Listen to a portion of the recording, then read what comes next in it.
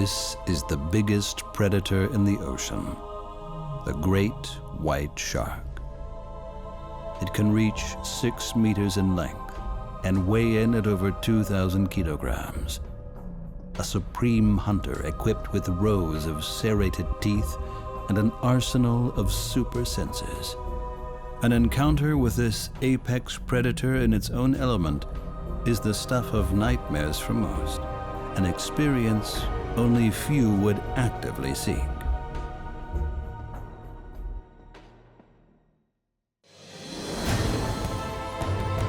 Adventure Ocean Quest.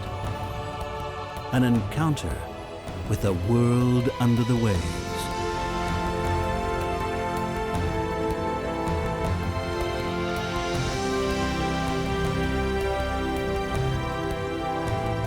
With divers who become underwater beings themselves. They work together with scientists on all the world's oceans.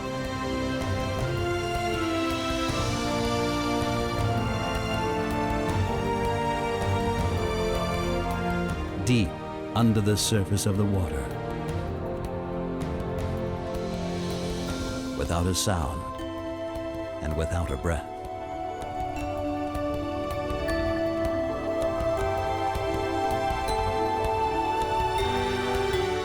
Adventure in the depths of the sea, the likes of which has never been seen before.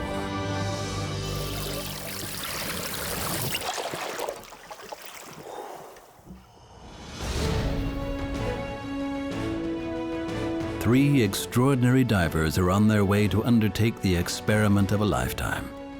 They're heading to the notorious hunting grounds of one of the most feared predators on the planet, the island of Guadalupe. This dedicated team of experts is preparing to launch a unique expedition into the realm of the great white shark. Their aim is to contribute to cutting-edge research into the true nature of this legendary beast.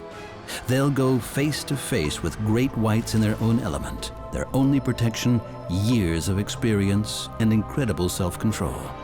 They want to challenge the popular myth of an aggressive, bloodthirsty monster.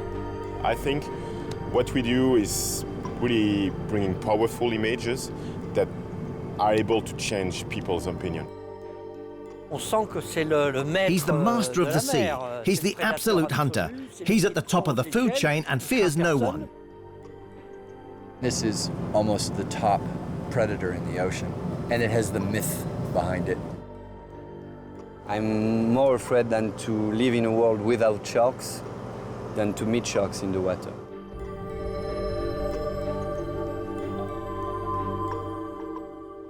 San Diego, California. The expedition prepares for their extraordinary journey on board of the Islander. Amongst the crew members, 3 of the best free divers in the world. The Belgian Frederic Buyle, former world record holder that has now devoted himself to underwater photography. The Canadian record holder William Winram. And world champion Pierre Frolla from Monaco managed to go below the 127-meter mark. They're ready to begin their journey into Pacific waters. Highly specialized camera equipment is part of their comprehensive kit to capture a meeting between man and beast unlike anything ever seen before.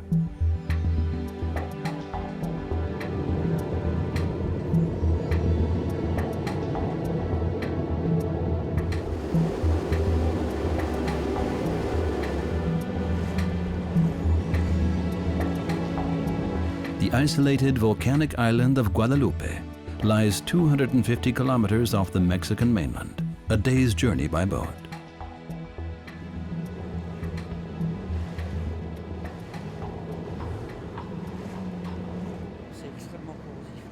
Time to discuss the immense task ahead. Cameraman Christian Pétron brings almost 50 years as a renowned underwater cinematographer to the table.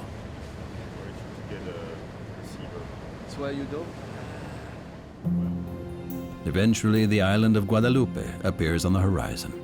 A harsh, barren rock without any fresh water.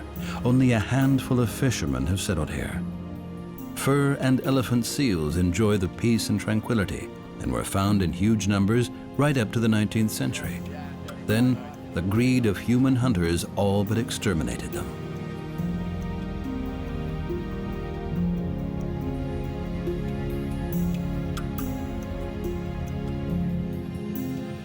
The hunters brought goats with them, which soon eradicated the island's natural vegetation cover. Fortunately, the rocky cliffs gave shelter to a few surviving Guadalupe fur seals and northern elephant seals. Over the last century, their population has slowly begun to recover. Today, the island is a strictly protected nature reserve.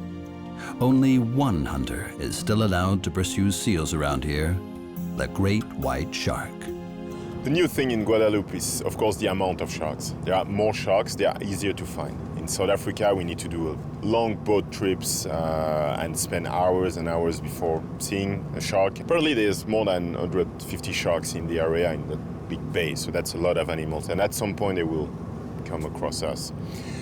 So that's the main difference. The other difference is that the visibility is really better than in South Africa. So most of the people say that the sharks are more fast and more aggressive than in South Africa, probably because of visibility. So that could be not in our favor, because it means the shark could spot us from very deep water and rocket to the surface. In my opinion, that won't happen, because the great white shark is an apex predator and he never takes risk to get a prey. So he will first come around us and check us out to see what we are and how we react. So I don't think we will be really bothered by the visibility. But as a lot of people told us that, we will be very careful for the first dives.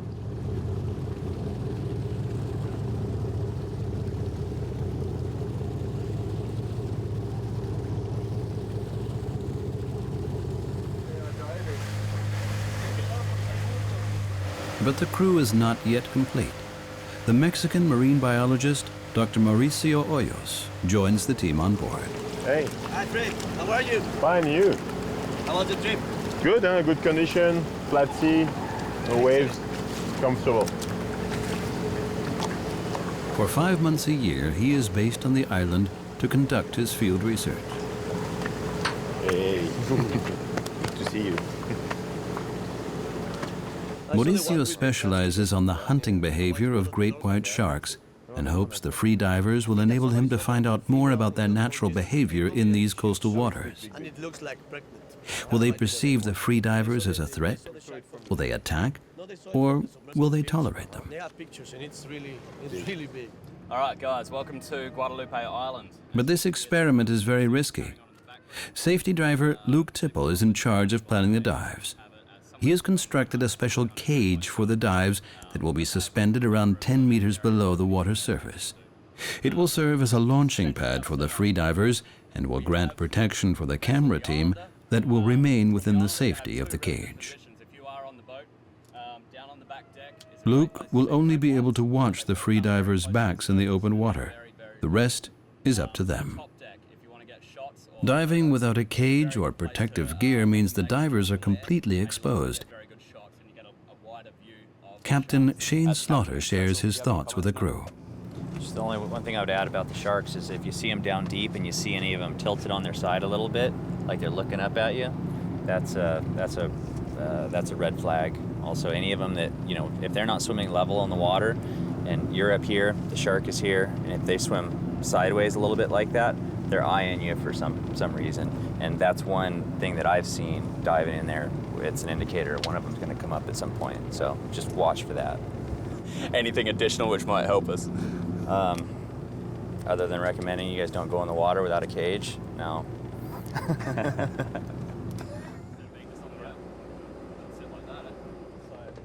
Diving cages are used across the world for secure dives with sharks.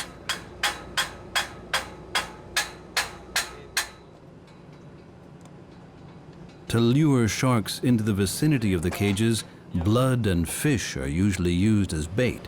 It provides a cheap thrill for tourists, since the blood and carcasses provoke the shark's aggressive feeding instinct and trigger a feeding frenzy. Coolest sandwich I've ever seen. It's the other way, the line's on this side. I'm very pleased with the cage. I designed it specifically to offer both surface and underwater support and to be able to be pushed away from the main vessel. Great white sharks attack from deep cover. you pretty much always see the shark coming from underneath the boat in the shadow. Being able to push our cage and our surface support away from the boat offers less places for the shark to come from. I communicate with them with my stick, so I use a metallic banging to get their attention, and then we use signals like 2 sharks, and they confirm 2 sharks. If I'm saying 3 sharks and they're saying 2 sharks, that means that there's one more that they don't see, that they need to be aware of. That's one of my primary jobs down there, other than just looking after the camera guys, is making sure that I'm seeing that bit below where they can't, which can be an issue. That extra 30, 40, 50 feet of visibility can mean the difference between there being 2 sharks and 5 sharks. You're definitely going to get your surfing skills up. It's not too bad. Paramedic Tiffany Potker is a vital member of the team. Should a diver get injured in a shark attack, she may well be their only hope of survival, and she is only too aware of the risks involved in this experiment. I try to think, as far as preparation goes, what could be worst case scenario. You know, we're a few hours out of range for Coast Guard here, and we would have to meet them a couple hours going towards San Diego if this were like worst case scenario. So worst case scenario, yes, a shark attack. Say a wound were to be on your thigh here, you'd put the tourniquet above that. You're cutting off circulation to the rest of the limb too, so that's your last ditch effort. You know, you want to save the limb if possible as well, but it's life over limb, so hopefully I won't have to work, but I know there's a good chance that I may. Everything is set for the first diving attempt. Will the sharks come? How long will it take before they show up? Oh, yeah. Then, Big one, huh? the crew spots a shadow in the water. Great. A massive shadow. We will not have lunch today. Enfin, the shark perhaps, but not us. Yeah, it's just about 4 meters, huh? Yeah. But thick. Yeah.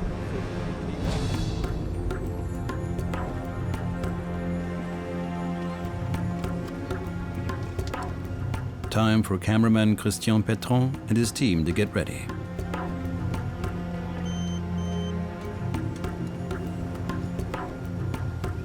As far as I'm concerned, a diver using the rebreather technique, like me, is the same as a free diver. He doesn't make any noise and no bubbles. A scuba diver, using compressed air, makes lots of bubbles and lots of noise and disturbs the sharks. Like I just said, a free diver and a diver using the rebreather technique are more or less the same, because they don't disturb the sharks, because they don't make bubbles, and because they don't make any noise. But using a rebreather also carries serious risks. Should the proportion of oxygen mixed into the reused air be too low, the diver will fall asleep underwater forever.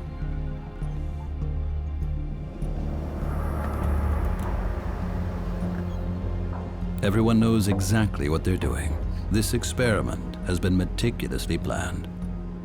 But now all bets are off. No one knows exactly what will happen once the 3 free divers are in the water.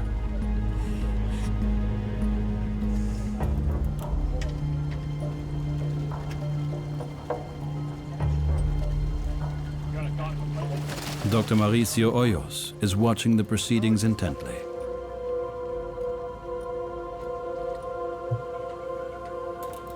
If you are diving, you have to hold your breath, because if you emit these bubbles, the shark is going to go away.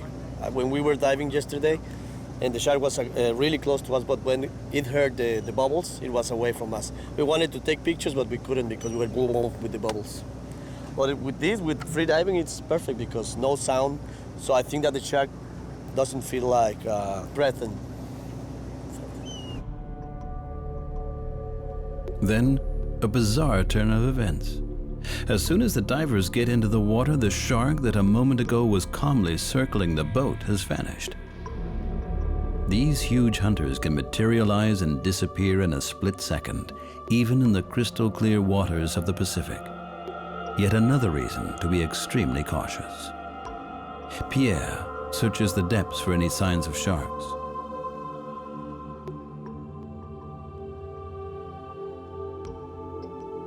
Perhaps he can attract the shark? Some free divers are able to reach incredible depths of over 130 meters in the open ocean and stay underwater for over 7 minutes. But these are record-breaking dives.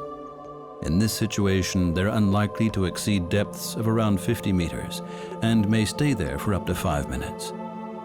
This incredible ability is a result of extreme physical training and incredible self-control to overcome the breathing reflex. Suddenly, they catch a glimpse of movement far below. As the shark returned to investigate the divers, the shadow doesn't approach them. William decides to turn the tables on the shark and approaches it. How will the predator react? The shark doesn't accept the challenge. Once again, he vanishes into the blue of the ocean.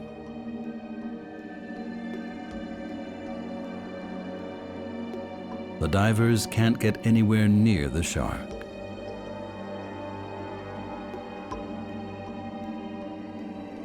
This killer could make short work of each of the divers with just a single bite. But it cautiously stays away. He decides how close they can come. There are no signs of aggression, but also no fear. Against all expectations, this first shark encounter has exposed the great whites as cautious, even shy animals.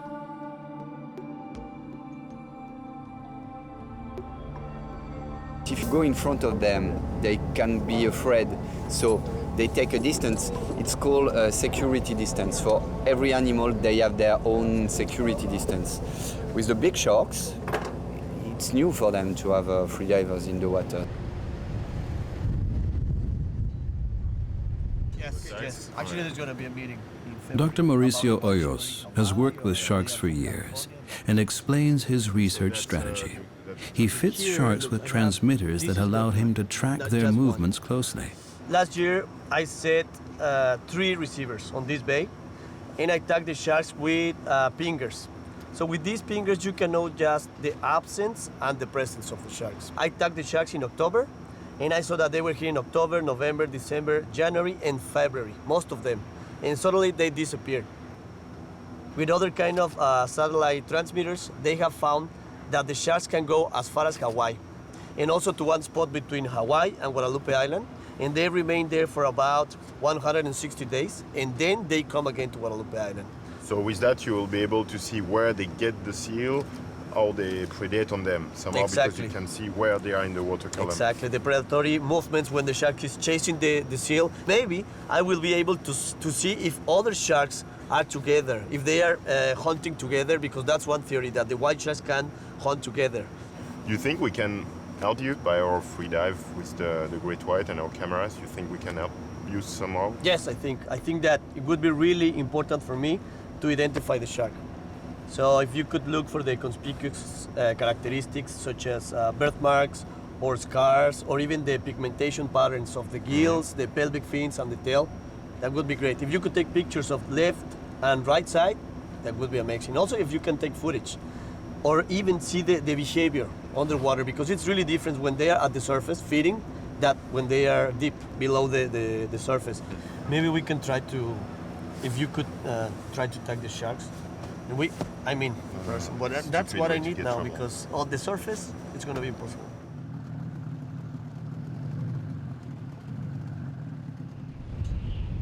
The next day brings bad news. Storm clouds are gathering. Conditions deteriorate rapidly. The shark experiment grinds to an abrupt halt. All of a sudden, the wind changed from the valley to this direction here. So this is what we've got. It's cold.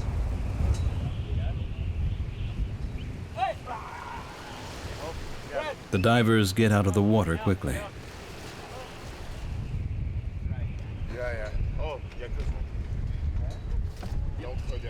The waves threaten to throw the cage against the boat. It has to be lifted.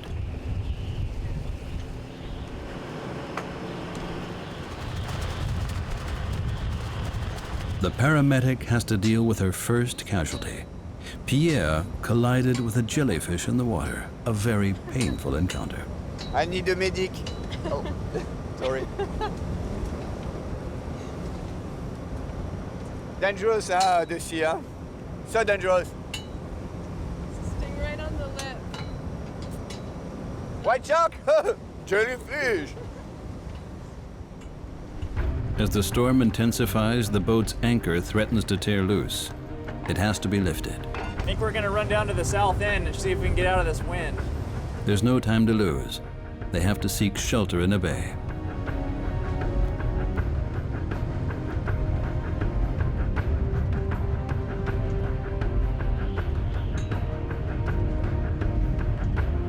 They stand no chance of finding the sharks in this weather.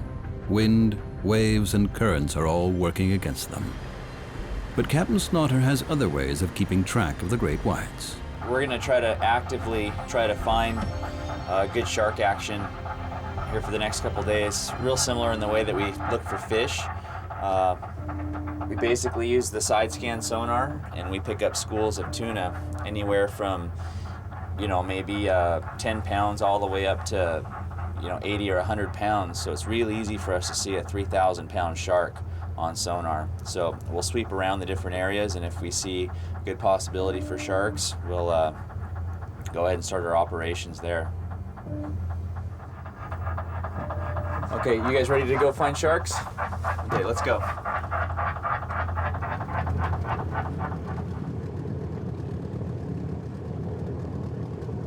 But while the team has no choice but to wait for the sharks, Pierre has found a distraction. A young storm petrel has become stranded on board. They used to see the lights on the boat during the night, and they come on the boat. It's very small. It's called a frigate in French. I don't know in English. And he's wet. He needs to be dried. And he seems to be not in good form, huh? So he needs help. And he can't fly, you see? He wants to move, but he can't fly, so we try to help him, to feed him, and we will see, huh?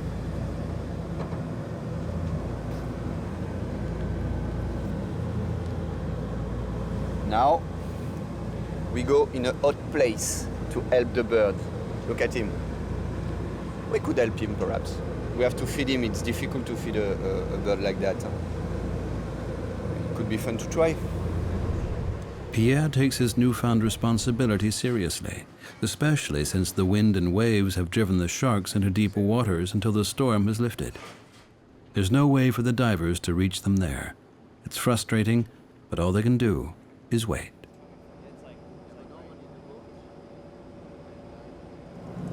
I don't think sharks are lurking out in the water wanting to eat human beings. I think that, you know, they're active all of the time and they're constantly hunting. If you present yourself in a similar place, time, and behavior as their prey, they will probably taste you. But, you know, I mean, I've been in the water with the tiger sharks, I've been in the water with lots of other different sharks, and they seem to be more curious than ever aggressive with us. There is a possible lead in the search for the vanished great whites, tracking down their main prey animals. As inhospitable as this isolated island may seem, for some creatures, it's paradise and a safe haven.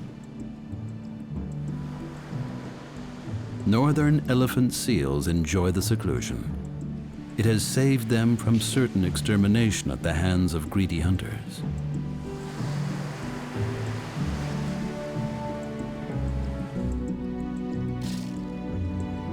Elephant seals are the biggest seals in the world. Bulls can grow to an astonishing 6.5 meters and weigh in at up to 3.5 tons.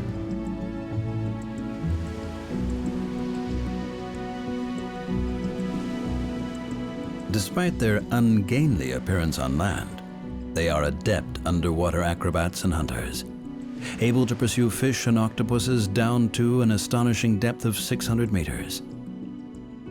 But out in the open ocean, hunters can quickly become the hunted. This seal has been the recent victim of a vicious attack, a shark attack. It's a sure sign that the sharks are back in the coastal waters of Guadalupe.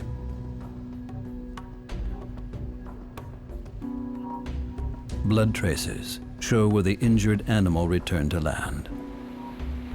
But it will survive. Many seals in this colony bear serious scars from shark attacks. They're not entirely without protection on the water. Their blubber acts like a shield, not only against the cold, but also against the jagged teeth of the great white shark.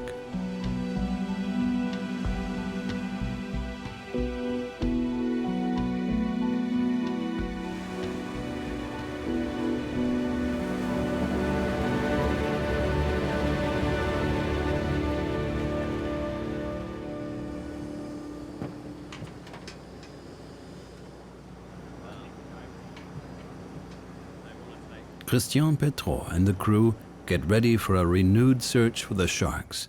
The injured elephant seal has renewed their hopes of success. And where better to search for sharks than right next to the colonies of their prey?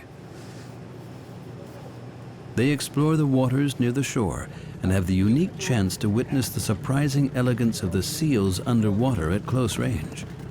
It's the first time we will be diving with elephant seals, so it's fun. Elephant seals are waiting, and we are waiting for them since 35 years.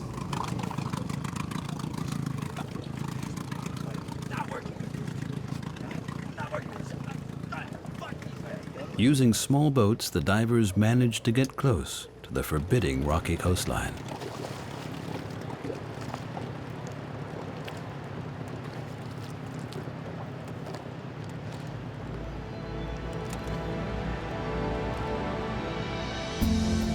Underwater, they're quickly greeted by curious Guadalupe fur seals. They show no fear and approach the divers at close range. They are the rarest of the southern fur seals and strictly protected. The team are probably the first humans they've come face to face with for a very long time.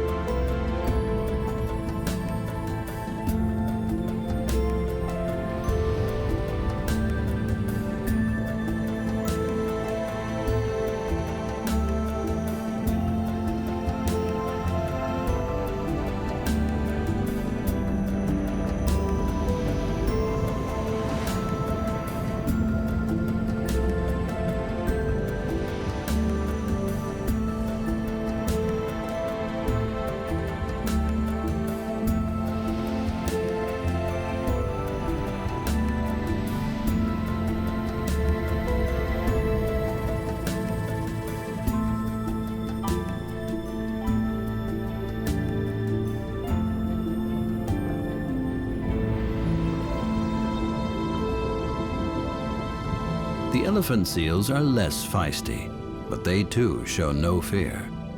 Perhaps they see the divers as animals similar to themselves, and they wouldn't be far from wrong.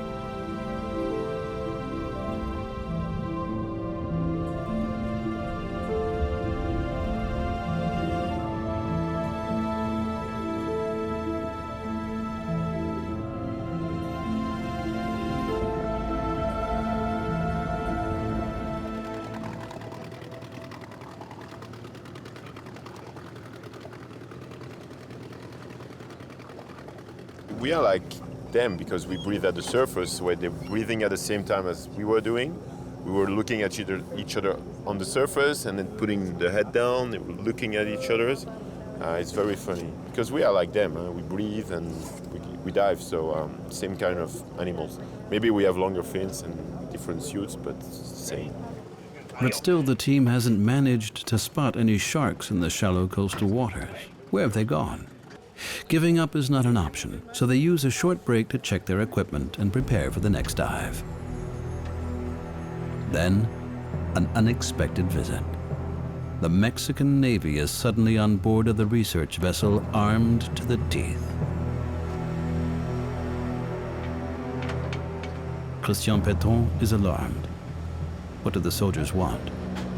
Could this spell the end of the expedition?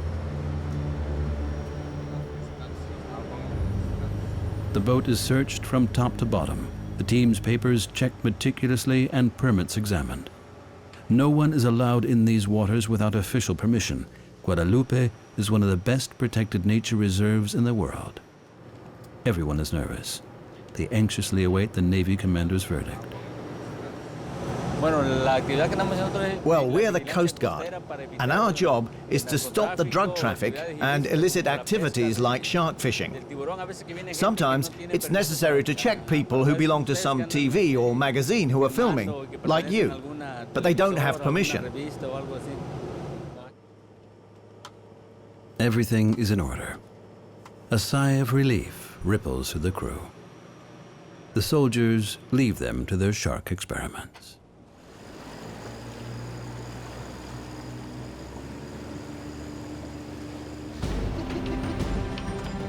The divers quickly take advantage of the remains of the day. They couldn't afford to waste any more time. This break in the bad weather could only be a brief reprieve.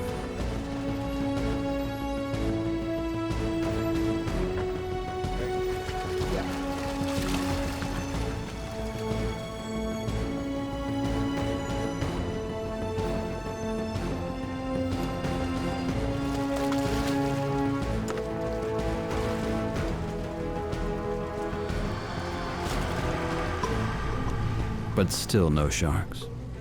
It is a frustrating strain on the team's patience.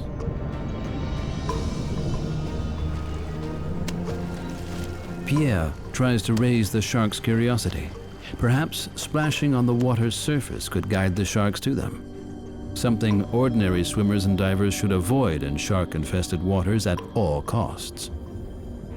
The three free divers work together. Each one covers the back of another. Should any sharks materialize, they don't want to be taken by surprise. Success. A single great white appears out of the blue. Just one of the free divers will try to approach, while the others watch his back. The cautious tactic pays off.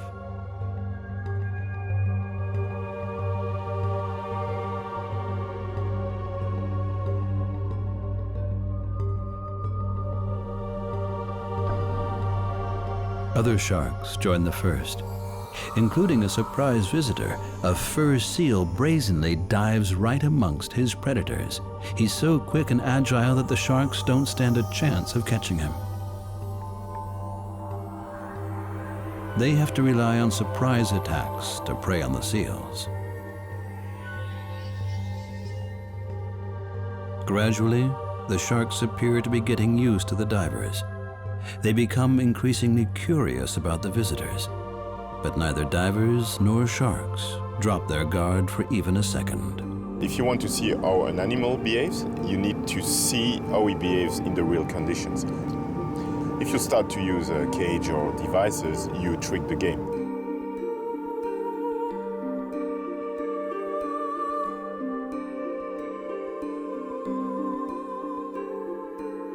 Getting this close to the sharks allows the free divers to take detailed photographs of each individual, which Mauricio Hoyos will use to catalog the animals.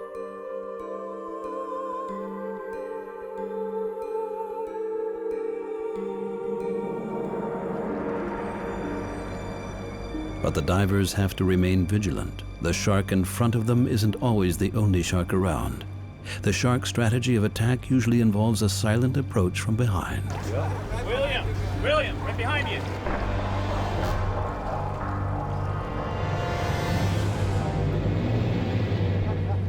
Will has a lucky escape.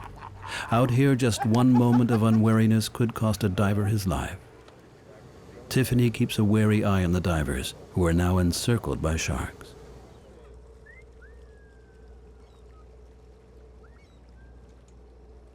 Meanwhile, Dr. Mauricio Hoyos tries to take advantage of the shark's presence. He wants to fit radio transmitters to some of them from the safety of a floating platform. It forms a crucial part of his research, and can give vital clues to decode the shark's hunting behavior. The white sharks, they feed on seals and they feed on these kind of animals. If they don't control those animals, these animals are going to be like a plague, a lot of animals. In the Sea of Cortez, we have a lot of California sea lions because now there are not bull sharks or other sharks, and those sea lions are a big problem for fishermen, for instance. Actually, my captain is a fisherman, and he told me that it's a big problem when they are retrieving the nets and they can see all the fish bitten by the California sea lions. And there are hundreds of them, but they are not allowed to do anything because the 3 different species of pinnipeds are protected in Mexican waters. But we have hundreds of them. And it's because of that, because no sharks in the Sea of Cortez. Facing up to a great white out in the open sea requires an extraordinary amount of self-control. Showing panic or fear could provoke an attack. It's even possible that sharks can perceive the electrical impulses of a beating heart.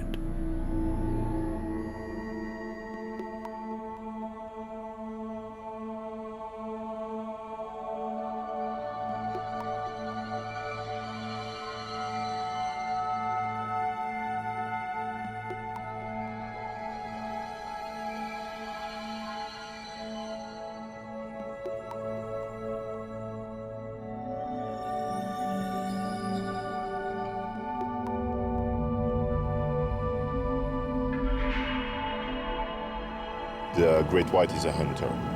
A great white always arrives in the shadow, always take advantage of his camouflage, and so you have to be very, very aware of his position.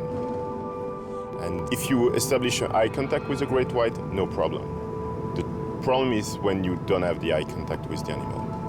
And every time I've been like a bit surprised by the great white was because I didn't see the animal arriving before.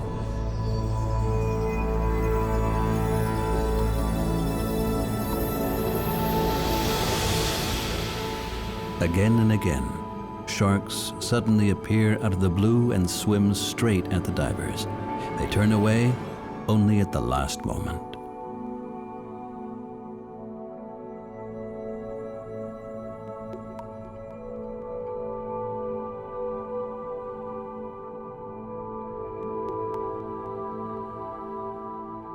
Every year, about 60 or 70 shark attacks on people are registered worldwide.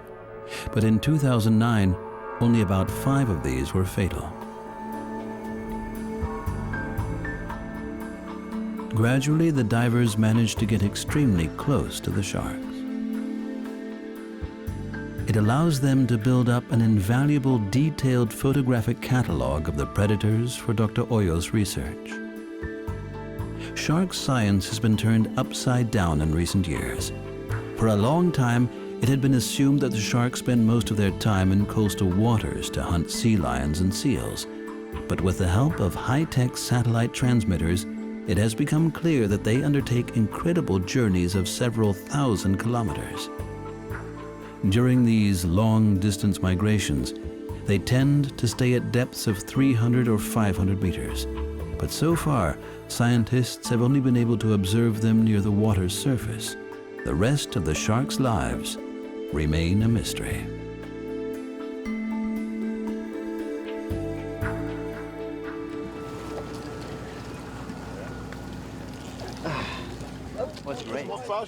Time for the divers to take a break. They have to. Staying in the water too long could mean a fatal dip in their concentration. Boy, that was great.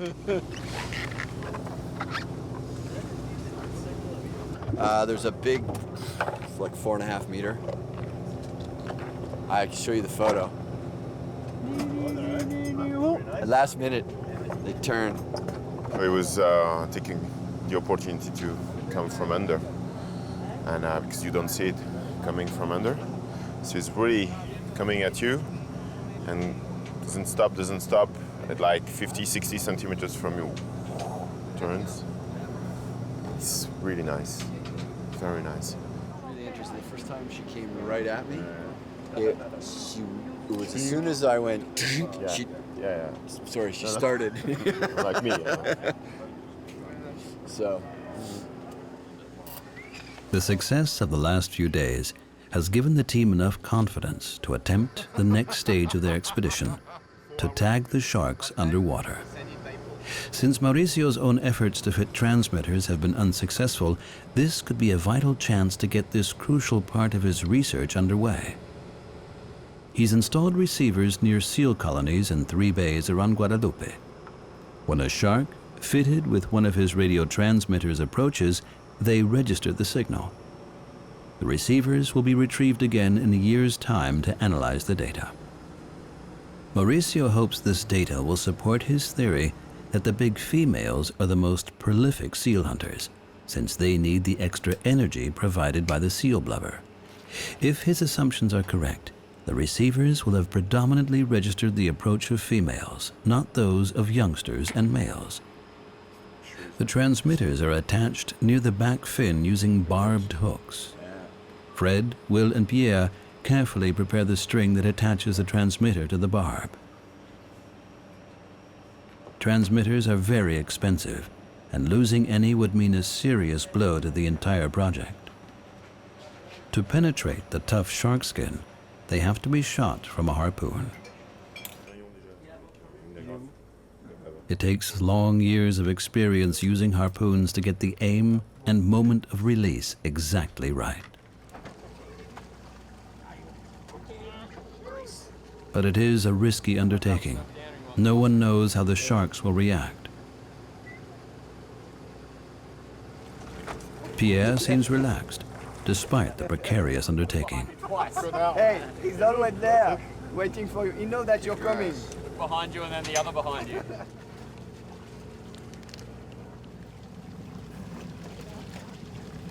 I know they know what they're doing. Pretty sure too that they can draw the line when, you know, it gets a little bit too dangerous. So I hope they know where that line is. But I'm sure they'll be fine. Mauricio Hoyos is hoping for as many sharks as possible to fit a good number of transmitters. Is that another one, or is it's the same, right? But more sharks in the water means a greater risk for the divers.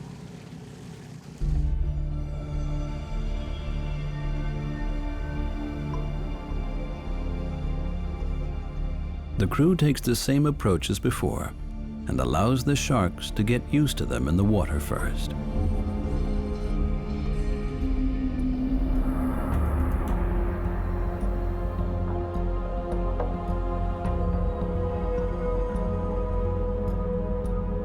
The plan is for Will to take a photograph before Pierre tries to tag the first shark.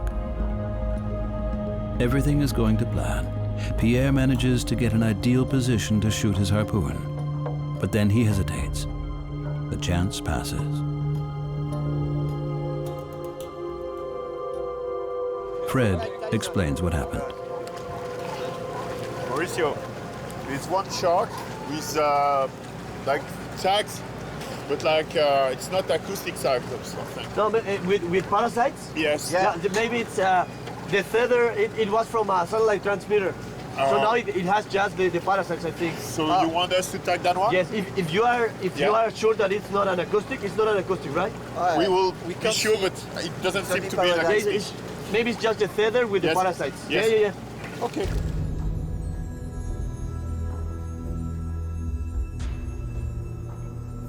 The divers make a second attempt, but just as he reaches the ideal shooting position, Pierre realizes the danger. Will is immediately in front of the shark. Should the shark get aggressive as a result of the shot, Will would be extremely vulnerable. Pierre has to let the shark go a second time.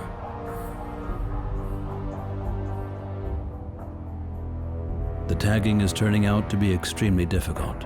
Success is not guaranteed. But an experienced hunter knows patience is top of the list. The divers take their time.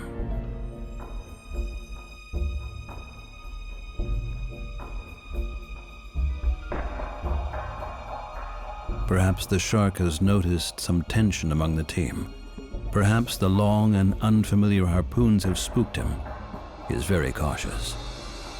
Then Pierre has another chance. It's a good hit.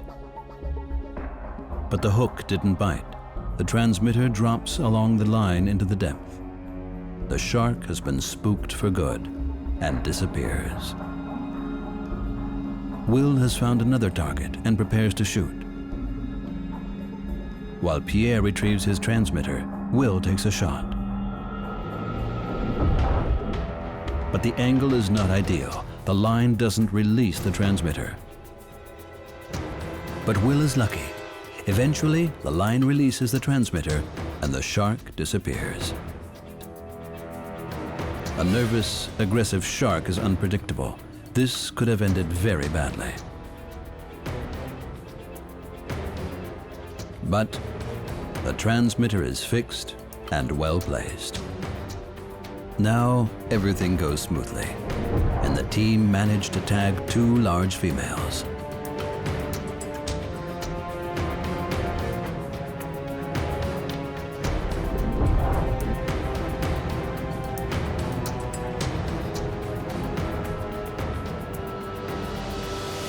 Did you tag it? Yes. The big female? The big one. Excellent. It's a female, right? Huh? It's a female. Oh yeah, it's huge. Excellent. Where are the other tag photos? Left and right? Perfect. Oh, the other shark is She's here. not there, she's back. Hey, so Did you take a picture with the transmitter on it? Yeah. William has video, Okay. and now I'm going to take pictures. Excellent. This shot was perfect.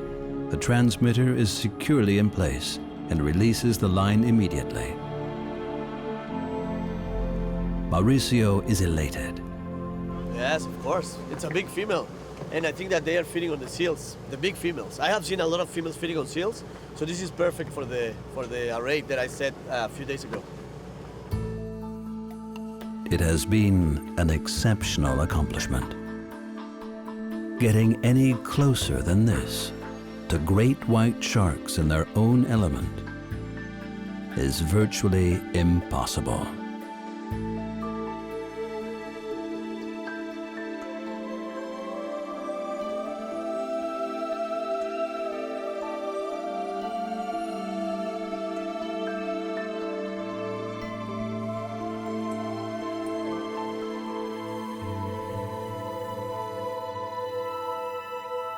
Dr. Hoyos is particularly interested in hearing as much as possible about the team's underwater observations of the shark's behavior. And what about the behavior of that big female? She was very quiet. She was coming very close, but in a very soft manner, approaching and not at all inquisitive, just curious. And we could spend time with her, swimming alongside. We had a lot of fun with that shark.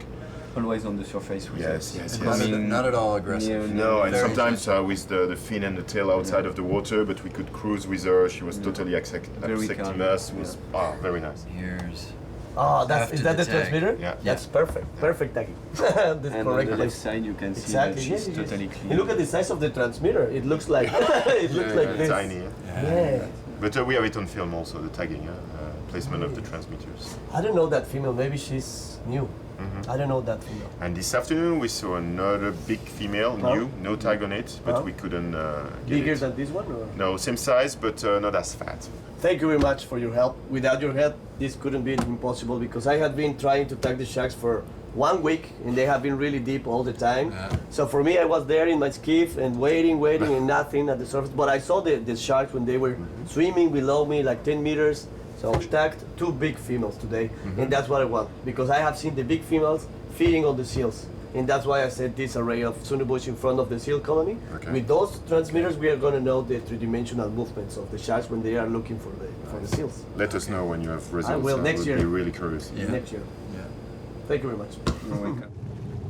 They're convinced their experiences with the sharks can do something towards changing their reputation as bloodthirsty killers. You can really explain to the people they are nice animals because all the picture you see of great white sharks and the film, it's always with the mouth open going at the camera. But you have to know it. If they do that, it's because you had a lot of blood and bait in the water. Sometimes even bait on the camera or on the cage, so they go there and to have like kind of spectacular images.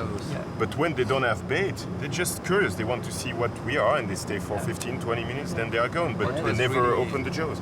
The only time we was a little bit worried is when William tagging the shark, when I saw the shark, I say, oh my God, he take in the passage.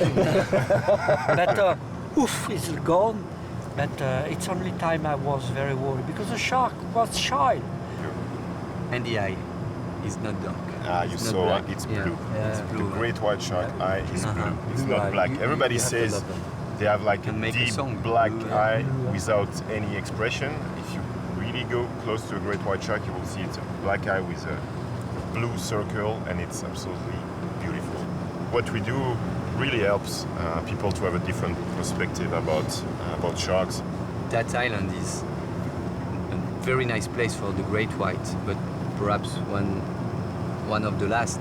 So humans have to take care about sea life, and the watermen we are have to show that shark is not dangerous. He's curious and he lives in the sea. He's in his place. So we have to respect that. Yes, just visitors. Yeah. It's possible their groundwork will have paved the way to new groundbreaking insights into the true nature of one of the greatest hunters in the sea.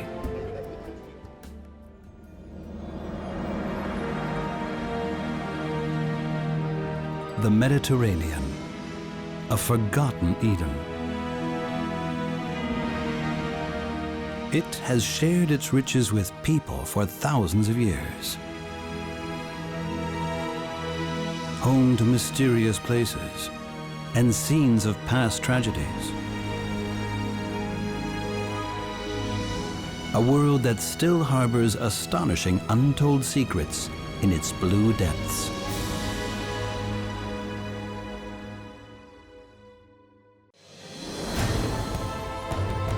Adventure Ocean Quest. An encounter with a world under the waves.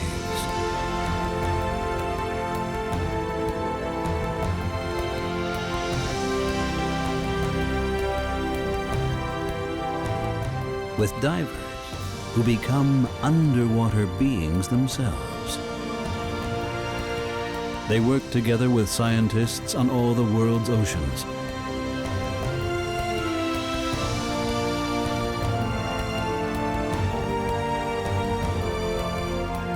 Deep under the surface of the water, without a sound and without a breath.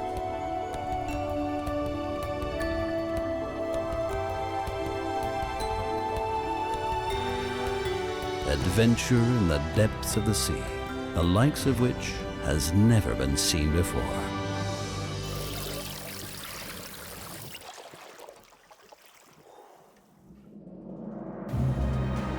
Freediver Frederic Buyle is on an extraordinary quest. For thousands of years, the Mediterranean had been abused and turned into a veritable cesspool by the people living along its shores. Now he wants to take stock. What condition will he find the Mediterranean in?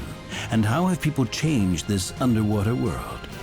His extraordinary freediving abilities, sensitivity, and not least his courage allow Frederic to become part of his underwater surroundings. He manages to uncover spectacular secrets that remain hidden to most. Only a diver that behaves like a fish is able to really get close to them. His noiseless and extremely flexible diving technique allows him to investigate places that remain out of reach for conventional divers. He can experience this world in a new way. He's searching for traces of the underwater paradise that the Mediterranean used to be. 50 kilometers off the French coastline near Marseille lies the Galabon, ready to begin a 3-week expedition of the Mediterranean. The Mediterranean has a surface area of around 2.5 million square kilometers and is among the most ravaged sea regions in the world. On board, an unusual team, anxious to begin their mission. It includes a renowned underwater cinematographer and 2 of the best freedivers in the world. Christian Pétron has a wealth of experience, including Luc Besson's cult movie, The Big Blue. The Belgian Frederic Buyle former world record holder that has now devoted himself to underwater photography. His security diver is the record-breaking freediver William Winram. So I heard from a lot of people that there's not much life in the Med, and I mean, I've only dove around Nice and a few other places, and not seen a lot of fish. So don't know what to expect. You'll be surprised. With Christian, we're going to show you some of the nicest places, and it will change your idea about the Mediterranean Sea forever. Really? Yeah. I look forward to it. Finally, the expedition gets underway. They're heading east to the island of Porquerolles and the wreck of the Donateur, the remains of a freighter that hit a mine after the end of World War II and sank.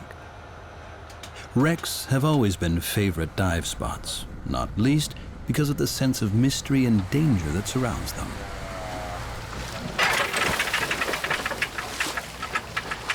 For me, that kind of dive is the essence of freediving. It's what I like to do in freediving, because going to 50 meter zone with current, no visibility, no line to guide you, and just use your senses to get, somehow it's a sixth sense to find the wreck, because you don't know exactly where it is. You feel maybe the big metallic mass at the bottom of the sea to guide you. I think that's the essence of freediving. Okay, this morning we look for diving on the Donateur. It's a wreck sinking during just after the World War II. Very, very nice work. We have to do a good diving plan. William and I will be able to do 4 dives, not more. Also, on the wreck, when we arrive first, there's a lot of chance to see a big school of fish with dentex, bream, and sar.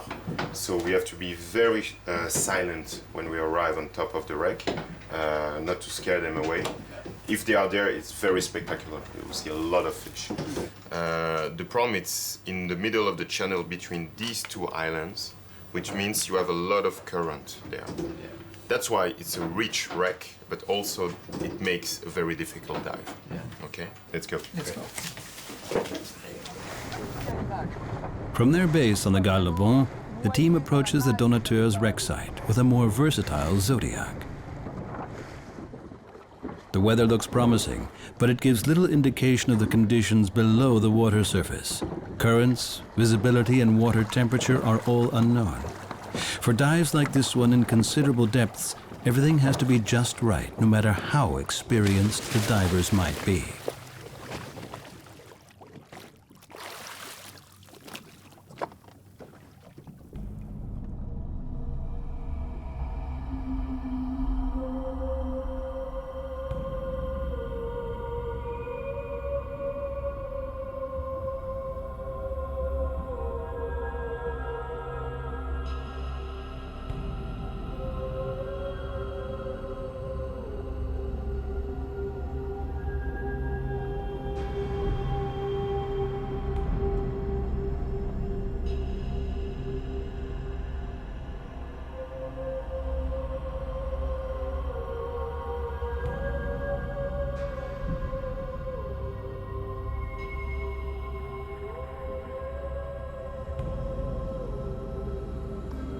The remains of this dead ship are overrun with life.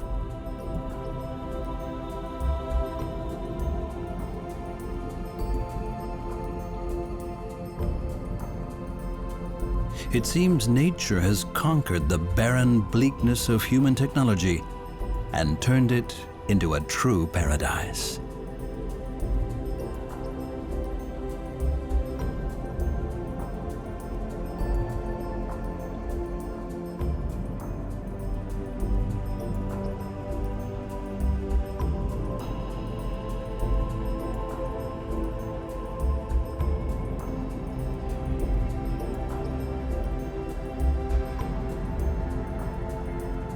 The colors revealed by the spotlights are incredible.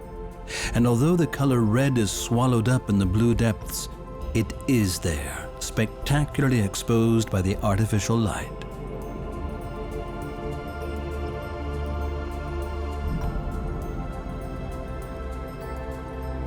This dive is a serious challenge for the freedivers.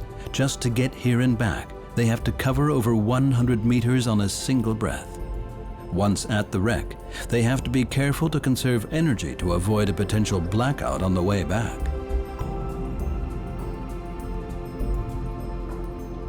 Reefs are like underwater islands in the blue expanse of the ocean. They offer shelter and food for all kinds of underwater creatures. And while the wreck of the Donateur is an artificial island, it has been here for over 60 years, allowing masses of organisms to colonizing it, turning it into a true underwater city.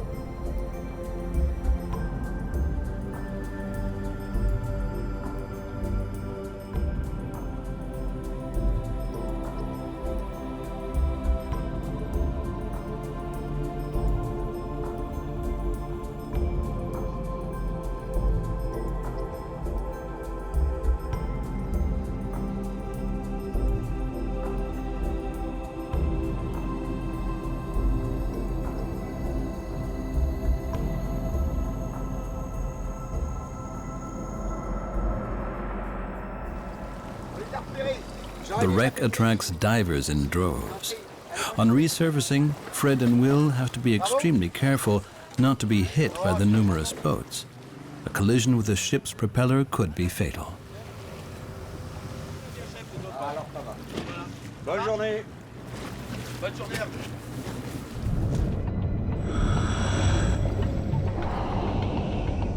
Underwater, peace and quiet prevails. Until the scuba divers arrive.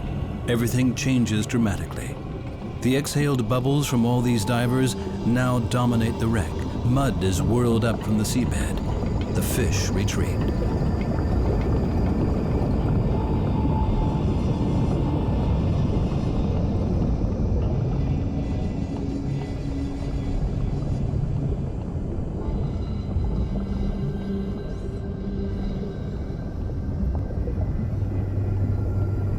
For Fred, there is nothing left to see here.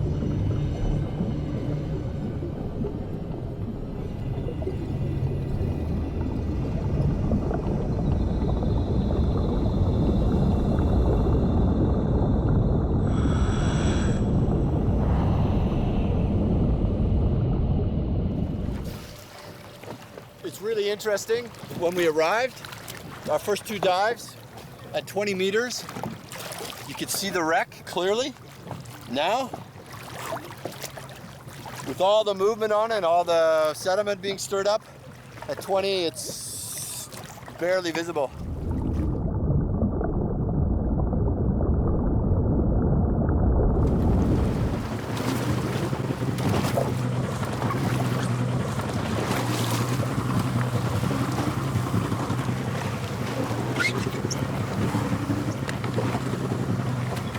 Muppet show down there. Of already 110 divers. With that boat arriving, will be more than 150 on the same dive spot. It's just crazy. Voilà. Voilà. Voilà. Un, deux. Voilà. It's time for the divers to have a rest. For Christian Pétron, this expedition is part of a personal mission. 25 years ago, he already documented the catastrophic pollution of the French Mediterranean to raise awareness of its enormous scale. Voilà, regarde. Ça, c'est des images tournées au Cap. These are the pictures we filmed 25 years ago in front of Marseille. There was absolutely no treatment of the raw sewage, nothing. No, nothing was treated. This was practically the toilet for 300,000 people. It all went directly into the sea. It was a real cesspool. We went diving here to show the damage to the coastal waters.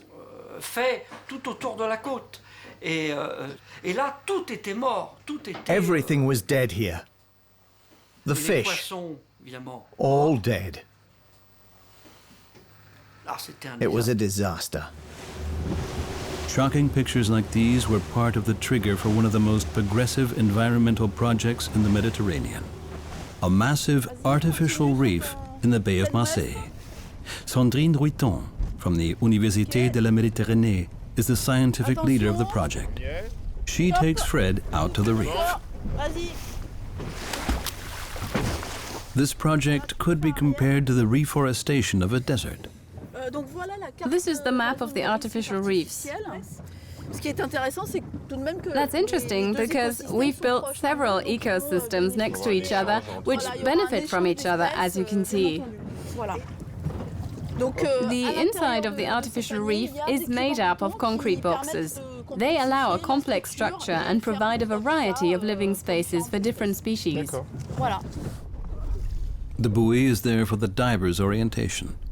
From the surface, it's impossible to make out this new-built estate for underwater creatures. It lies at a depth of around 20 or 30 meters.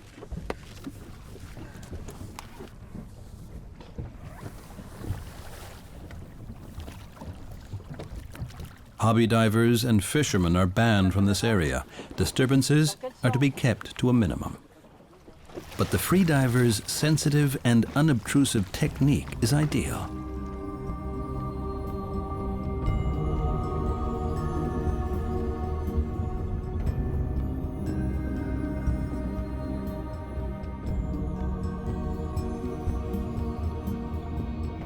Fred approaches the artificial reef cautiously. He's concerned not to scare any of its residents away. But visibility is very poor, and Fred has to move closer. He is completely noiseless. It's his only chance to catch a glimpse of the shy fish.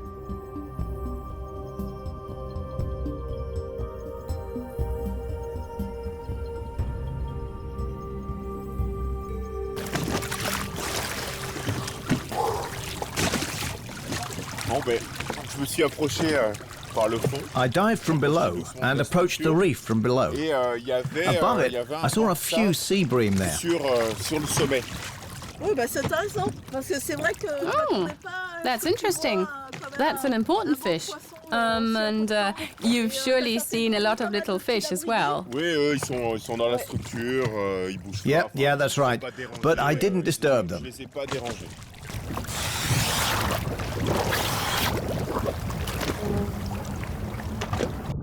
Sandrine takes pictures of the organisms that have begun to settle here. Algae and invertebrates are the first to take up residence and form the basis of a new food chain.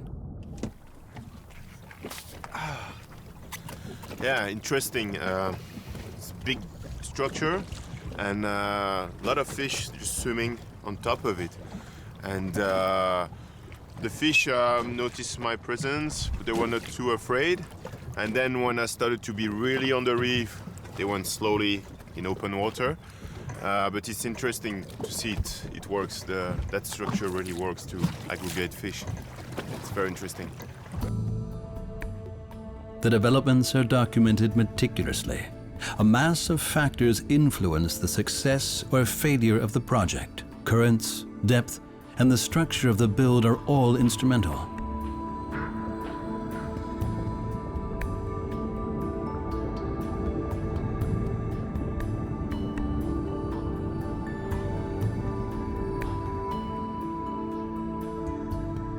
But the divers don't just find signs of the gradual settlement of the new reef. Sandrine also finds a fishing net that has got caught in the structure. It is a definite sign that fishermen are ignoring the no-go zone.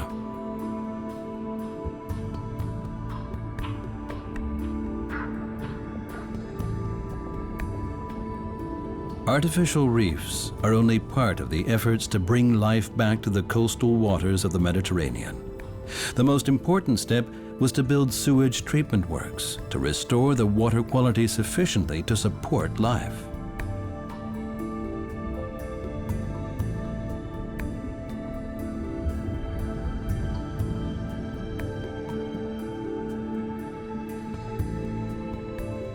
Sandrine shows Fred the progress made in the structure's settlement.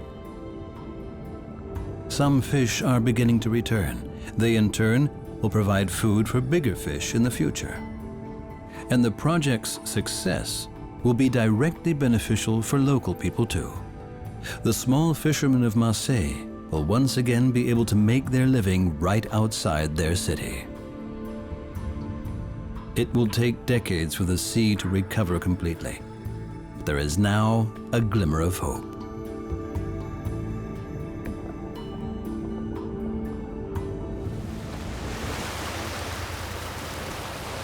The expedition's next destination is Corsica. This is an exceptional location for divers. The visibility of the water is famous, and there are more than just shipwrecks to explore beneath the waves.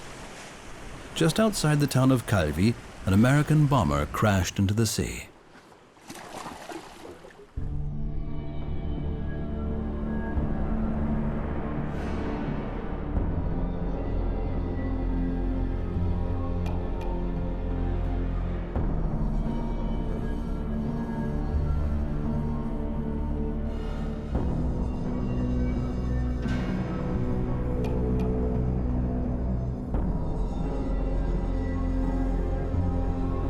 Unlike the wreck of the Donateur, hardly any life has settled here.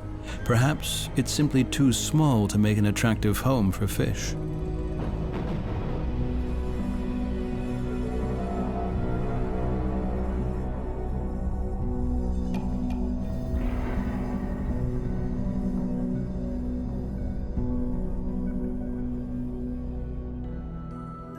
Not far away lies the nature reserve of Scondola, where Fred has been given an exceptional permission to dive. For all other divers, this area is a strict no-go zone.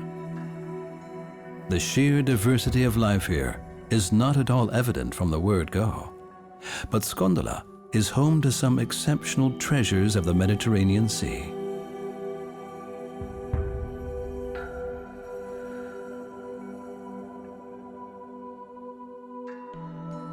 Huge rock outcrops have created an exceptional habitat complete with canyons and rock overhangs that provide secure living quarters for a myriad of creatures.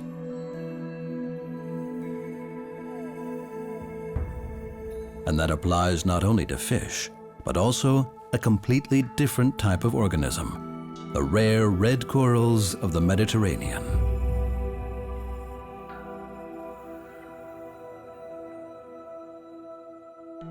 Red corals are strictly protected here.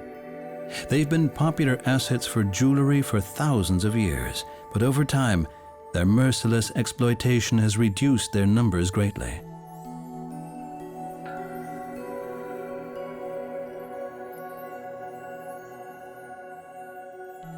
But the beauty of these corals is most evident when they're still alive. Once turned into jewelry, nothing is left of the fragile coral polyps that once lived in these calcareous structures.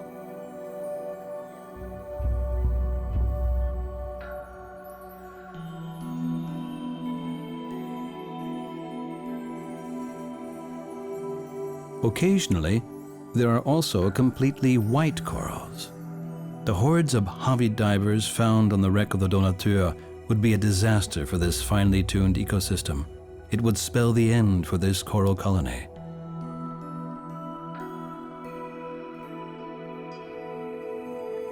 But long-term observations have shown that these coral colonies are gradually improving.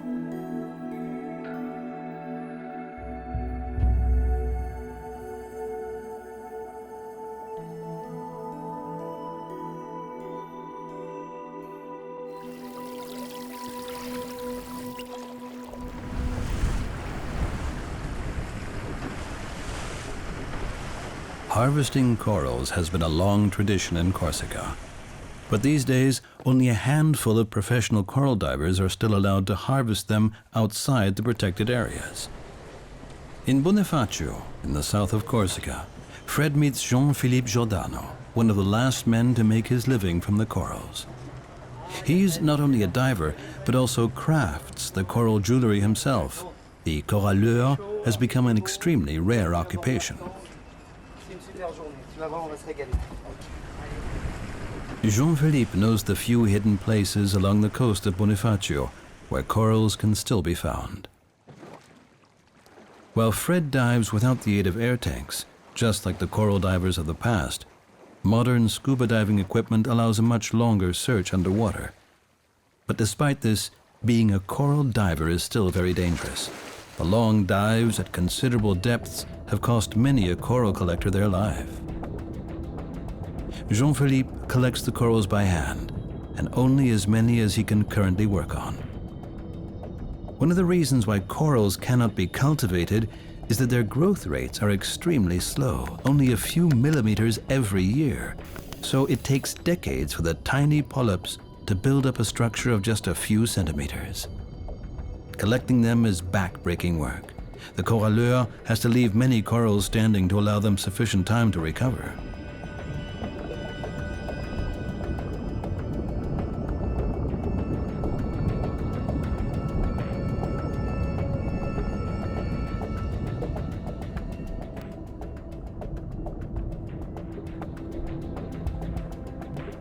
To follow Jean-Philippe, Fred has to dive to almost 50 meters. There are hardly any corals left in shallower waters. The industrial harvest of corals involves nets that are dragged over the ground and destroy large areas of the seabed completely. It is now strictly prohibited around Corsica. There is hope that over time these protective measures will allow coral stocks to recover here. But the successful search for corals is only the beginning of the coralleur's work.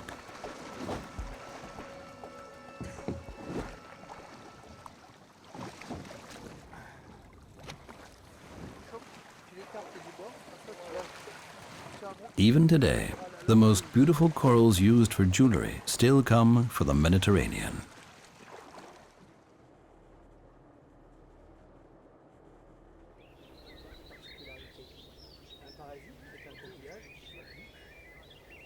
While most other types of corals cannot be used for jewelry because they're too brittle, the Mediterranean coral has a particularly beautiful colored, hard calcareous exoskeleton that can be worked on with ease.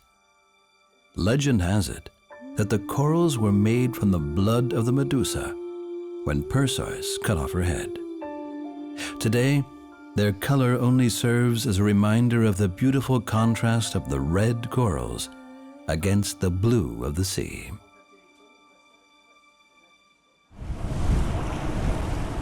Back at the coast of the French Mediterranean, Fred visits one of the oldest nature reserves here, the island of Port-Caux. It is under constant observation from park rangers to ensure its protection. Port-Caux was turned into a French national park in 1963. It was the first national park in Europe that combines both land and sea. The island is surrounded by a protected zone of 600 meters, which includes a number of smaller islets. Once in private ownership, the island was turned over to the French state by its former owners, under the provision that the island's natural beauty would be preserved and the building of hotels prohibited. Fred meets the representative of the park's management, Nicolas Geratin. He's particularly proud that the endangered stocks of dusky groupers in this protected area are gradually beginning to recover. The increase in the populations of groupers are very significant because we were counting about 40 groupers in l'îlot de la Gabinière in 1985, and now we are about to 200 on this same place, and altogether it's between 500 and 600 around the island. In 1985 we had something like 40 groupers and about 1,200 dive every year. If you compare 1,200 dive, 1,200 flashlights towards 40 groupers, they might get mad in a few months, you know, because no one of us could stand such a treatment. The other problem was that it's easier to make a photograph of a grouper to make him come towards you than to try and chase him. The groupers love boiled eggs. 40 groupers, 1,200 boiled eggs. They might be sick in a few weeks if everybody brings boiled eggs. So we had to avoid the people and recommend to the divers that they wouldn't bring any food to the fish, because apart from the fish, we need to maintain a biological chain and not interfere with it. I think the National Park of Porco were a pioneer in a way to use apneists and freedivers for scientific work. The apnea is the best way. It's the most natural way to get into the water, the most silent way, without any noise in the water, but also any noise outside when you have to pump the lungs and all the logistic which is behind. The waters of Porco are now so carefully monitored that to dive here requires a special permission from the National Park authorities. It is only granted if the strict regulations are followed.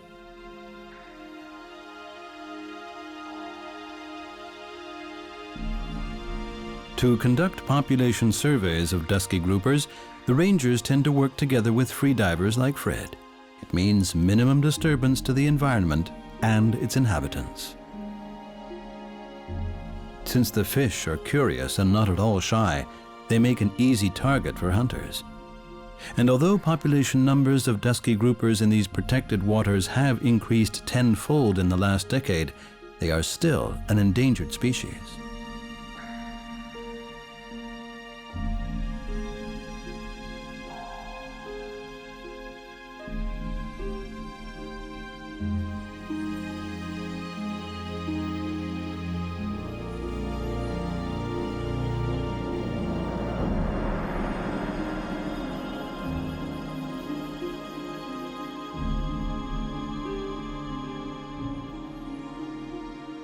Only during the mating season do the males get a little testy and see anything and anyone as a potential rival.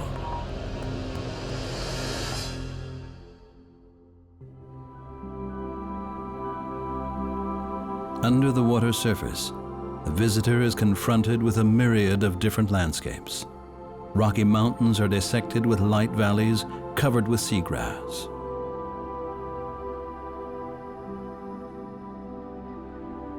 The seagrass meadows are home to an astonishing array of animals and plants, and their dense roots help to stabilize the sea floor.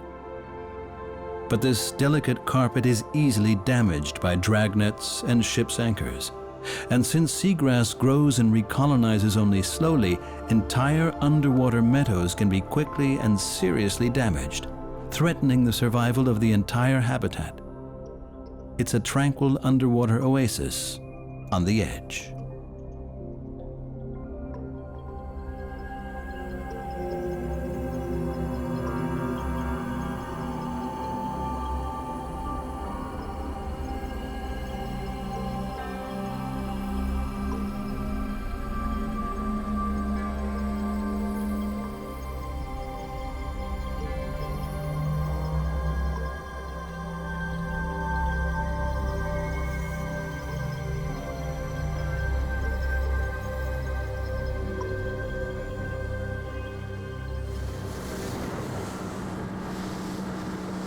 But there is a completely different underwater world, one hidden from view.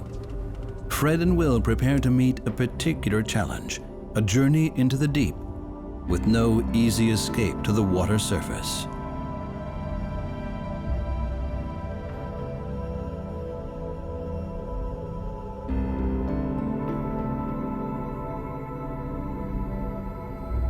Caves, dark, hidden, and mysterious.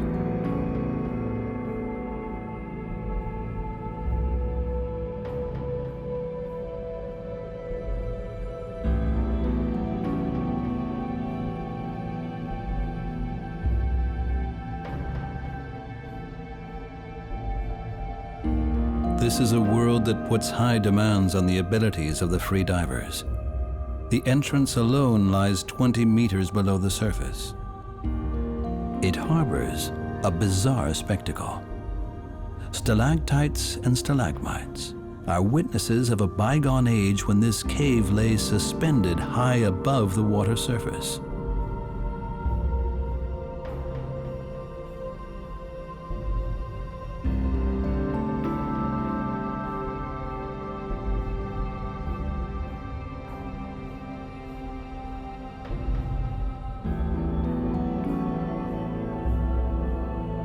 But what happens if the divers run out of air?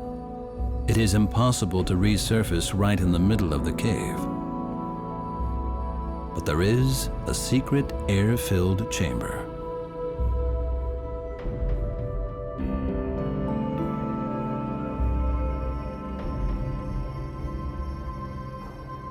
Since the oxygen content of this air is very low, they have to use it with care. The divers cannot afford to waste this precious reserve.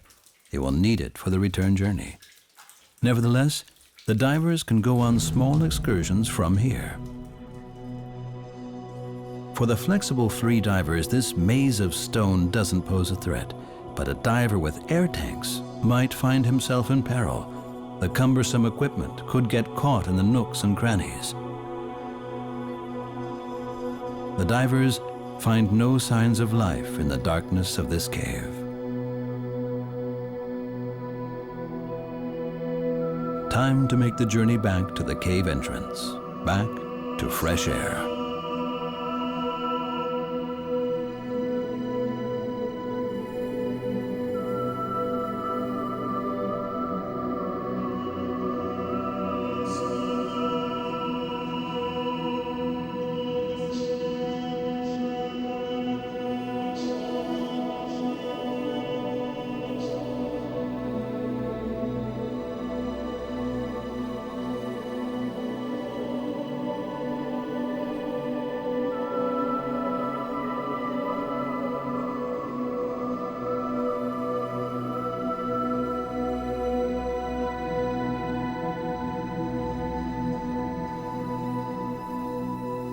To survive such a dangerous adventure requires supreme ability, self-control, and fitness. It is nothing for the faint-hearted.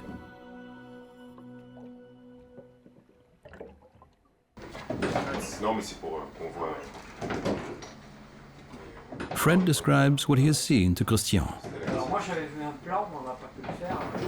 Là, vous étiez dans la vasque. Ouais, c'était vraiment une super expérience. This cave was really an amazing experience. Even the journey into the cavern was worth it. It's superb, but we had to be very careful. Vous êtes resté quand même 62 minutes. Yes, you were gone for 62 minutes from the moment you started your dive. From the boat, we could see you disappear, and then you didn't resurface for 62 minutes. We had to be careful. It was a little dicey getting through that maze of stalactites and stalagmites, but it was an amazing experience.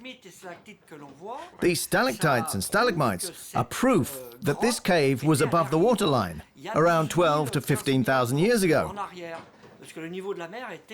The sea level was about 120 meters lower then.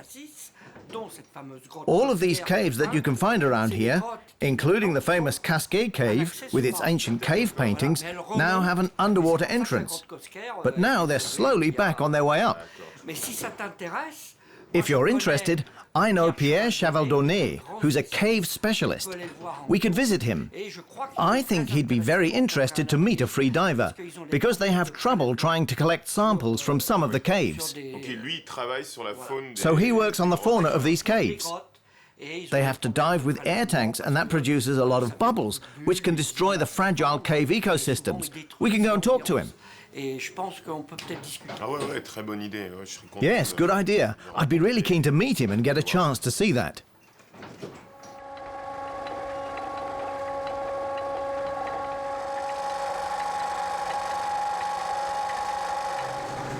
So the Galabon makes its way back to Marseille. At the university's Institute for Oceanography, some sponge organisms found in the caves have attracted a lot of attention from scientists. It is thought that the sponges produce a certain toxin that could be beneficial in the treatment of illnesses like cancer and AIDS. Fred is on his way to find out more.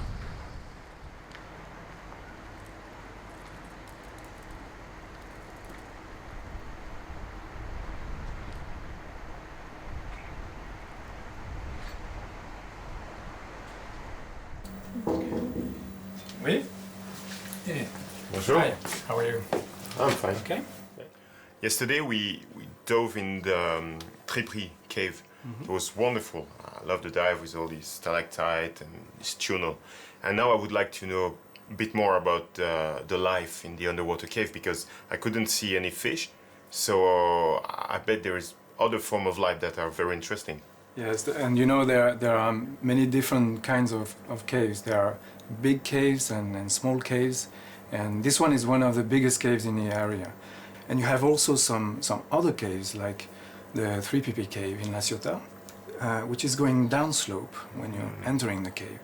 And you will notice if you go there that the waters are actually colder when you're getting in the cave, because the cold water is denser and it's heavier, so it stays in the lower parts of the cave. And these caves are very interesting because they are like the deep sea. You know, in a cave you have no light, you have almost no currents, and therefore you have almost no food coming in to the animals living in there. And we don't have all the, you know, very often the occasion to go to the deep sea, so this is an opportunity to put our tanks and go in those caves and study animals that otherwise can only be studied with submarines and or robots. So can you actually stay a long time underwater, and long enough to get to the very end of those long caves to collect some samples maybe? This is interesting because in this cave we have a problem with our own bubbles from the scuba apparatus. We actually generate big bubbles that are disturbing the environment, and it is disturbing in many different ways. I told you, in caves usually you have no currents, and those bubbles are actually creating currents in the cave, so they are disturbing the very fragile equilibrium in the caves. And furthermore, there some of those deep sea sponges living on the walls of the cave, they can be detached just mechanically. They can be detached by the big bubble, our bigger bubbles, and so maybe it's an interesting thing if you can go out and very smoothly and collect things without disturbing the environment. That would be interesting for us. I'm going diving in the cave tomorrow, so maybe we can go and dive together. Well, unfortunately tomorrow I cannot come with you, but I suggest I send my assistant Livia. Can you come? And she can come with you. She can go with you on the boat, and then she would take care of the samples you will bring back on the ship. Okay. And bring them back to the lab. Okay. Wonderful. Let's do that. The Bay of La Ciotat. This is the location of the cave. Now it's essential to have a really professional briefing. It could be a matter of survival. So like we say, we dive together at the same time, so you can film and put more light, because otherwise I don't have enough light. Huh? So okay. I'll be slightly to your left and behind. Yes, that will be perfect. You. Okay. We watch each other's. Okay. Yeah. Signal me if you run out of air. I signal you also, so we, do exactly the same time. Huh? Okay. Okay. Yep. On the way up, we watch each other's. It should be okay. Okay. Okay. And Christian's gonna provide safety outside the on cave, the outside, watching. Checking your time. Okay. Yeah. So if there is a problem, yes, like after 2.5 or 3 minutes, you can get in. I'm ready to go in the cave, but yes, not more 1.5 minutes. We need the cave. Yeah, but we will need more than 2 minutes, I think. So just be ready. Okay. Okay. Total dive from surface to surface should be 3 minutes. Maximum. Yeah. But we try to keep it minutes. between 2 and 2:30, but but not more than 3 minutes. Huh? After 2 minutes, I come in the cave. Okay. Most important point of the dive is that we don't go too low or too high. We go too low, we stir up the bottom of the cave. We go too high, we risk running into something. So I'll try and keep the light shining on you to illuminate you so I can film you, but also somewhat in front so you can see clearly what you need to find the stuff we need. Okay. Christian thinks the risk is high. Ouais, moi je pense que c'est quand même une opération qui est dangereuse. I still think this is a dangerous undertaking. Si elle est bien organisée, But it's well organized, and since they're professionals, aware of the dangers involved, it is possible to have a go. But for amateurs, it would be impossible. After all, the cave entrance alone lies 17 meters below the water surface. Then he has to cover an additional 50 meters, and once in the cavern, it's impossible to get to the surface.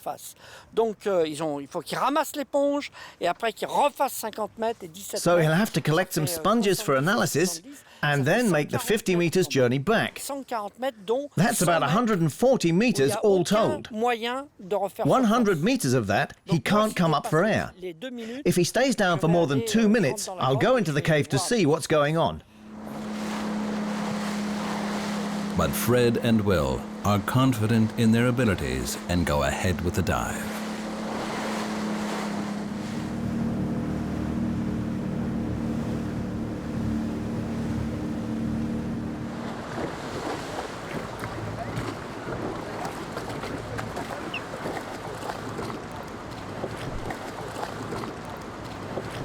Okay, Christian. Our dive will be maximum 3 minutes. Okay. But don't stay more 1.5 minutes inside the cave. We'll try to do it. Yeah. Try to get the sponge in less than 1.5. I stay outside the cave, okay. I waiting to you, and I checking the time, and after 1.5 minutes, I enter in the ground. We'll try to do as fast as we can. Okay. Okay.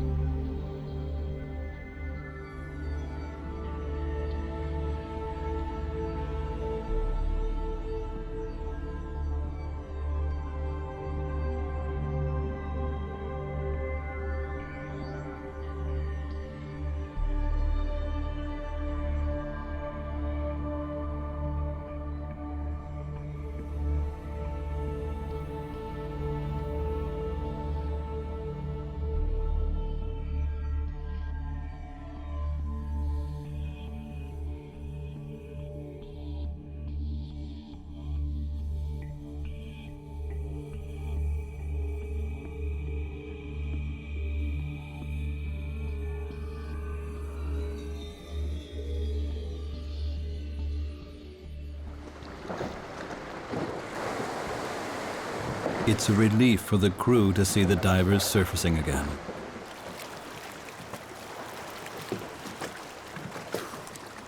Voilà. Je crois que c'est bon. Great. Thanks, Fred. The assignment is complete. Soon these small bits of rocks and sponges will be examined under a microscope in Marseille. Fred doesn't show any signs of exhaustion from his challenging dive.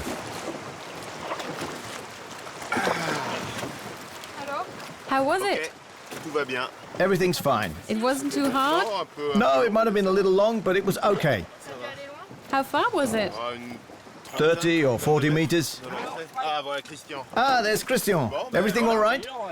Yes, but you did give me a little bit of a fright. You were in too long. It takes its time. Yeah, of course. I dove down to the center and arrived before the time limit and took the sample. I was really stressed because of the time limit. But then I could see you.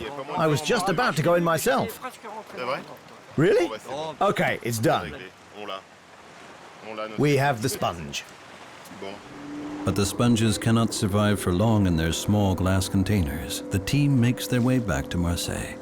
There is hope for the damaged waters of the Mediterranean. On their journey, Fred and Will have found healthy and recovering habitats, places where a surprising diversity of life manages to survive, and the efforts of people to clean up their coastlines and nurture life back are encouraging.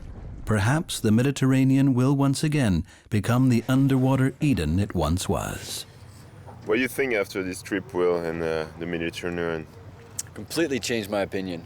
I'm really surprised. There's a lot of fish, a lot of beautiful dive sites. One of the, I'd say, in the top 5 of places I've dove in the world. Really? Yeah, absolutely. Yeah, it was incredible. What was really impressive was the variety of opportunities to dive, the bottom contours, the rock formations, the abundance of fish, the different wrecks. I told you, it can be surprising. Very. Sharks. It only takes one look to understand who reigns over the underwater world of the ocean. Whether it's the open sea or coral reefs, sharks have found an answer for every challenge. In this underwater realm, they are the undisputed kings. Most humans only dare venture into their world with the protection of technology. But what happens if you can only approach them closely by rejecting this protection?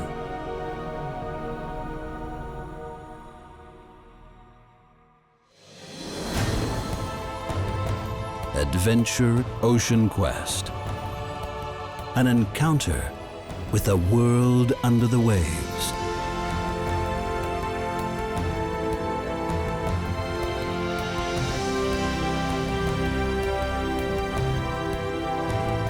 With divers who become underwater beings themselves.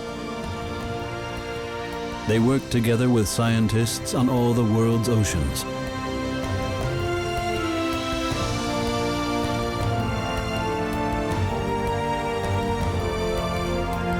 Deep under the surface of the water. Without a sound and without a breath.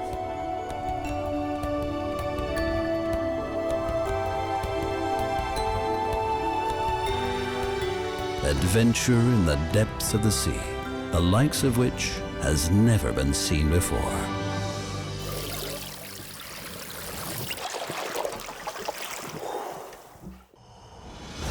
The South Pacific, a world of open sea dotted with small islands. This is the starting point for an extraordinary expedition into the world of one of the most bizarre and mysterious shark species, the great hammerhead. Their aim is to get closer than ever before to this mighty ocean predator, without the help of any technology. It is a journey into a different world.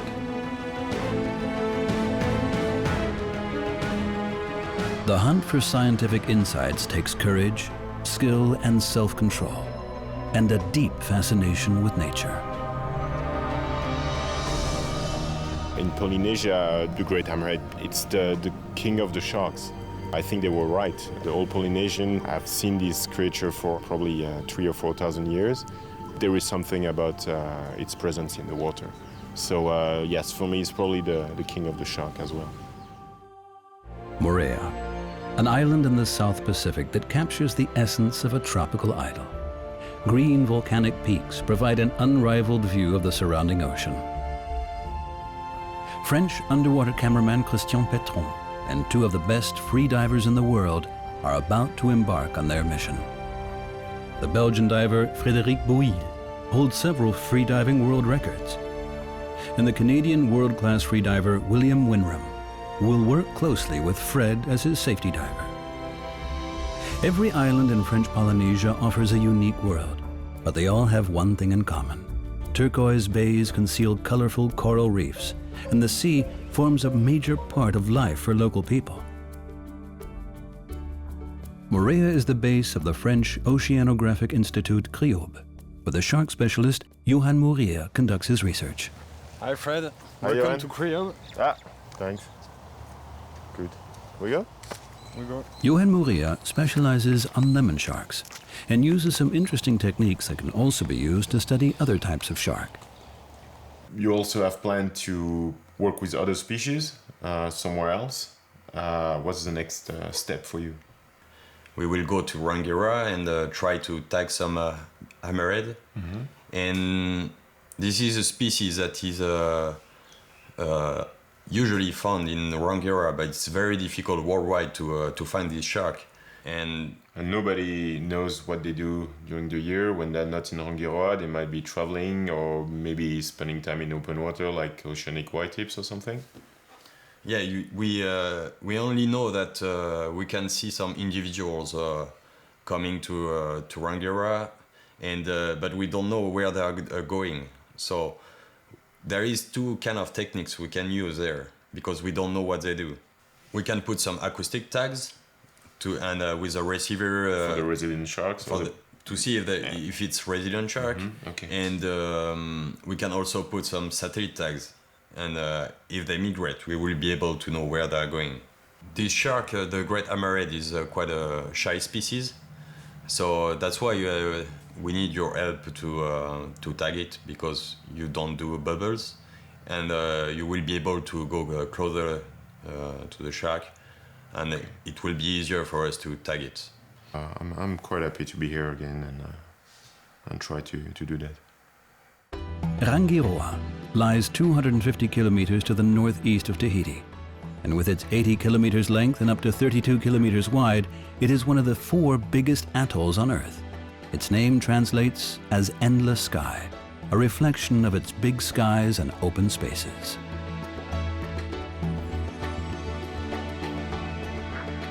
About 2,000 people live on the biggest of this coral island chain, which is dissected by hundreds of small channels.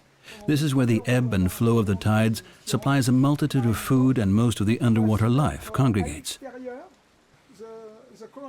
This will be the diver's starting point. We will attract some big sharks with a bait, and we will see what happens, but we hope to see maybe hammerheads and maybe tigers. So we never know what to attract, but we hope to see big sharks. The weather isn't on the side of the divers. Wind creates waves and difficult currents. Clouds darken the otherwise bright underwater world. But still, the sheer diversity of the underwater world at Rangiroa is impressive.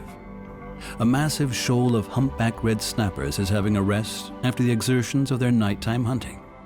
They are predators, but during the day, they congregate in large shoals to seek protection from bigger hunters.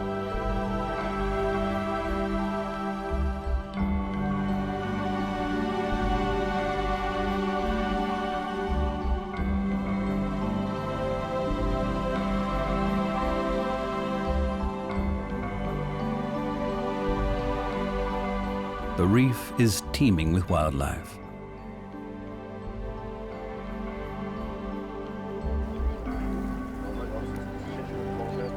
But there is no sign of great hammerhead sharks. In the wide expanse of the South Pacific, it's like looking for a needle in a haystack. Again and again, the freedivers go down to look for them. They have to remain vigilant. Other sharks are ready and waiting. Gray reef sharks.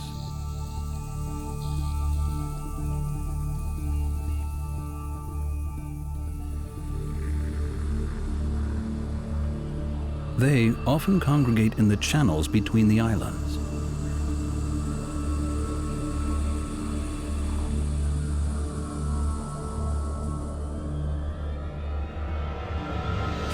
Gray reef sharks are generally curious but not aggressive towards people. And in contrast to many types of shark, they are still relatively common.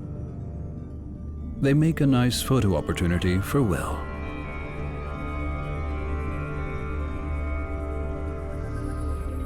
Growing to a length of about 2.5 meters, they can dive to an impressive depth of around 300 meters in pursuit of prey. For the team, they're a good sign. These sharks are not just hunters, they're also prey, and their predators include the great hammerhead. Perhaps their presence means that the team have a good chance of finding their shy targets after all. This shark has already been a target of humans and has lost his dorsal fin.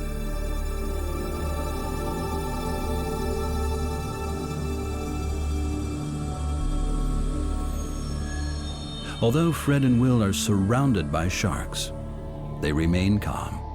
Their controlled movements and noiseless presence means the sharks are relaxed and allow them to stay nearby.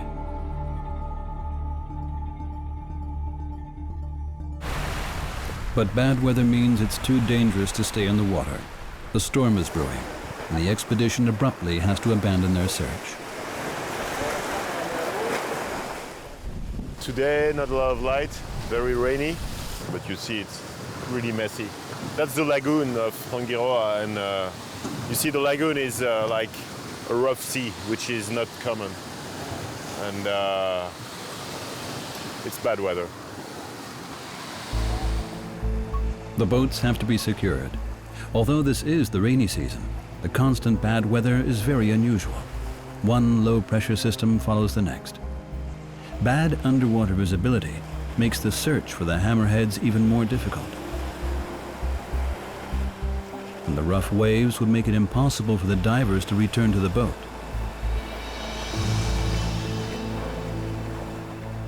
But there is a glimmer of hope. The weather forecast for the next few days sounds reassuring.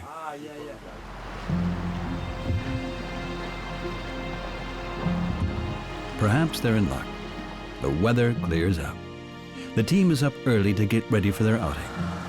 Carefully, they load the expensive camera and scientific equipment.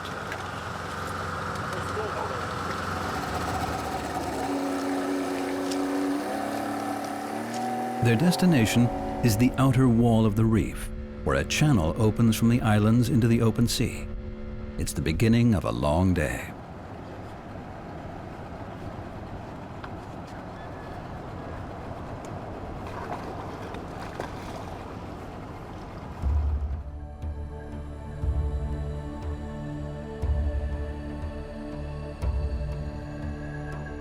The marine biologists usually have to contend with a serious disadvantage during their efforts to observe the animals underwater. Their diving equipment is noisy and can be heard from far away. It is disruptive and frightening for the animals.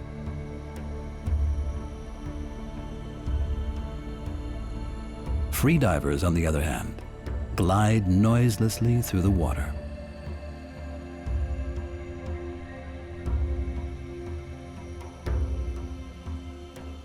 Years of training allow them to stay even at greater depths for minutes at a time. It makes them perfect underwater naturalists. Without any technical aids, they search for the shy hammerheads and manage to get close to them. They're not perceived as a threat. And here he is, the king of the Polynesian sharks.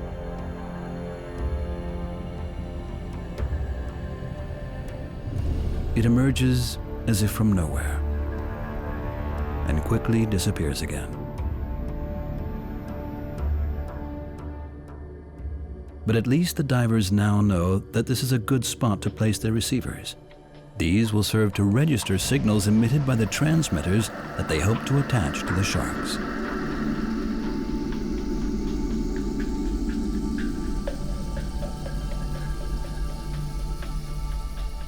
They install a concrete base at a depth of 25 meters to anchor the receiver.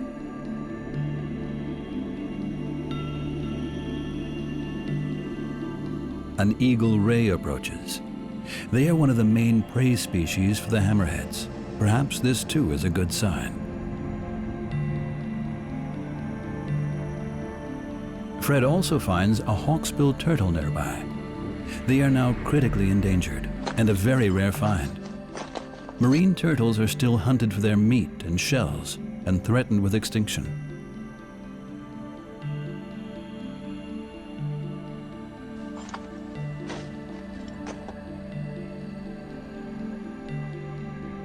They are usually very shy, but this one doesn't seem to feel threatened by Fred's presence. It's busily looking for food, mainly sponges that live amongst the corals.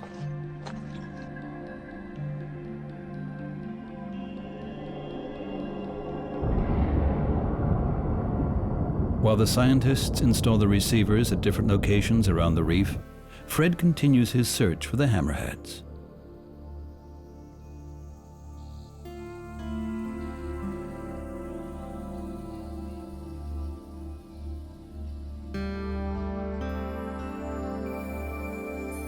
But since his brief encounter, he's not seen any sign of the predators. But there are other types of shark everywhere. The divers have to stay alert at all times. The receiver is installed very carefully. Hopefully, it'll record valuable data for the next 4 years. Silvertip sharks emerge from the depths of the ocean.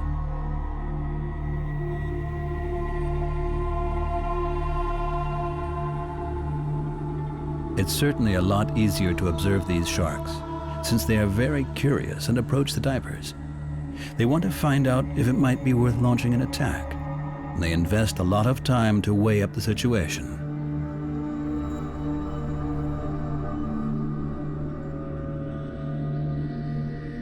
Fred and Will don't take the situation lightly and stay very alert.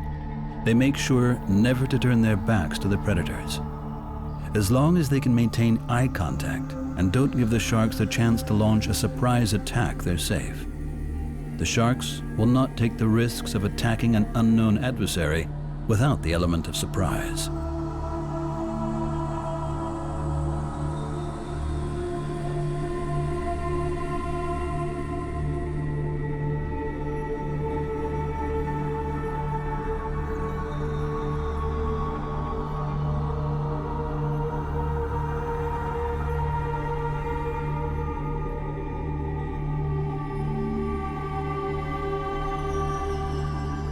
While the gray reef sharks always stay near the coral atoll, these bigger silvertip sharks often venture further into the open sea. The outer reef area is their preferred habitat.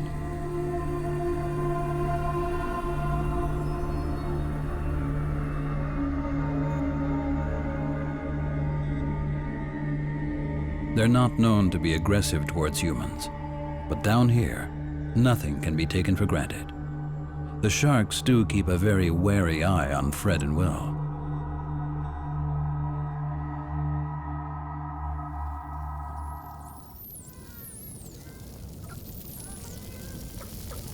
Then, the divers receive other visitors.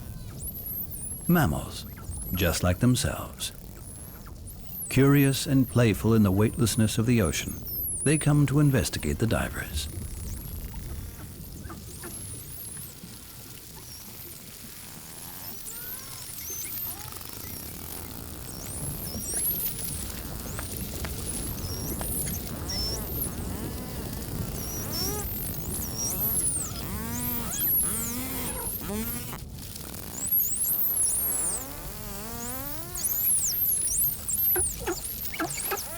Dolphins are essentially perfectly adapted free divers.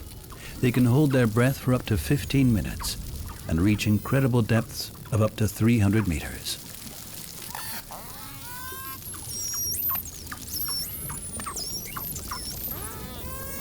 the dolphins of Rangiroa have been used to people for a very long time.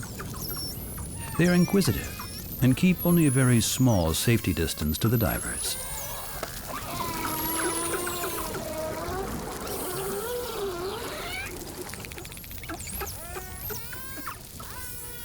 Humans have always been fascinated with the dolphins' playful group behavior and curious nature.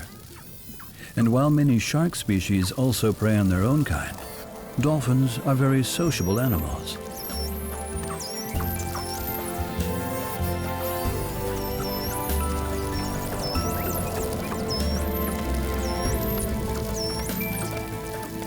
These highly developed and successful predators don't spend all day in pursuit of prey. Dolphins have time to play and to enjoy life. For many people, they represent an ideal lifestyle, free and full of a love for life.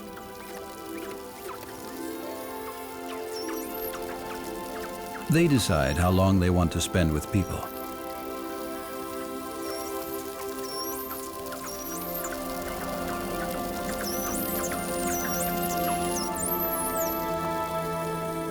Then, they vanish again in the wide expanses of their underwater home.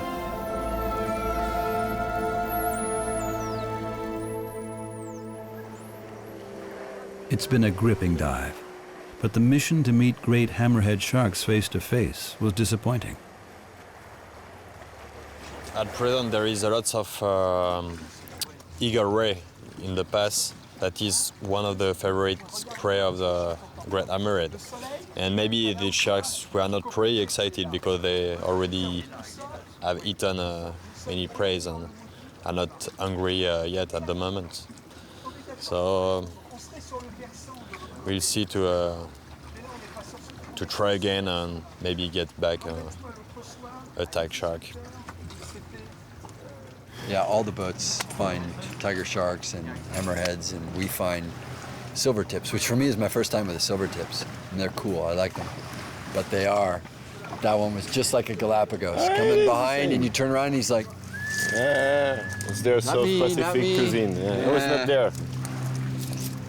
So, still, there's a lot of life here. Oh, yeah, it's beautiful. Huge amounts of fish. Huge, huge. So, it's a nice experience. No, it's good to be in the water. It's just sad they don't find what we need. Yep. Time for a well-earned rest while waiting for better weather conditions. The South Pacific continues to present itself from a side that isn't exactly the way it's portrayed in travel catalogs. The divers use their free time to look at a receiver that Johan has recovered from the seabed. So now we have these two sharks data. There is an interesting pattern, so that would be really interesting to tag more sharks to see what happened, and to see if they all have this behavior, because at this point we had only two sharks. So they seem to stay in this area until February, and to tag with acoustic, both with acoustic and satellite tags, we could gain more information about their behavior. Ideally, 2 tags on each shark would be good. Yeah, this is a satellite tag. So on this tag we have different sensors that will store information about the temperature, the depth of the shark, and also the light. And with the light, you can, with algorithms, determine the position of the shark. Yeah, determine the position of the shark. And so we can, usually we put this for different months. Like, usually it's better to put like 5 or 6 months of data. And after you get this whole information when the tag is detached. The hammerhead is a big pelagic shark that navigates a lot.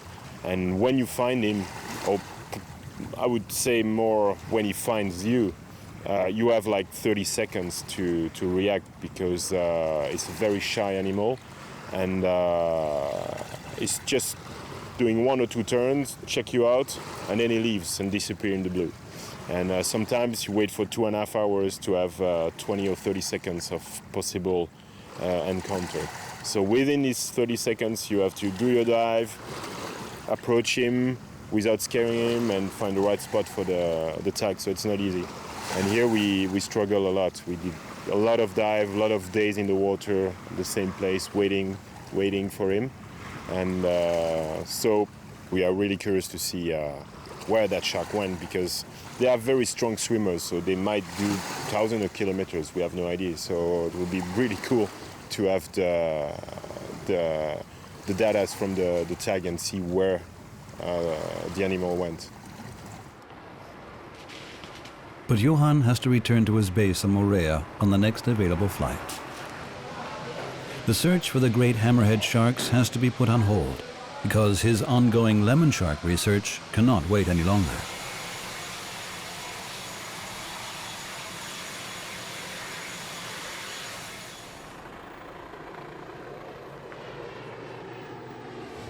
Fred and Will join him again on Moorea.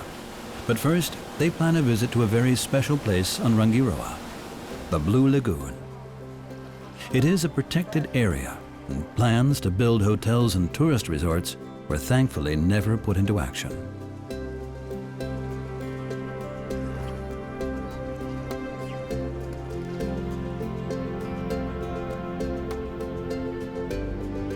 The palm trees on the beaches are home to a rich variety of bird species. It includes a number of terns like blue and black noddies.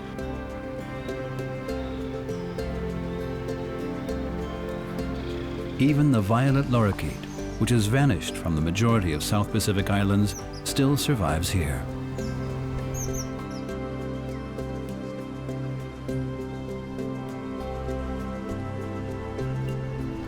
The Blue Lagoon is also a nursery for black-tipped sharks. In this sheltered bay, they have little to fear and grow up in relative safety.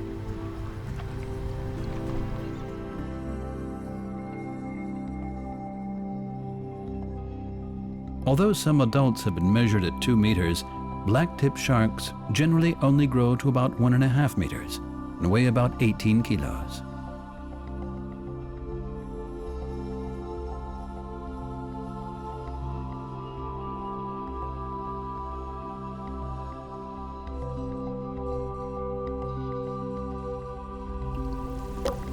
There are only a few places left on Earth where animals are left in peace from tourists and protected from hunters. The Blue Lagoon of Rangiroa is one of them.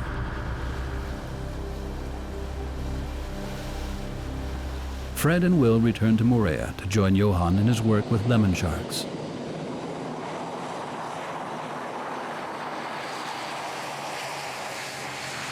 Just like the Blue Lagoon of Rangiroa, there are special places on Moorea where young lemon sharks grow up in peace. Yeah, it's blessing, great.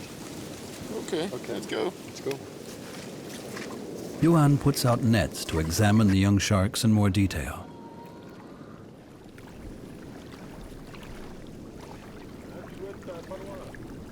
How long will they stay in here before they're big enough to go out to the outside of the reef, do you think? We don't really know, but I'm sure they still stay for maybe 1 year. Yeah. I have a sample, an individual for 2 years on the same site. Ah, okay. So resample the same individual. But I think when they are growing, they are expanding their home range. And the home range is growing, and they will go further and further in the lagoon. But they still come here to protect. I think they're still coming in this area to hunt or things like this. And after the first lemon sharks we saw outside the reef is about 2 meters. So I think they are using the lagoon to grow until 2 meters, and after they can start to come back to go on the outside of the reef. Outside of the reef. The researchers capture some of the young animals to study their development in detail. The shark's yellow or olive coloration now becomes obvious. It is a kind of camouflage against the reefs and sandy sea bottom of their home range. So here we have a female. So I will just need help carries the shark. We have here, look, we have the umbilical scar. So it's a new individual. It's just born like months ago. Okay. Will, can you grab it?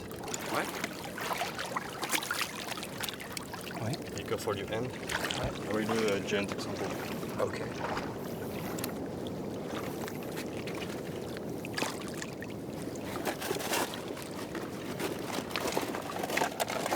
Beautiful little creatures, huh? So you want to measure the tail? Yeah, the whole body. Yeah. At birth, these sharks are about 60 centimeters long, but by the time they reach adulthood, they will have grown to around 3.5 meters.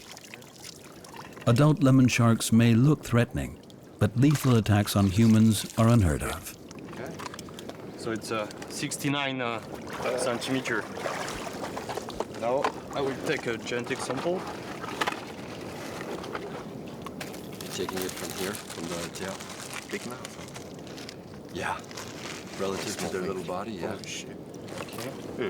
Let me, yeah. Oh, he's okay. Don't worry. Enfin, peut-être tu peux le refaire, enfin sans couper, mais juste.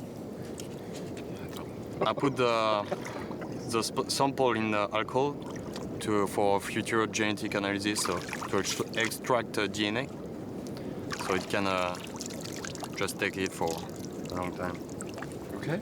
Okay. We can let let him it go. Yeah. Yeah. Okay. On y va, mon ami. That's how you want to.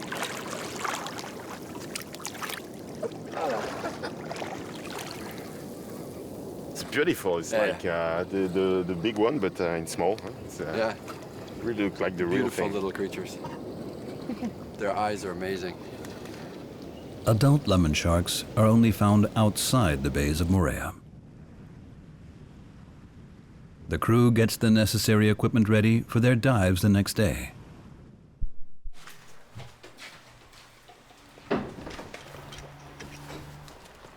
Freedivers don't need much equipment, but their special carbon fiber flippers allow them maximum maneuverability with minimum effort.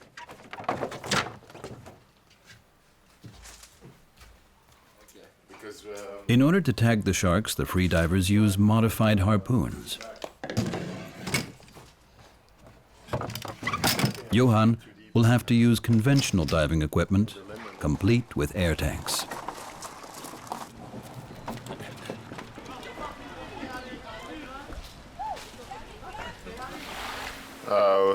For tagging, I always use a modified Spirion.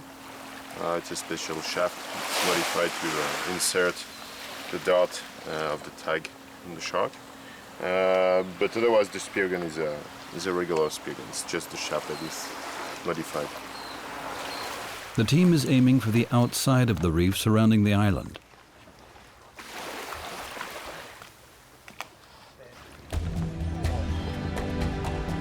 The scientists want to pass through a channel in the reef and target a spot where they've repeatedly come across lemon sharks in the past.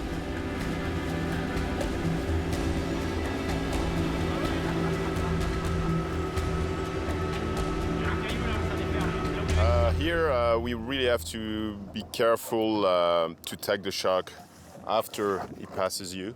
Okay, so like from the side, the back side of the shark. So when you tag it, when he will start, because he feels the shaft and the tag inside him, he will run away. And if you tag it when he's facing you, he might run away and feel trapped and maybe try to bite you. So always have the shark passing you and then tag it so he can just run away in open water. That's very important. Christian Pétron will follow the freedivers at a distance. They can't afford to have any disturbance to their work. It is simply too difficult and too dangerous.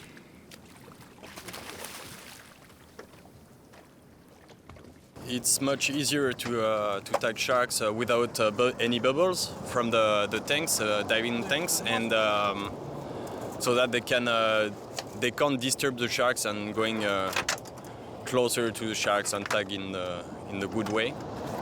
And so I will show Fred which shark to tag, and he will try to tag it. We try to tag a resident shark. Today it's a resident female we are looking for, and so we hope there is a resident female underwater.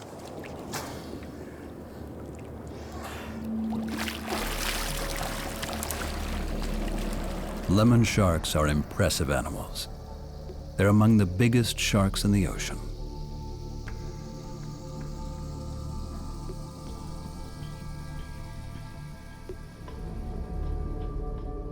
The divers' work starts with trying to get the animals used to their presence.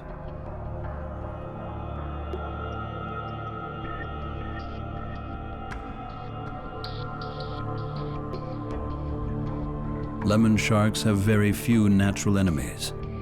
The only threat comes from a select few other shark species, or chillingly, their own kind.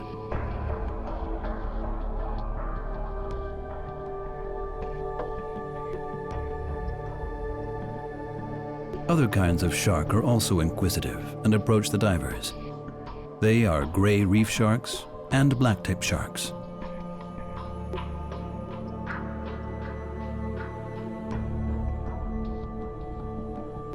Lemon sharks tend to hunt all sorts of fish, including smaller sharks and even juveniles of their own kind. But stingrays, crustaceans, octopus, and squid are also on their menu. But although the freedivers can get close to the animals, the real test is to get the right angle for a successful shot near the back fin. Johan stays at a distance and takes photographs of the animals for his database. Fred is a very experienced fish tagger. His calm patience ensures that the animals aren't nervous.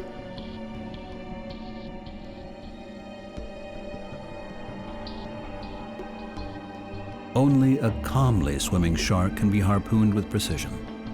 Frightened animals will quickly disappear, or worse, aggressive animals could launch an attack.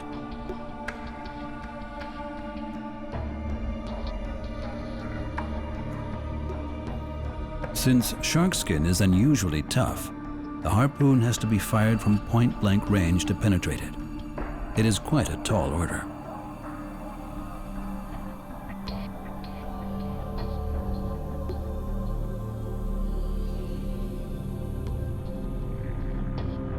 Again and again, the freedivers select a target, but decide not to shoot at the last minute to avoid accidentally injuring the animals. Johan checks the receiver. 4 years underwater is a long time.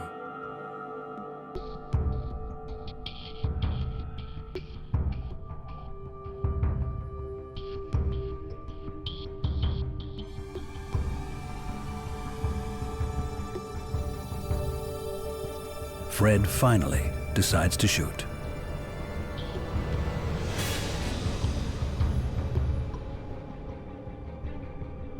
The transmitter is well placed. Johan documents the tag.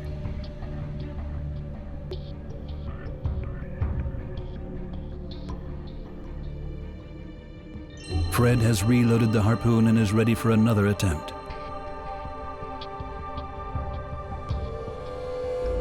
He's in luck. A big female makes for an ideal target.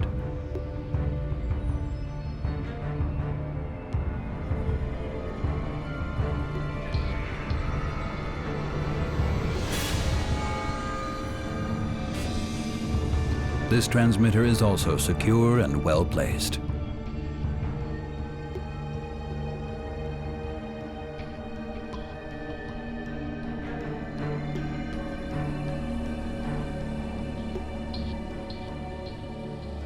In the next few years, the researchers will find out where the lemon sharks spend their time around Moorea, if they have a preference for certain locations, or if they spend their time spread right around the atoll. Johan passes the next transmitter to Fred.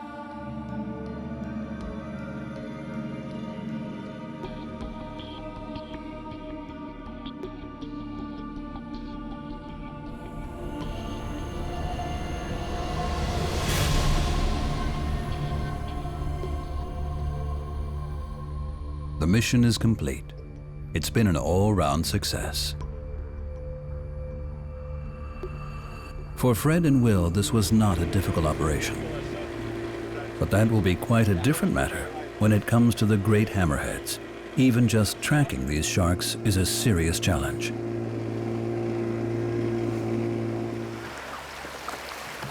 They return to base. Once again, the divers have witnessed the distinctive sets of behavior that different types of shark have developed. And each individual shark has its own personality. It doesn't do them justice just to distinguish between more or less aggressive animals. Here, during that trip, I can say I met the grumpy lemon shark, because these guys are really grumpy. They're like old men, always a bit frustrated and trying to get a bite, and you never know exactly what they think. But at the end, you see they are just like other sharks and beautiful creatures and fragile that we have to try to protect. But they are very grumpy. The team returns to Rangiroa one last time. Divers there have come across some great hammerheads and contacted Johan.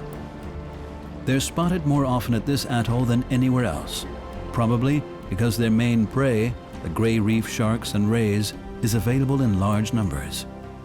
Johan spends the remains of the day to prepare the satellite tags. Without this revolutionary technology, scientists would have practically no chance to track the movements of underwater creatures.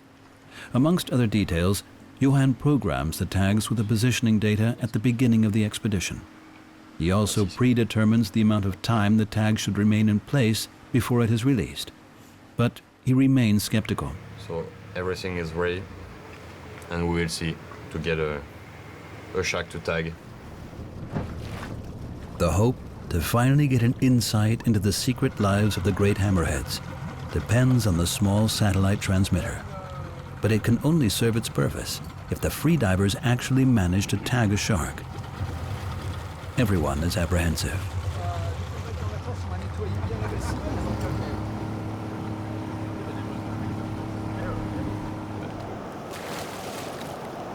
We just have to be at the right place at the right time. I think it would be difficult for them to tag it, but hope they will have the chance to do it. We do our best.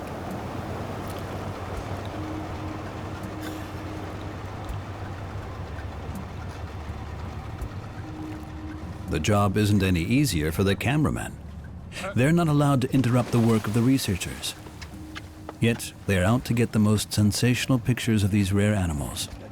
It is almost an impossible task.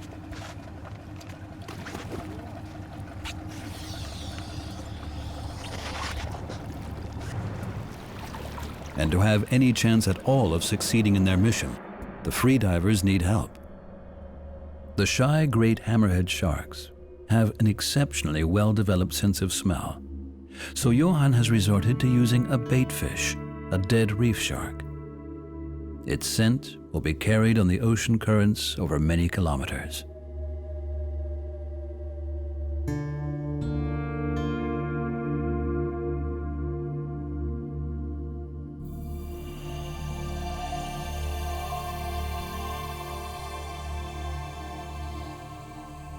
The divers try to remain as inconspicuous as possible and wait.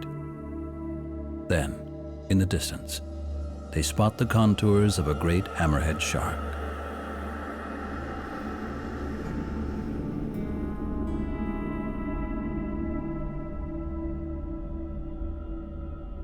Fred remains motionless to see if the animal is going to come any closer.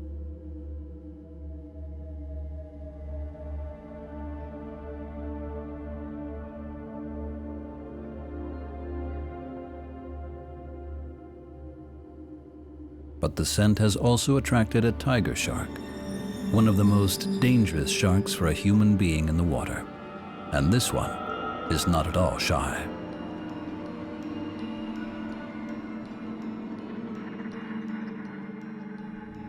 Some of the biggest sharks in the world now gather in the immediate vicinity of the freedivers.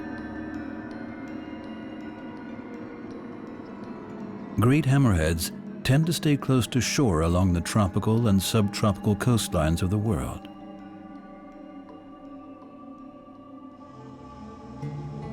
A fully grown hammerhead can reach between 3 and 6 meters and weighs up to 500 kilos. They're amongst the most impressive creatures in the ocean. But science still has no concrete answer to the question of why these sharks have such a bizarre head shape. The researchers want to find out what advantages the hammerhead sharks get from this strange adaptation.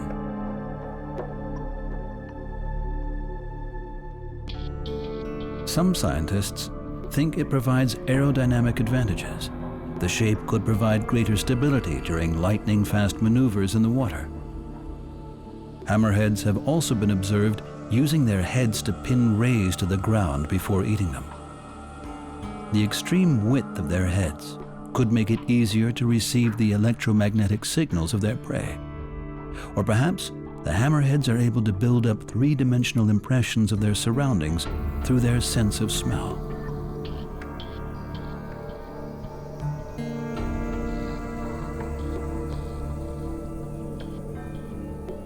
But all of these theories have yet to be confirmed.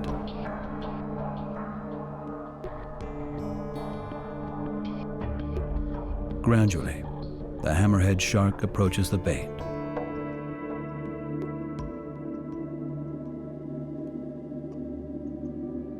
But the tiger shark is also still nearby.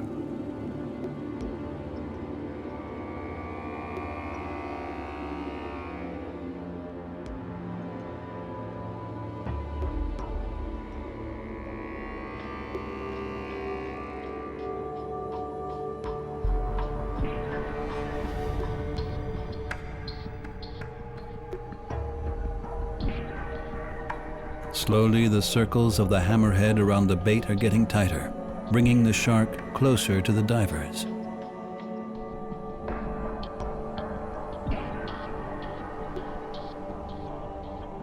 The freedivers finally have the chance to take some photographs for Johan's catalog.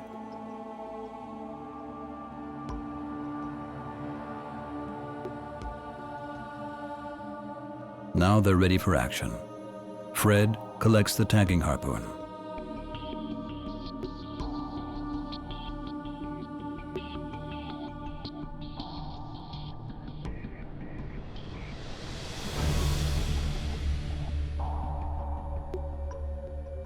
A second hammerhead shows up. It's a great sign. Perhaps the divers will finally be in luck. The animals seem to be gaining in confidence around the divers.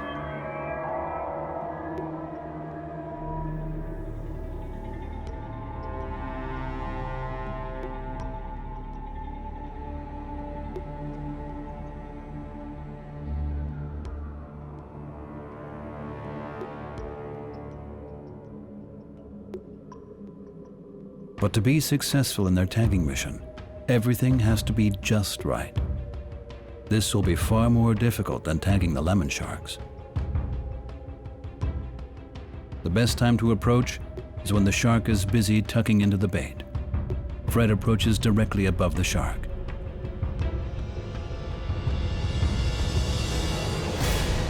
But the tip of the harpoon bounces off the tough skin of the shark.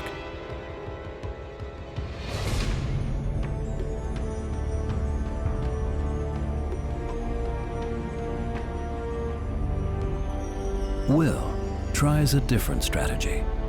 He stays on the seabed until he spots a chance to shoot.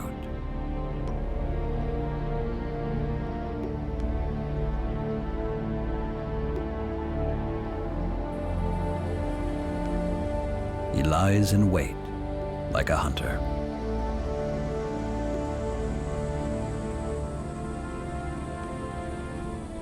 And the chance arrives. The shark passes him at close range. But still, Will decides against a shot. He could easily injure the animal from this angle. They have to get the timing exactly right, and they need a double dose of luck. Eventually, success. The transmitter is secure. a hard day's work for the freedivers. The hammerhead has very tough skin. The first shot, Fred was, for any other shark, perfect position, close enough, but it bounced off. So, and the rush was on to retrieve the tag, reload the gun, replace the tag, and then wait for the animal to return. But the second shot was perfect. It's very difficult animal to work with. They don't come from the direction you expect. But the thing is, he's not arriving upstream like other sharks. He's always, the first time, every time he was on the site, he comes downstream. Yeah, they don't come from the direction the current is flowing. They come from with the current. Every sea creature is coming up current, and these things are going down current. So maybe they saw us feel it before and do a big turn and come back to get. I think they scent it and they go around and they but come. Usually they just go to the source.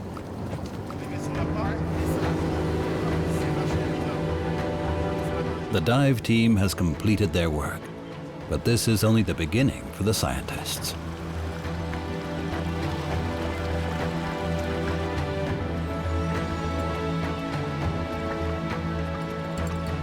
They now have to hope that the transmitter can collect as much data as possible. When it eventually returns from the depths of the ocean, it will cast some light on the secret life of the king of the sharks. Every time you work with a new species, you have to adapt because the shark won't adapt to you, of course. So basically the technique are the same. I use the sinking technique we use in spearfishing or weighting technique at the bottom. But you always have to trim it because every animal reacts differently. The great hammerhead is very fast, won't stay long on site, turning around. It just satisfies his curiosity and then leaves. Other sharks will stay there for half an hour and you have a lot of time to figure out how you're going to work with him. So you have to be very, very adaptive. And I noticed that within the hammerheads, they also have different personalities. One was more, I would say, curious about us and stayed a bit longer and came back every 5-6 minutes. He was coming back. But another one just came 30 seconds and left. We haven't seen him. So you really have to be prepared and adaptive. That's also the fun part of that job. But it's probably the most difficult shark to work with and probably one of the most difficult thing I ever did freediving, to tag that hammerhead.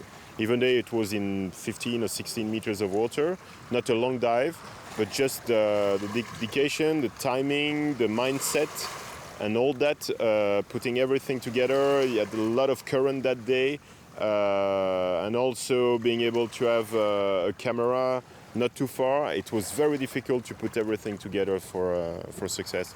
So it was probably one of the most difficult things I did freediving. The humpback whale, a true heavyweight of the sea. A colossal creature at up to 19 meters long and weighing up to 36 tons. But although its sheer size commands respect, its placid, peaceful nature and downright elegance are remarkable. Only a lucky few have ever come face to face with this gentle giant. It's a once-in-a-lifetime experience.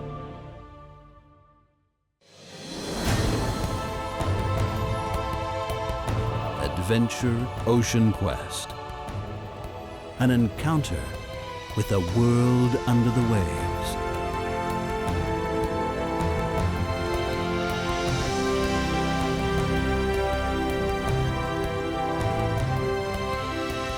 With divers who become underwater beings themselves. They work together with scientists on all the world's oceans.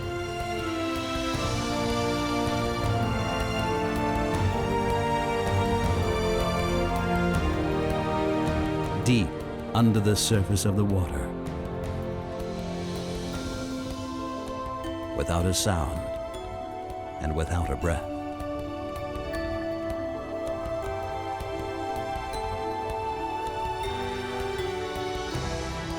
adventure in the depths of the sea, the likes of which has never been seen before.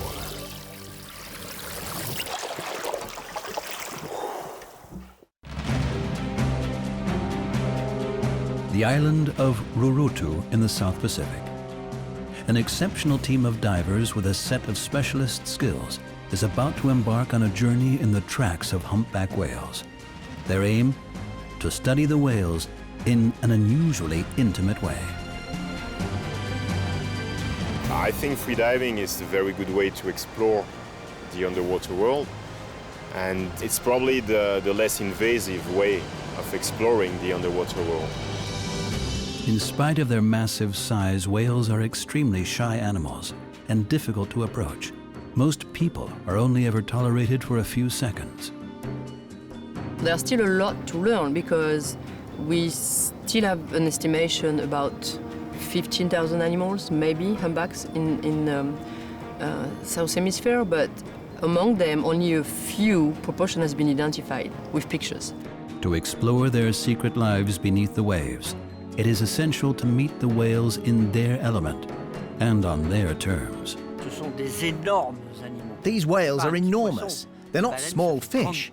They weigh 30 tons. That's a bit like an approaching bus. They are really majestic.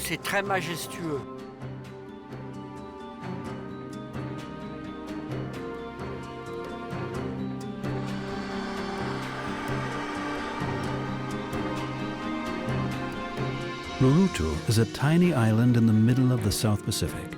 Discovered by James Cook in 1769, it now forms part of French Polynesia. Few visitors ever set foot on this isolated island, so its greatest asset is its unspoiled wilderness. Only 7 kilometers long and 3 kilometers wide, it lies far off the main shipping routes. But it does lie right in the path of another very special route, the migration of the humpback whales. They were once hunted by the native peoples, but today, French Polynesia has been turned into a unique conservation area for marine mammals. Diving with conventional equipment is strictly prohibited here. It makes it an unusually safe and peaceful haven for the humpback whales. And this is where they come during the harsh winter months in their Antarctic feeding grounds. It is an epic annual trip of 7,000 kilometers. Although humpback whales tend to be loners, it is possible to find whole groups of them here.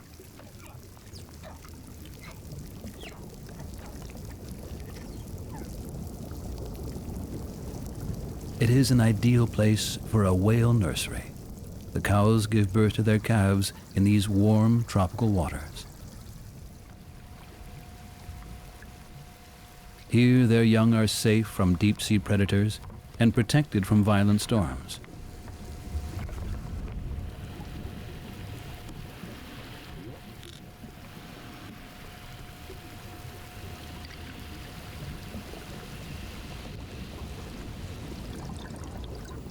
It is mid-September. The intense tropical colors typical of these South Pacific islands have vanished, and Rurutu is immersed in the threatening gray of a tropical storm. The weather is unusually unpredictable and threatening. It's been raining for days. The idea of spotting whales just off the shoreline remains a distant dream. These are bad conditions for the freedivers Frederic Buyle and William Winram. Their expedition to find and catalog the whales could be in jeopardy. They're on their way to assist Cécile Gaspard, the founder of the Polynesian conservation organization Te Mana o Te Moana, or Spirit of the Ocean. Hello. Welcome to Polynesia. Ah, how are you? beautiful weather. How was the trip? Good. Yeah, it's good weather. Tomorrow is better. En plus, depuis ce matin, je suis un peu malade, donc. The weather forecasts are very vague. The team can only hope for the best. Oui. So we go tomorrow morning. Yes. The whales have been seen around, so we have a lot of luck. Good. And Great. so, let's go. Okay. Ah, okay, go. Okay. Finding the whales in the waters around Rurutu is usually not a problem, but they need better weather to conduct Cécile's study effectively. A lot of studies have been done on whales and other marine creatures for the past decade, and it's very interesting to get information. We know, for example, the whaling has damaged a lot of this population, and we also know now with our study that the population is in a better shape. It starts to reproduce, and we hope this is going on the good side, but we're not sure because there are so many changes in the world that maybe our hope right now is going to be completely different in a few years. The new kind of research we have been developing with Fred, going on the water with the whale and be very comfortable as a whale in the water, is going to help us having new type of information and also share it with other people. And this is one of the key where if we could study wildlife without too much interference, we may get more information, more accurate information without too much disturbance. And so we hope that this is a new step in research, and that could be maybe an example worldwide about how humans can use its ability to adapt to nature to better study it. Finding a whale requires discipline and patience. Since whales tend to keep their bodies mostly submerged, it means having to spot a whale's back as it's about to dive. Even better is to search for the blow, the cloud of fine spray when the whale exhales on surfacing. Oh, whale just blow behind us. But even once a whale is spotted, getting into the water with them and obtaining useful images is far from easy. The first thing is to locate the whale, since it's always in motion. When it's moving, it's tough to film it. So you have to wait until it finds a resting place. If you're watching a mother with her calf, you can wait until she feeds the baby. Then the whale will remain calm and still, and you can carefully enter the water. Right now, that's not possible. This whale is swimming around the island. It's moving, and we can't film it.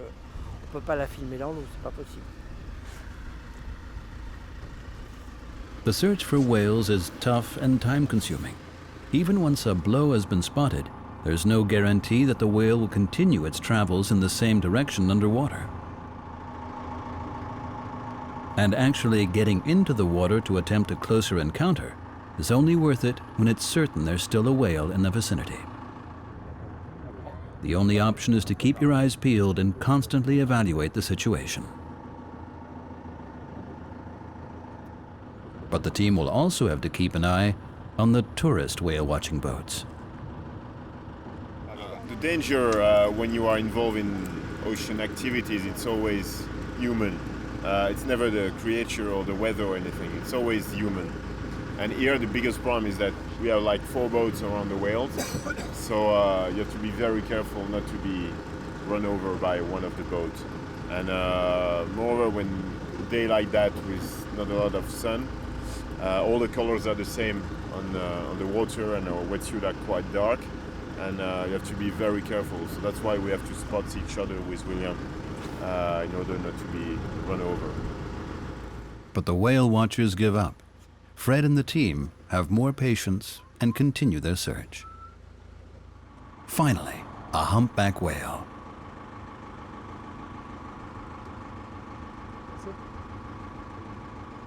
The camera team gets ready. They will watch Fred from a distance. Diving is usually strictly prohibited in the area. The loud noise associated with conventional diving equipment agitates the animals, and since they're supposed to be left in peace to mate and raise their new calves, these disturbances are not tolerated. But the freediving team has special permission to observe the whales underwater. Freedivers are different. They move silently through the water. Years of training allow them to spend several minutes at a time below the surface. They are perfect underwater observers. They can search for the whales without the help of noisy technology and wait patiently until an opportunity arises to get close to the animals.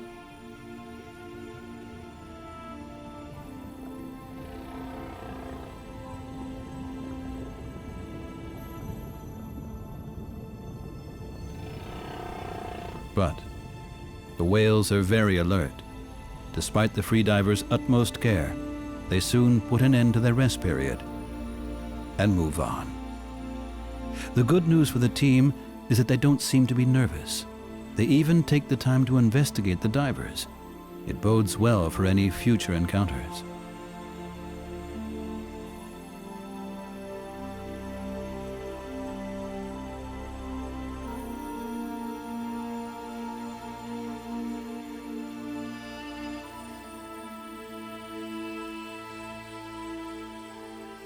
Fred can clearly observe and document the unique patterns on the whale's delicate underside.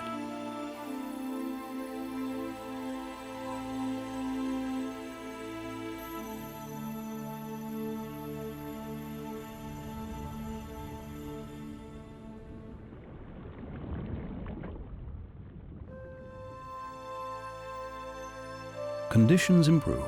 The weather gradually clears up. But for now, the team's luck has run out. They don't spot any more whales.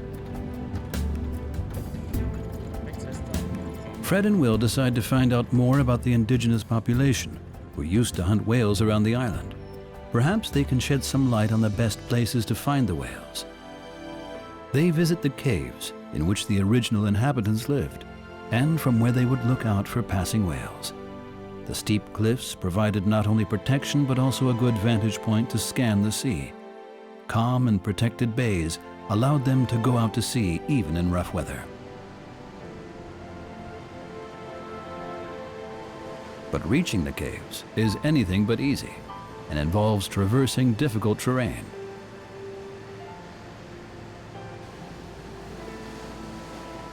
The caves themselves are also dangerous. Without a guide, it's easy to get lost in this underground network of chambers and tunnels. The native people had vantage points scattered across the island from where they could observe the whales.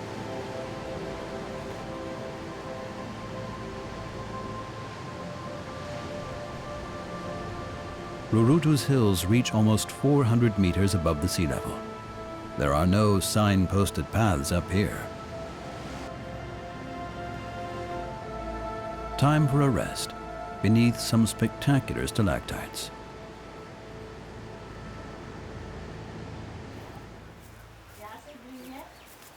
Even today, there are still people on the island who remember the old whaling days and their ancestors' traditions. Fred has been told about Mama Pare, one of the oldest islanders. She's written a book about the history of Rurutu. Perhaps she can explain the whale's current elusiveness after their initial brief encounter. Là, en fait, ça fait plusieurs jours qu'on est... We've been here for several days already, and we still haven't come close to any whales. Are there years when there aren't any whales here? En fait, toutes les années, il y avait eu des baleines, mais on a entendu dire quand The whales come every year. American and Japanese whalers killed hundreds of them, so now we see a lot less of them than in the past. Now the fishermen have to go on long journeys.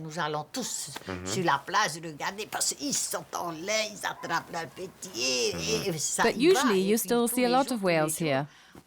They amuse themselves. You can watch them from the beach as they jump out of the water. It's a disadvantage for you since you've not been allowed to hunt whales for years, but the Japanese still kill many. We caught one whale in 1930 and then the last one in 1957. That's over 20 years later. You didn't catch any whales for 20 years? No, not a single one. Do you think that they'll come back soon? There are some around. A few people saw one not long ago. They told us it was a mother with her calf. Fred has also been told about another sign of whale season on Rurutu, and he decides to follow it up. It's the flowering of the whale tree. A fisherman takes Fred to this special tree. Okay.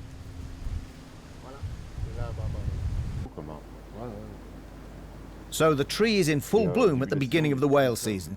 Yes, that's when it's covered in blossoms. When it begins to flower, it means that the whales have arrived. That's when the whaling season starts. That's right. And what happens when the trees finish flowering? That's when the whales have gone. So we may have come at the end of the season. Yes. If this bit of local folklore is correct, the team has come here at the right time. But then there's another setback. Sirens sound an alarm. There's been a fax from Papeete, the capital of Polynesia. It's a tsunami warning. Nobody seems to have concrete information. The team desperately tries to find out more.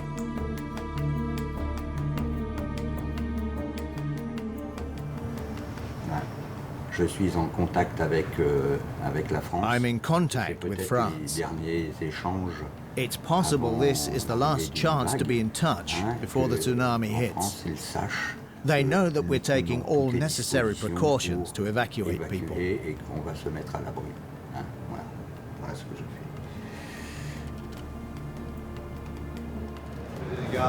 So we stay here until it arrives? I guess. See what it looks like? The island's shoreline is quickly evacuated. Technical equipment is packed and everyone hastily retreats to higher ground.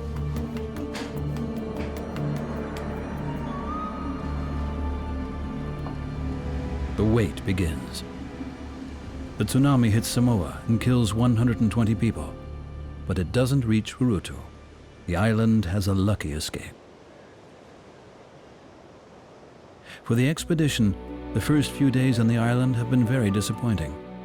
So when a call from Dr. Michael Poole, a humpback whale expert on Moorea, reaches the dive team, they're quick to take up the opportunity. Dr. Poole would be interested to meet them. Moorea is one of the Society Islands, 600 kilometers to the northeast of Urutu. Its bigger neighbor is Tahiti. It is located right in the heart of the conservation area for marine mammals that was established in 2002. Lush vegetation and high trees cover the island, and imposing volcanic peaks rise up from the sea.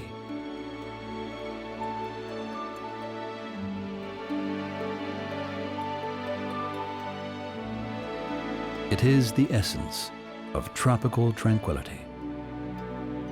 The bright turquoise bays with their deep, clear waters are lined with a protective fringe reef that reaches right around the island.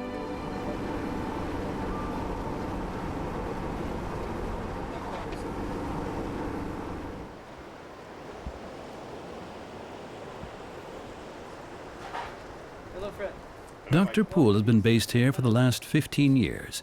He's the director of the Marine Mammal Research Program at the Island Research Center and Environmental Observatory. He's one of the driving forces behind the setup of the whale and dolphin sanctuary. Every time we find an answer or partial answer to one question, there are 5 other questions that pop up. And some basic things that we do not know. How do whales navigate? We don't know. How do they find their breeding ground? How do they find their feeding ground? 7,000 kilometers distance between Antarctica and here in Tahiti. And how do they undertake that migration and we find some of the same whales coming back different years to the same island. How do they do that? We don't know. The song of the humpback whales, the males that sing the song, what is it really for? We have different hypotheses, but no one is totally sure really what's going on. Why does the song change during a season and over years? Why does the song evolve over time? We don't know this at all. And so we're searching.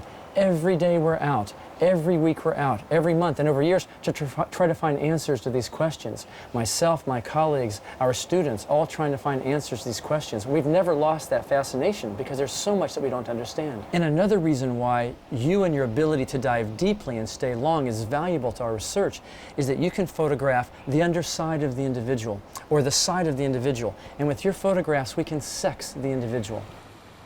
Freediving has a long tradition in Tahiti. Both fishermen and pearl divers have used the technique for hundreds of years. Local knowledge is always invaluable, and the Tahitian freediver Matana Taimana accompanies Fred on his next dive. On the way, she has a chance to show Fred a very special local attraction, stingrays that show no fear of humans. Christian Pétron gets his equipment ready. The stingrays are already waiting right under the boat. Due to the venomous barbs on their tails, they have a reputation as lethal marine creatures, but here, they're at ease and don't pose a significant threat.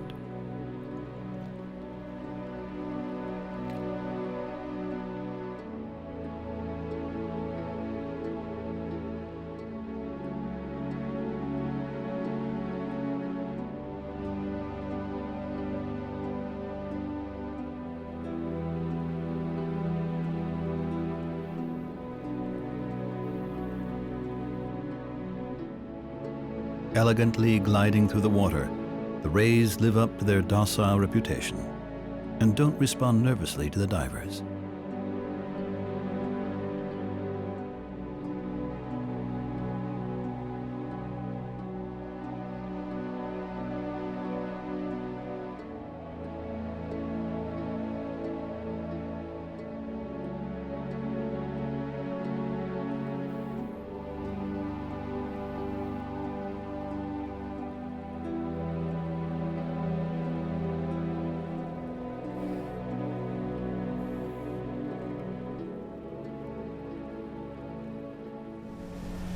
But to find humpback whales, the divers have to leave these shallow waters. The tireless search for the whales begins again. Dr. Poole doesn't usually work with divers.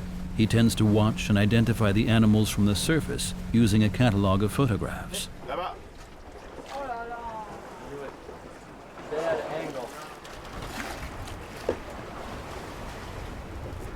Humpback whales have completely individual tail fins, distinct both in shape and coloration.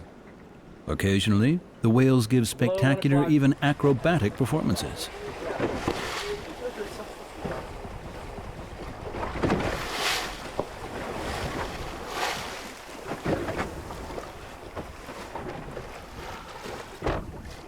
They emerge from the water and thrash the surface with their tail fins.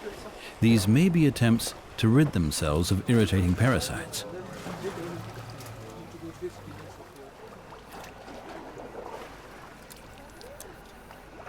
The energetic spectacle means that fragments of whale skin come loose, which the scientists quickly gather from the water.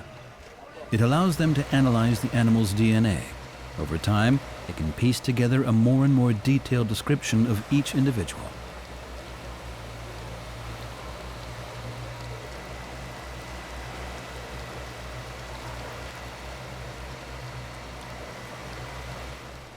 Fred prepares for a dive.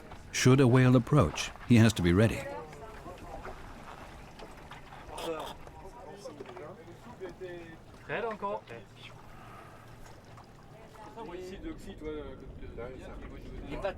Christian is only too aware that it will take a bit of luck to get the chance to film Fred near the whales. It can mean hours of waiting, ready to get in the water in minutes. Patience is one of the absolute requirements to make it as a wildlife filmmaker. Then they're in luck. They spot a whale cow with her calf. They seem to be resting near the surface. There's no time to lose.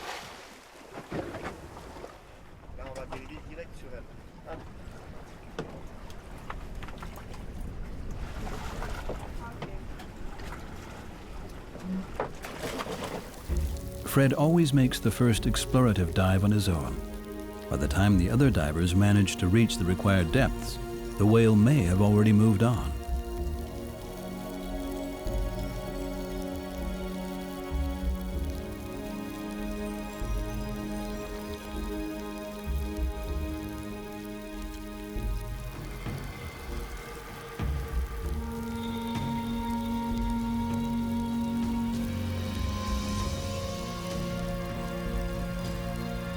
This time, luck is on their side. The whale calf is not at all shy, even playful, while its mother is having a rest further down. It's a one-off chance for a close encounter. The divers have to be very careful. Even a calf's tail fin could wreak havoc.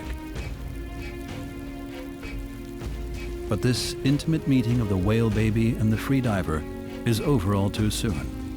The mother eventually intervenes, and the two majestic marine mammals move on.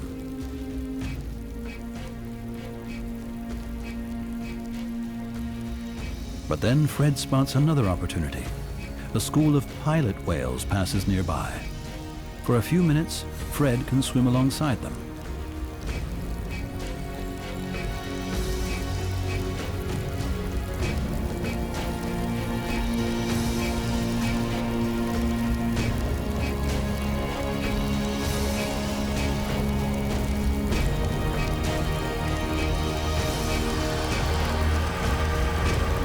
but the pilot whales are being followed.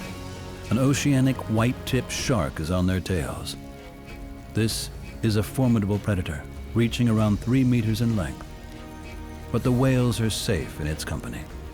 Oceanic white-tipped sharks are often found in the company of pilot whales, although the reason for this association is not fully understood. It's a breathtaking experience for Fred. For a few seconds, a few minutes, I'm really part of the environment as one of the inhabitants of that environment. I try not to bring my human abilities with me, but try really to forget about them, bury them somewhere in my brain, and just being like an animal or part of the area I'm diving in. Freediving allows you to do that.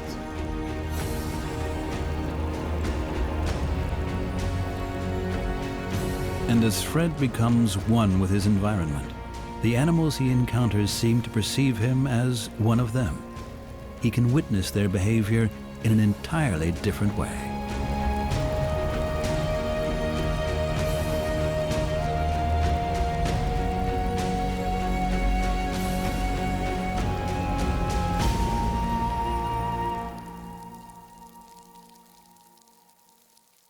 Tracking whales is laborious and time-consuming, but there are some shortcuts. Sometimes it's possible to hear these giants before you see them.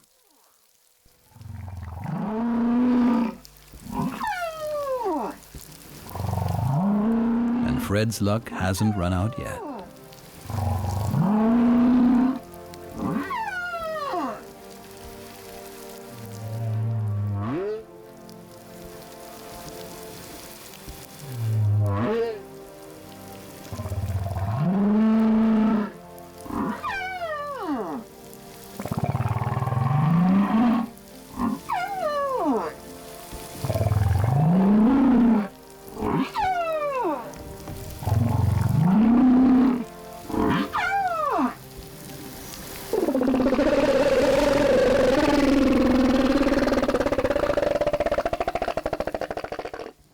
Photographs like these can only be taken underwater. They're a very welcome addition to the whale researcher's catalog.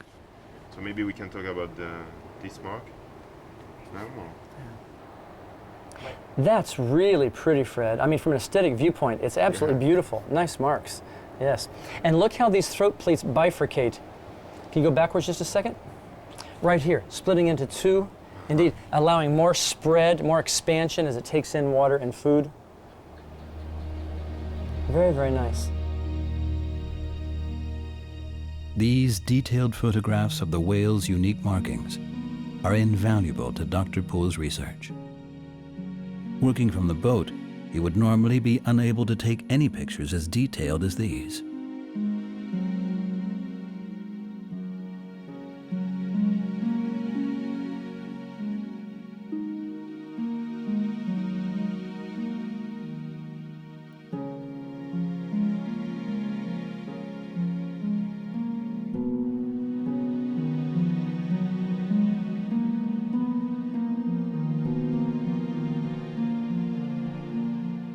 We can actually identify whales, not only by their tails, not only by their dorsal fins, we can identify them by their pleats. They are different for every individual. Great photograph, Fred. Yeah, truly, really nice. But Fred soon has to return to Rurutu to continue his original mission. It isn't looking positive. Will has told him that the team still haven't managed to sight any whales.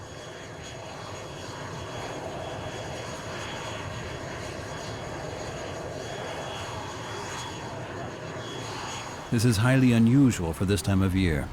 Normally, there are always several whale groups in the area. Could there be a connection with the disturbance of the storms or the tsunami?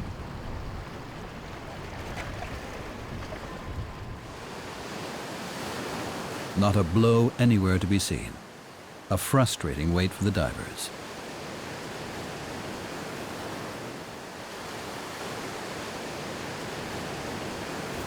Nothing yet. In the past, they had sometimes a period of 1 week to 10 days with no animals because they go to other islands. Okay.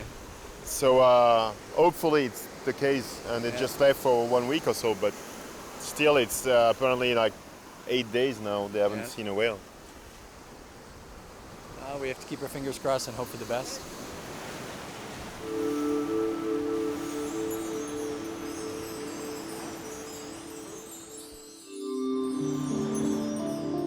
Fred tries to stay optimistic. He knows only too well the value of his abilities to a mission like Cecile's. The best example of the difference between scuba diving and freediving is that, for example, in many places it's forbidden to scuba dive with the animals, like whales, dolphins, sharks, or even reefs. And the scientists understood that it's disturbing a lot. Most of the time, freediving is allowed. For example, here in Rorotu, you cannot scuba dive with the whales, but you can freedive. With freediving, you don't disturb them as much. But of course, with freediving, you can also disturb whales. Right? It doesn't mean you just part of the water and they don't notice you. But the general disturbance is smaller with freediving. But you still have to be careful when you approach them, to approach them from front, not from behind, otherwise they feel you and they go away. And try always to be in their field of vision. It's not because you're a freediver that you can go everywhere and do whatever you want. You still have to keep an ethic to your work and the way you work with animals. It's not, I would say, a general visa, being a freediver. You still have to be careful. The team continues their efforts. Again, the boat is loaded with equipment and supplies. They're committed to their mission. But for Cecile, too, time is running out. She's expected back on Moorea.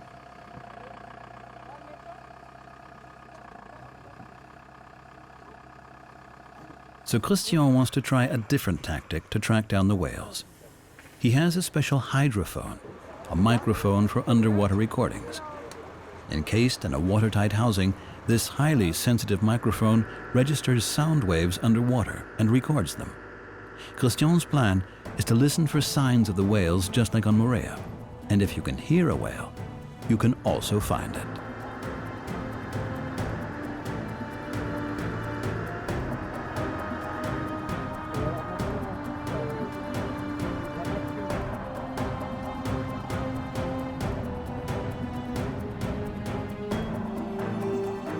Today, conditions at least are very favorable. The visibility is good and the sea relatively calm. Fred and Will get into position in the water. Christian lets the hydrophone drift around 10 meters below the surface.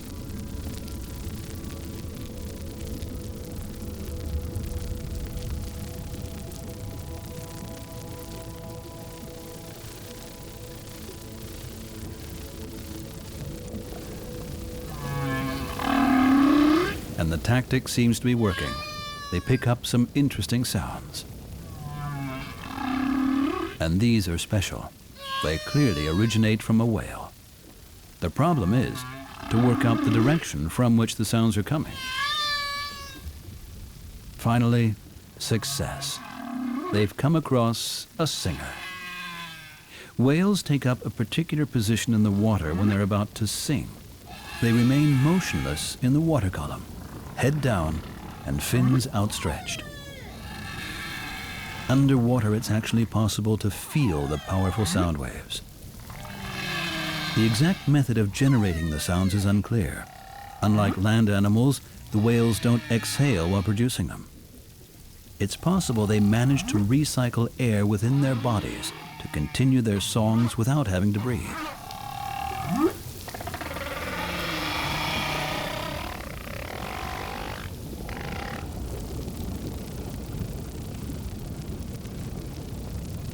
For the divers, this encounter with a singing humpback whale was a first real success in their mission near Rorotu.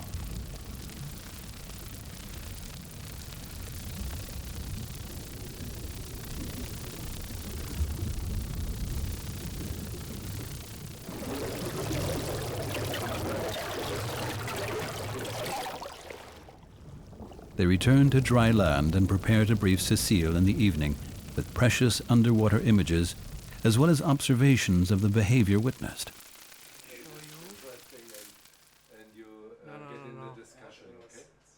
Male humpback whales sing during the mating season. It's possible they're trying to attract a mate with their serenades. But their songs could also serve to keep potential rivals at bay. Studies have shown that different whale populations have their own distinct songs.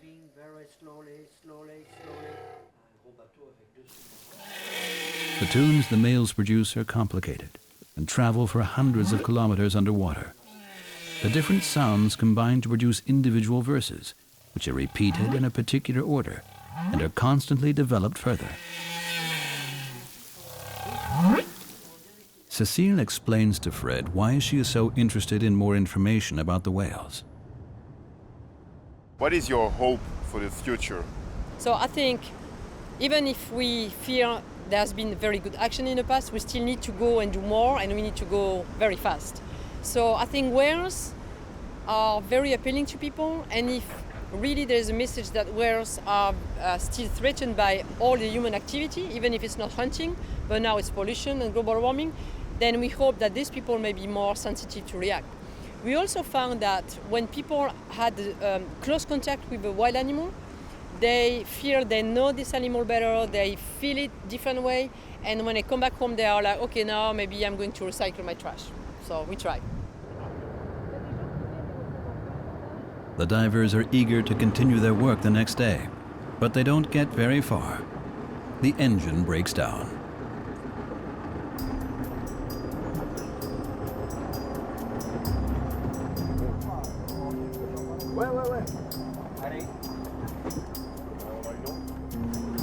Without engine power, the boat drifts helplessly and threatens to run aground on the reef.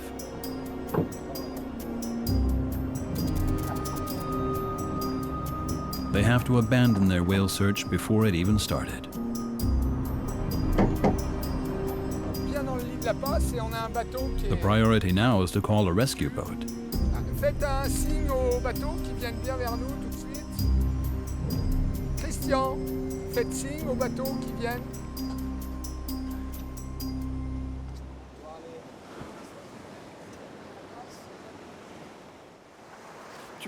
Can you use that, please?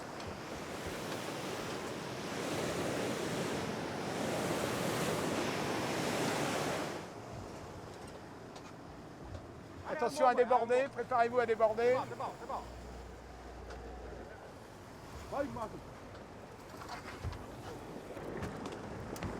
They've been lucky to escape with no further damage. But it's a further disappointment. For today, they're unable to start another excursion.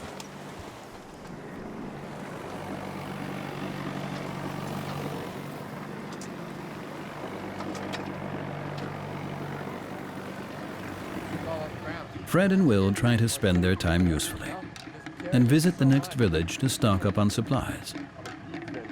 Around lunchtime, after school, the place comes alive with young people.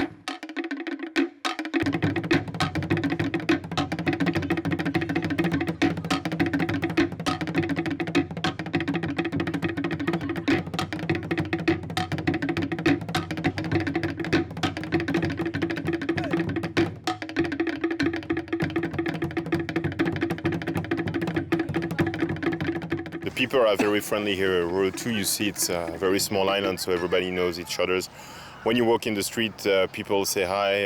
Everybody is really friendly. You can go everywhere. They give you fruit from the garden. You can ask them to pick up fruit from the garden if you need. People are so friendly. Other than exuberant wilderness, Rurutu doesn't have much to offer its visitors.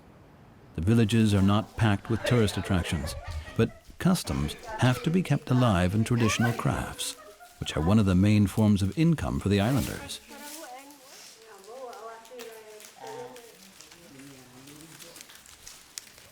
But there are one or two surprises in store for the divers. Rurutu also has French roots after all.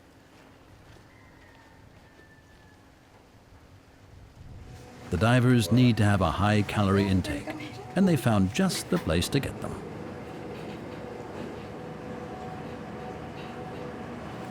I did not expect to find this on this Really? small, remote island. No. You know, it's French Polynesia. They have some traditions. Oh. Mm-hmm. Wow. While their boat is being repaired, they can only wait and watch while others demonstrate their diving prowess.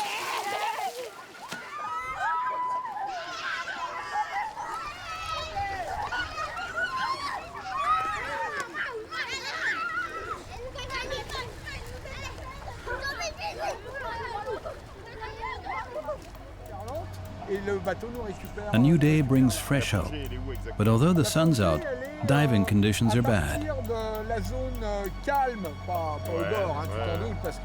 The divers want to reach the open sea through a pass in the island's fringe reef. There are only a handful of these gates in the reef. Things aren't going to plan.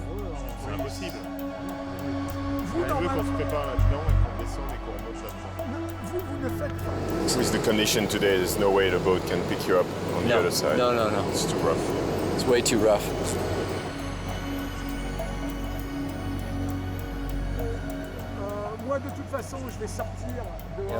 For us conventional divers, big waves aren't a problem. We can dive under them.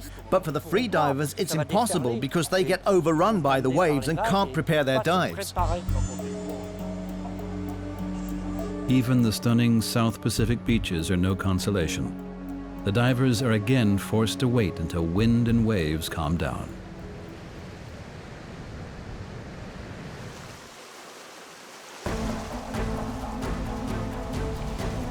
Eventually, they're able to try their luck once again.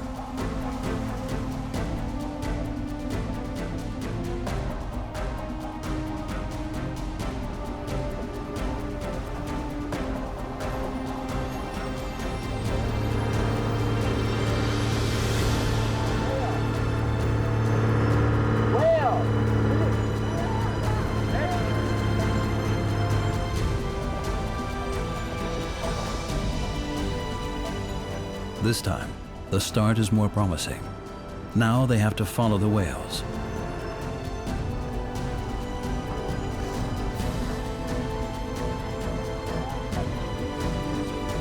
A last equipment check. They've managed to find a whale cow with her calf. They're an ideal target for the divers, since the pair will definitely have a rest period at some point. The divers continuously check that they haven't lost the whales.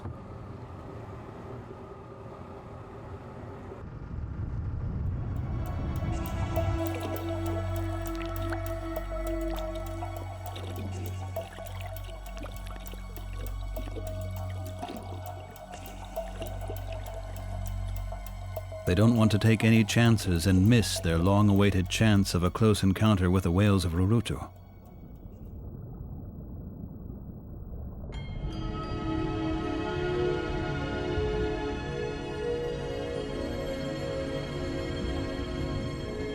Finally, things seem to be going their way.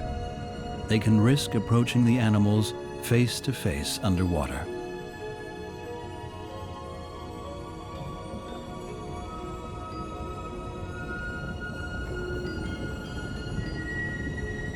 The whale mother remains motionless in the depths, resting, floating upright in the water column, her eyes lifted towards the surface.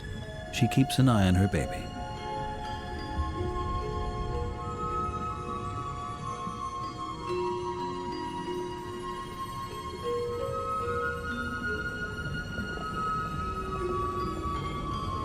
The calf is very curious, playful and exuberant.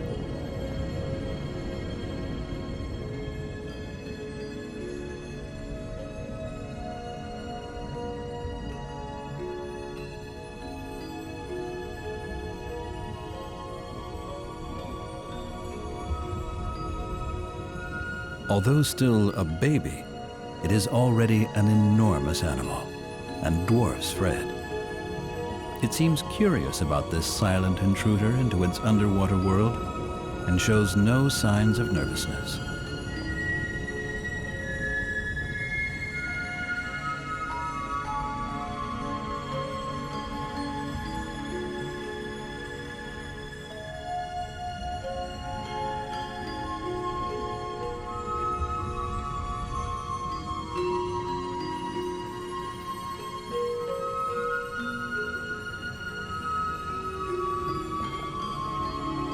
On On this occasion, Fred has enough time to watch the animal closely and catalog its distinctive marks in detail.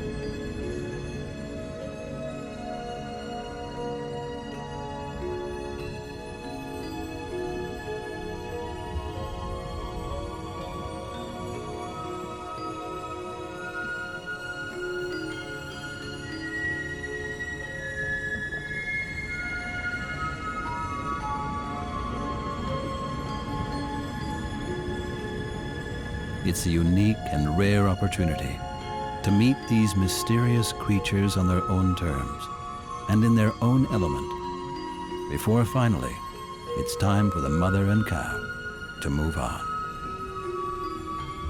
This mission turned out to be no easy task for Fred and the team, but despite all the setbacks, they've been successful in delivering some important underwater images of the Rurutu whales. They will provide valuable information and identification clues for the researchers. These are the picture I took the other day of the mother and calf. The calf was very playful. We had to be careful because he was really like a little kid, little pup. He didn't know where to put his fins, so we had to be careful. So you have very good access to the belly. Yes. You know, and so this is a very distinctive mark that will grow with the animal, of course. Did you get an estimation of the size? The size, I think it was around 6 meters long. Okay. It was young, but from this year for sure, maybe 1.5 months old already. It was just not a newborn. Huh? Okay. So, you know, Fred, this is very important because this kind of marks on the skin that are so distinctive and so impressive, they are going to stay all alive. So this animal, if it's seen in 1 month, 2 months, 10 years, 20 years, maybe 40 years, you can tell this is the same animal that was spotted by you in Rurutu this year.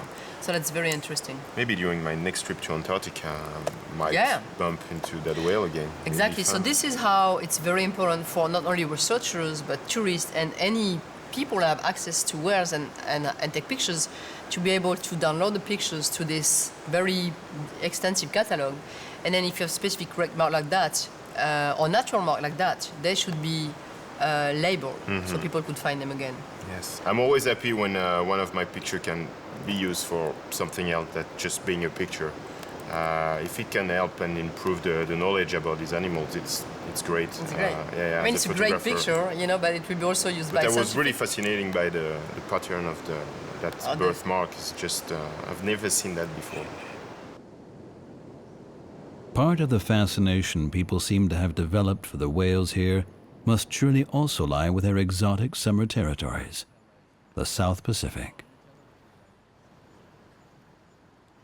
What we find here in islands like Rurutu, it's the Pacific Islands 150 years ago. For me, the Humpback whales are the most fascinating whales, because every year they do thousands and thousands of kilometers to go from their feeding ground in Antarctica back here in the South Pacific Island to rest and mate and have the babies, and then go all the way back with the newborn babies in the feeding ground of Antarctica. And that's a mystery because they do this very, very dangerous journey twice a year. It's fascinating to watch them, how they move in the water. It's awe-inspiring to feel so small. When you're next to an enormous whale, you feel tiny. And sometimes when I'm freediving with a whale here in Rurutu, when they sleep, they lay at 25 meters, I look at the whale and I say, yeah, that's a wonderful life. It's a whale therapy. Yeah. It's true. Yeah. It's true.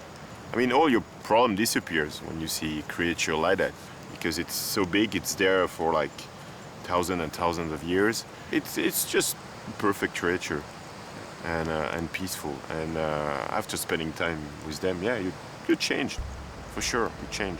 By themselves, they can change you from inside. They can really do that. They're known as the rainforests of the sea, coral reefs,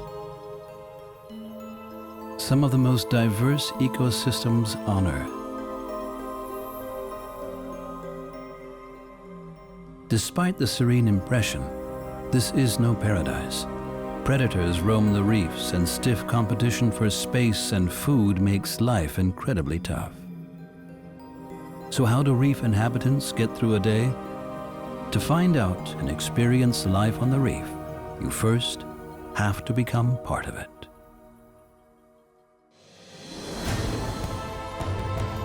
Adventure Ocean Quest. An encounter with a world under the waves.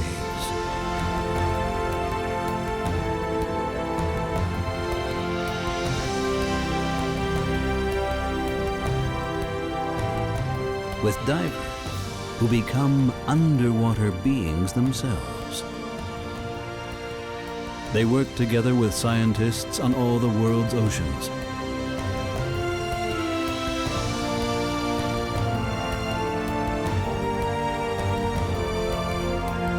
Deep under the surface of the water, without a sound and without a breath.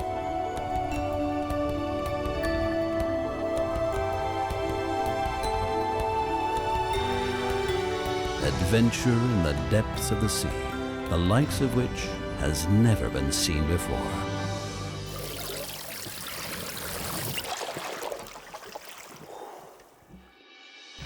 The South Pacific, where coral reefs act as a barrier to waves and storms, a world of small islands and open sea. They form a realm of their own, which opens up to those willing to adapt to its rules. Intimate encounters with the creatures of the reefs are only possible if the divers are prepared to enter their world without the comforts of technology. This is the product of nature's luxurious bounty, as it can be seen hardly anywhere else on Earth. French Polynesia is the ideal location for marine biologists to study this highly complex ecosystem beneath the waves. That's why Moorea is the base for French and American university research stations. This is their starting point for research excursions into the tropical sea of French Polynesia.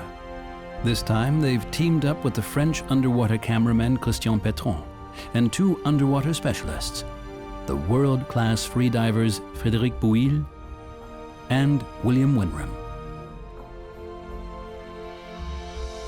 The two divers work as a highly experienced team and can rely on each other in every situation the sea might throw at them. They know the waters of the South Pacific well. Diving here with whales and sharks is nothing new for them. Fred has come here to meet Professor Serge Plan on Moorea, a French researcher specializing on the underwater fauna of French Polynesia.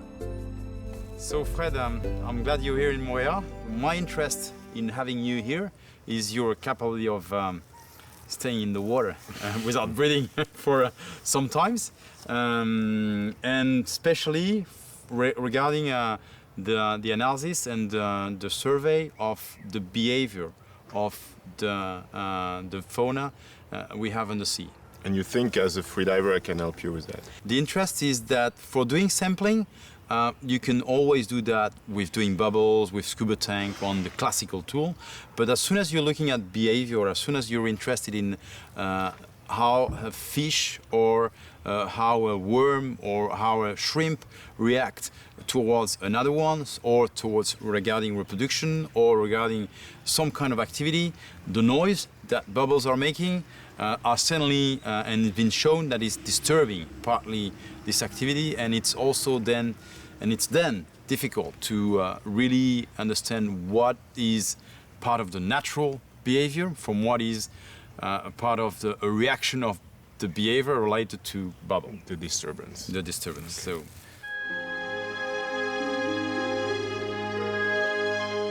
Coral reefs are in some ways the equivalent of tropical rainforest that you find in the Amazon.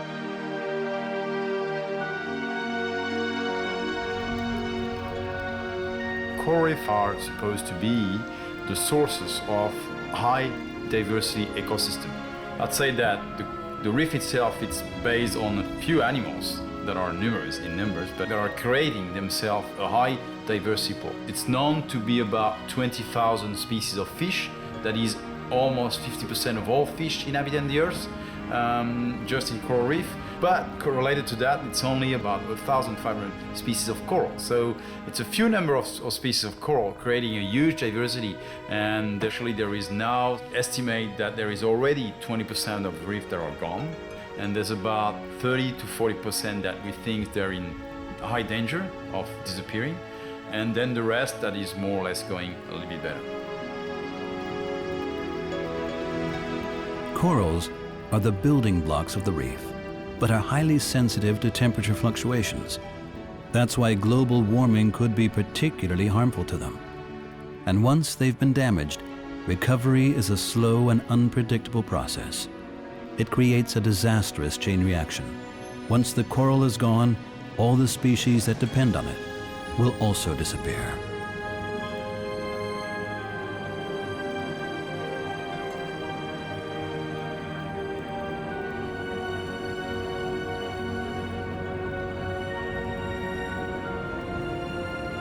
That's why more research and further insights into the complex reef ecosystems are so important. In order to save them, detailed knowledge of their intricate workings is essential. Fred, William, and Christian are hoping to help gain further crucial insights.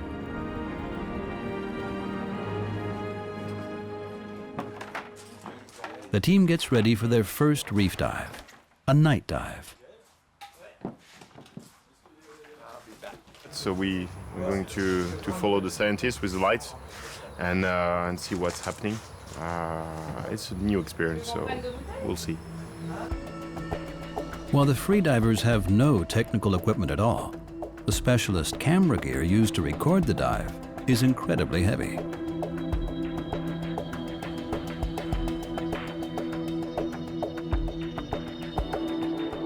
It's dark. Night diving is dark. There's no light, so you have different animals that go outside. Some animals are sleeping, some animals are more active, so that's the main difference.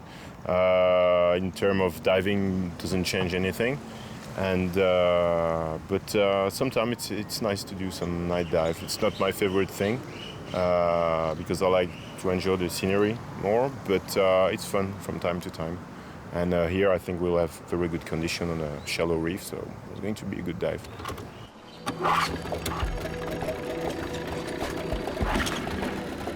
But first, the team head for the Berkeley University Research Station to pick up a further specialist, Professor Gustav Buyle of the University of Florida. He is an expert on invertebrate animals. There will be no moon in the sky tonight. Ideal conditions to observe a very special event, the arrival of new reef inhabitants in their millions. This night is of particular interest for Gustav Buyle. In the dead of night, millions of larvae drift with the currents towards the island.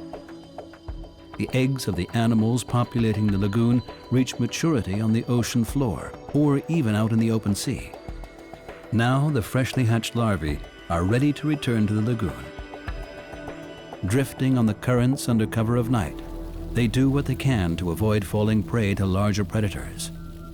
The reef itself is not very impressive, but the tumbling clouds of larvae are breathtaking. A few years ago, the corals here fell victim to an invasion of crown-of-thorns starfish that feed on the delicate coral polyps. It's been a recurring problem in French Polynesia. Corals on several reefs have already met the same fate and have been almost completely wiped out.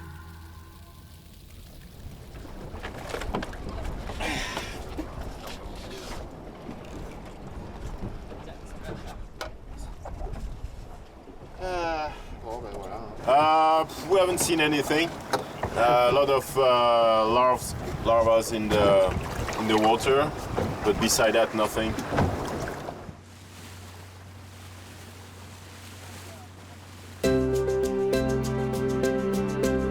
The following day, Fred meets up with Professor Buyle. The larvae may seem insignificant, but they form a vital part of the scientists' plan to understand the entire coral reef ecosystem.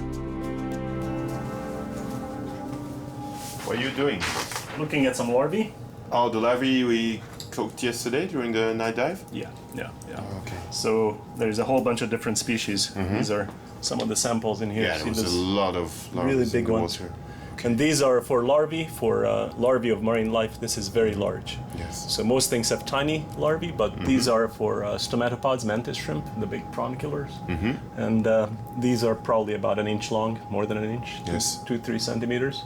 And there were lots and lots of them coming in on the reef. So we got a really nice sample to play with. Nice. So we'll see what kind of species they are and how many we got, and preserve samples from everything, and then get some images of them and get DNA samples. Okay? So we'll get a little bit of everything. Not much on the reef though, but... Not this time, no. Yeah, I know, but Yeah. in open water it was just crazy. Yeah. Well, this reef here has died in a lot of ways because of the crown of thorns, acanthaster. Yeah. So the corals are too few and far between. So even when they spawn, it's not going to be exciting. No. But I'm hoping that when the worms come out and the sea cucumbers come out, it's going to be good. So you go back in? Yep. Yeah, tonight? Of course. Yeah. Every night until... Well, for a couple of nights. I got Okay. 2 more nights before I have to leave the island. So it's run out of time, but at least we're here for this cycle. So want to take advantage of it. From Maria, the team move on to the next station of their mission, Rangiroa, the biggest coral atoll in French Polynesia. Atolls are the remains of old islands that submerge beneath the waves, while the surrounding fringe reefs continue to grow upwards. Rangiroa is a ring of 240 small islands, 80 kilometers long and up to 32 kilometers wide. The team is heading to a particular place, Le Faille, or the break. The reef has literally broken into fragments here, and the resulting underwater landscape of caves and canyons has given rise to a new ecosystem. The origin of this deep crack in the reef is still unclear. And here it looks like you have the reef and then you have a sheer drop. So we'll have a big wall and we'll see what kind of sea life we find. Maybe we'll find some pelagic fish coming in to hunt. But probably not this time of day, but you never know. So it's always interesting.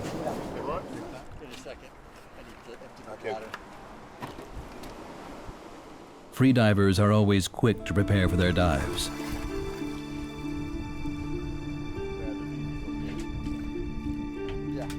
Le Faille lies right in front of the Blue Lagoon, a protected area that is home to a myriad of bird species.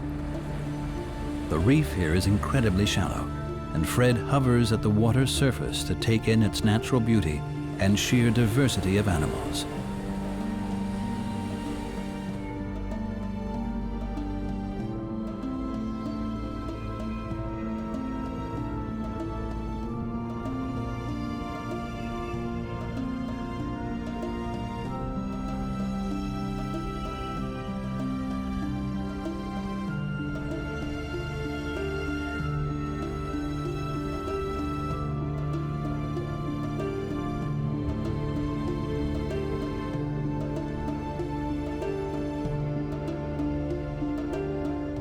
But then the scenery changes dramatically.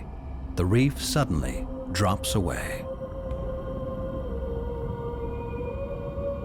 Le Faille's bizarre landscape of caves and canyons is the ideal habitat for nurse sharks, and Will doesn't have to search long before coming across a sleeping shark.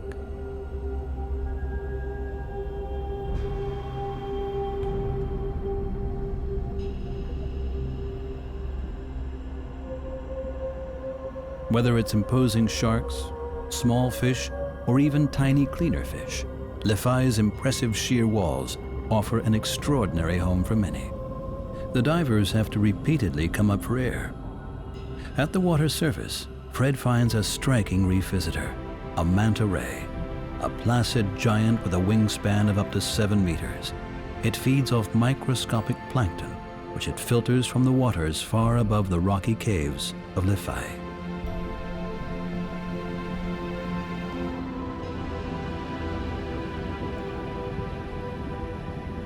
The divers' efforts are worth it.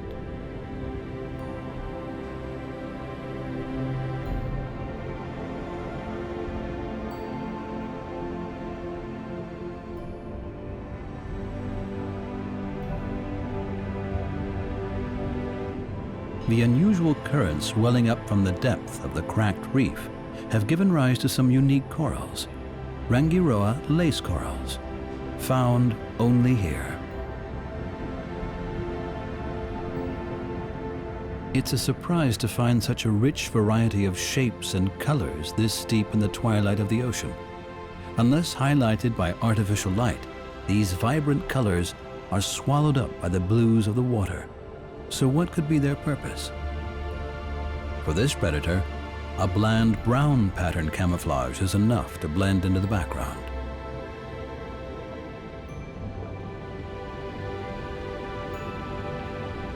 The caves and hideaways of Lefay offer a relatively safe home for many species, unlike anything they could find near the sandy atoll beaches and in the open sea.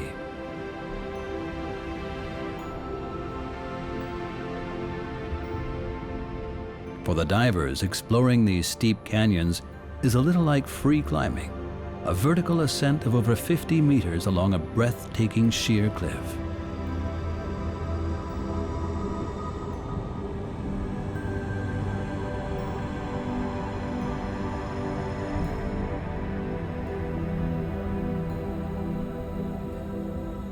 A group of barracuda patrols the cliff edges. Just like sharks, they have a fearsome reputation for humans, but reports of actual attacks are few and far between. Yet they are imposing fish, reaching lengths of up to 2 meters, equipped with a set of sharp-edged fang-like teeth, and capable of reaching around 43 kilometers per hour in short bursts.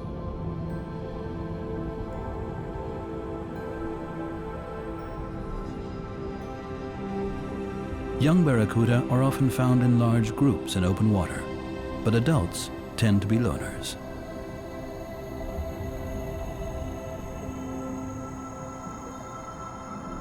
The dives down to the caves and canyons of Lefay have been particularly exhausting for the divers, covering up to 50 meters depth and holding their breaths for around 3 minutes at a time has taken its toll. Time for a well-earned rest. But as the day nears its end, it's only the beginning for a very special event on Rangiroa. The traditional Rangiroa dance competition. Over 20 different dance groups have gathered to compete against each other. The winner will take part in the final in Tahiti.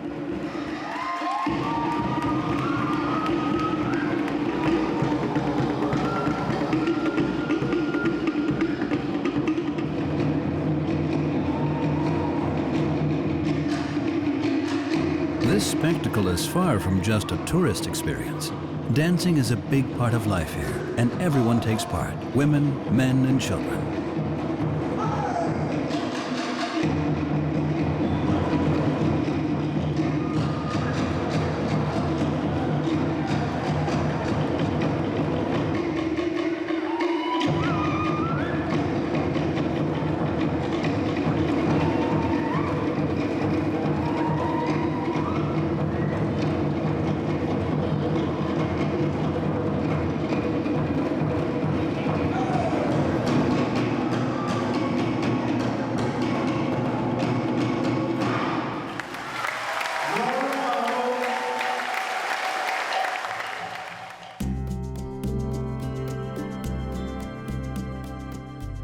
It's time for the team to move on.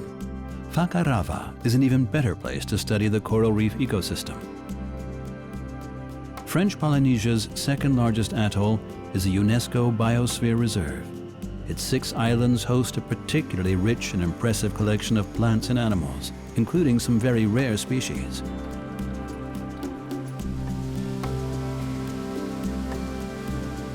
This reserve isn't just designed to protect nature.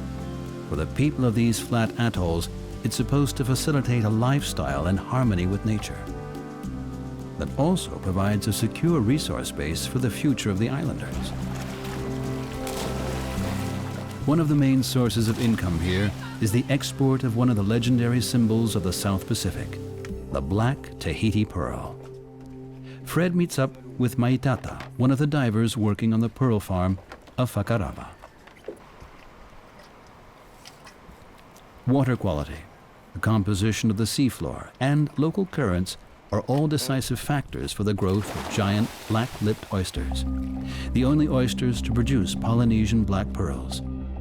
They live off microscopic sea creatures, collectively called plankton, and plant components found in the lagoons.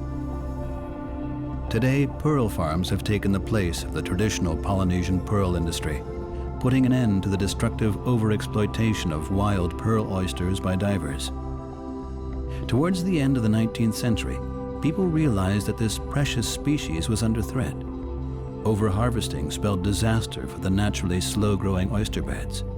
Pollution from agricultural fertilizers and raw sewage added to the problems. The oysters could only be saved by putting strict controls on their collection.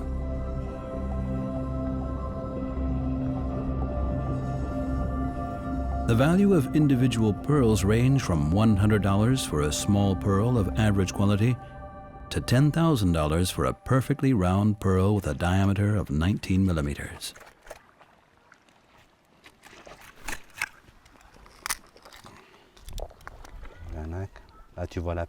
You can see the pearl. I'll pick it up. Its rainbow colors are created by the different layers of the pearl, which serve as a kind of prism and break the light, just like raindrops do. Can you give me a tip where to dive around here? Yes, at the South Pass. The South Pass is smaller than the North Pass. That's where you find more sharks. And when you find more sharks, there are also more fish, since people don't tend to fish the waters with many sharks. That's why you'll always find a lot of fish where there are lots of sharks. And that's why I think you should go to the South Pass. My Tata told us the best place to dive. If we want to get to the South Pass, we'll have to traverse the lagoon. That will take 2 hours by boat. Whakarava is the second biggest lagoon in Polynesia. The distance to Titamanu is 65 kilometers. We can dive there for a few days.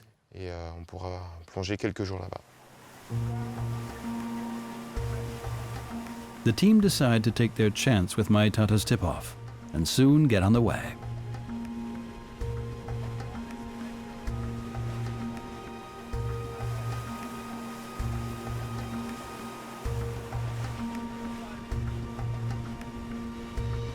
Dawn on the reef.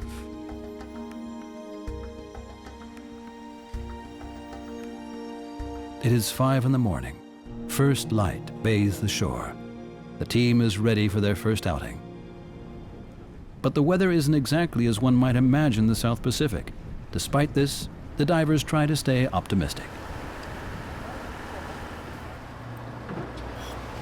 No, it'll be interesting. I've never done it, so I'm curious to see what's here. I hear there's a big school of gray reef sharks, 300 or 400 of them, so I'm excited to see that. But you never know if they're going to be here today, or you never know what you're going to see. So that's always the exciting part about the first time diving any spot. So we'll see what happens. A challenging day is about to start for the free divers.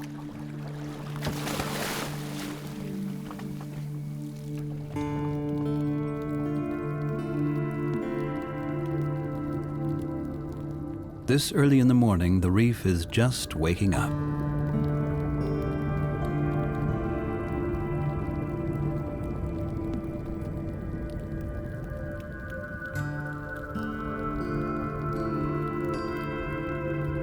Some of the big predators now emerge from the depths where they spent the night. For them, the hunt is about to start.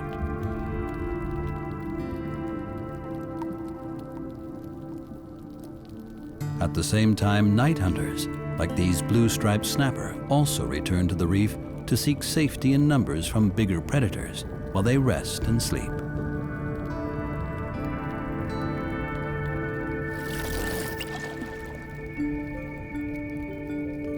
From the water surface right down to the depths, the reef is coming to life.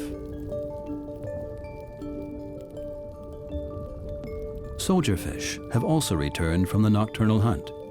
This shoal is about to retreat into reef caves to sleep. But feeding and sleeping are not the only tasks on the order of the day. Personal hygiene is also top of the list. This cleaner fish is performing a little dance to suggest a cleanup is in order. These industrious little fish pluck parasites from the skin and even the mouths and gills of other fish. Carefully, Fred approaches a white-tip reef shark.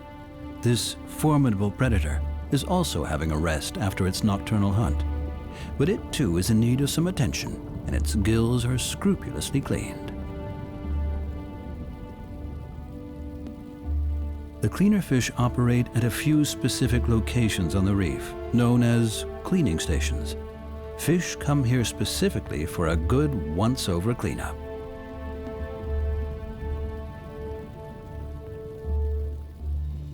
Fred glides noiselessly through the clouds of fish at the reef. They do not shy away from him. He's become just one of the incredible numbers and varieties of creatures roaming the reef.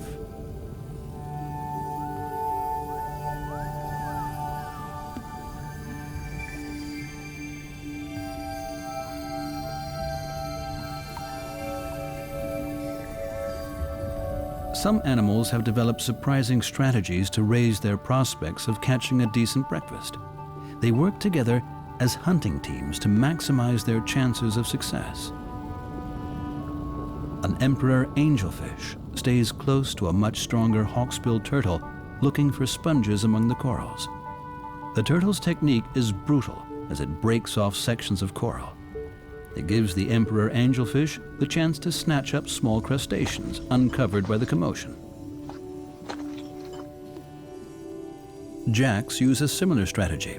This one shadows a humphead wrasse to find its food. Another one keeps a close eye on a goatfish's efforts.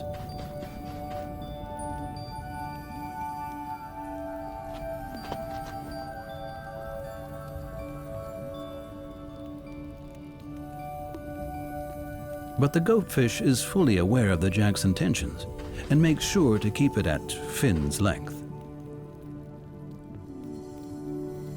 Meanwhile, the formidable humphead wrasse is getting more and more company.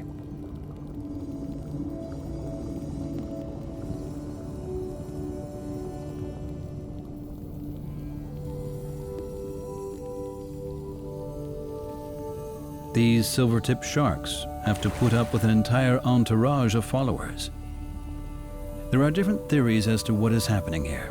Either the jacks are trying to push the shark out of their territory, or they're trying to clean themselves on the shark's sandpaper skin.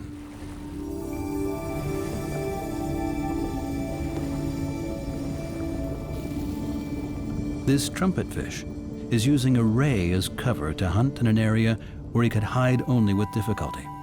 It's cleverly disguising itself as part of the ray.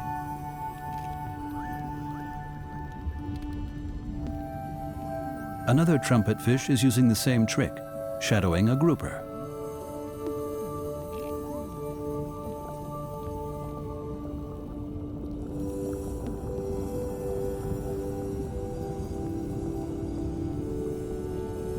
Some species are positively rebuilding the reef during their search for food. This yellow margin triggerfish is looking for prey amongst the coral rubble.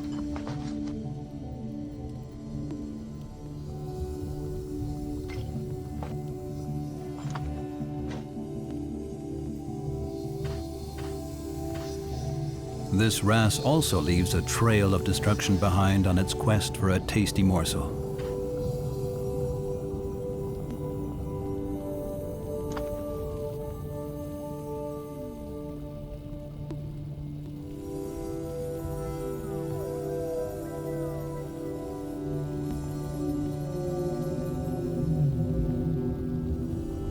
A humphead wrasse cruises above the reef.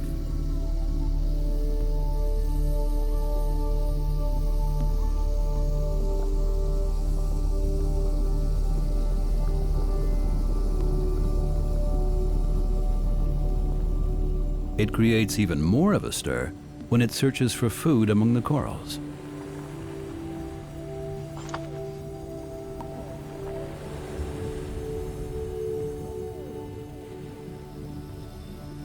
Time for a well-earned break for the divers.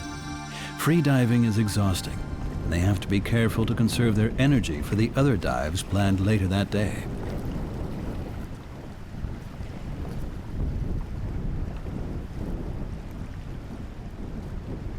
There's fresh hope that the weather might clear up in time for their dive at midday.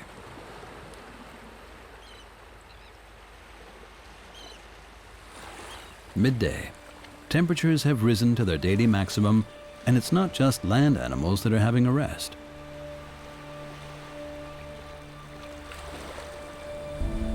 Below water, the pace of life is also changing. The sun is of the utmost importance for the reef. As the corals grow, they need light to accomplish this feat of engineering. Reefs are essentially like metropolises of the sea. Their builders and architects are tiny coral polyps that live off plankton floating in the water. But they tend to live in nutrient-poor waters and have recruited the help of tiny algae to survive. These microscopic plants have colonized their tissues, and by turning sunlight into sugars, supply about 90% of the coral polyp's nutrient requirements. That's why the reefs grow towards the sun. They can only live in shallow waters, full of light. The algae also give them their vibrant coloration. Around 2 million single-celled algae crowd every square centimeter of coral stem. The industrious coral polyps and their algae provide a haven for thousands of other species. Coral reefs are home to a staggering 25% of all marine life and form nurseries for many oceanic fish. But this fruitful arrangement comes at a price. The algae cannot thrive in waters that are too warm or too cold.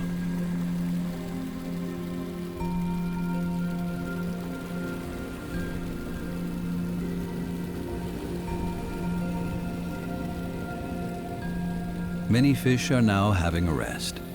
They congregate in dense shoals at the reef, trying to protect themselves from attackers.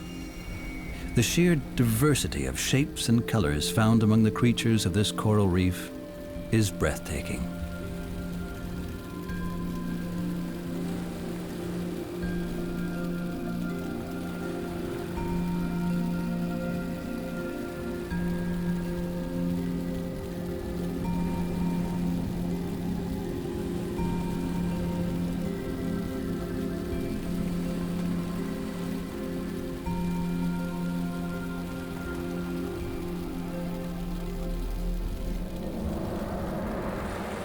The majestic manta rays have found a swarm of small larvae, which they scoop from the waters.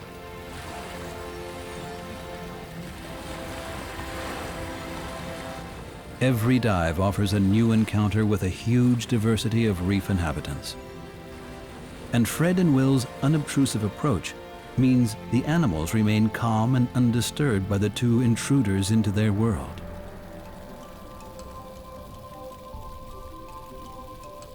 And some of the creatures found here are bordering on the bizarre, like this white margin unicorn fish.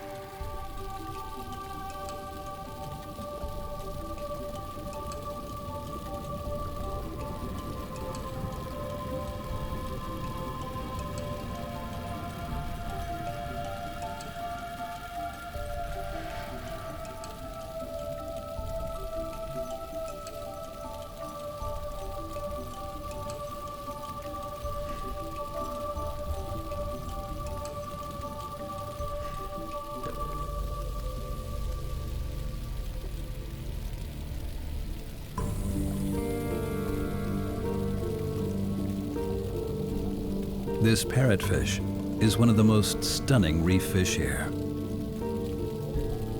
Using its tough beak-like mouth, it works on the corals to get to the algae inside. It swallows big gulps of this algae and coral mixture, so that its feces tend to be composed almost entirely of coral sand. The result is that parrotfish are almost exclusively responsible for the sand found on the reefs. This sand actually helps to stabilize the reef and supplies the basis for another food chain. The sand is populated by a myriad of microscopic creatures that in turn provide food for others.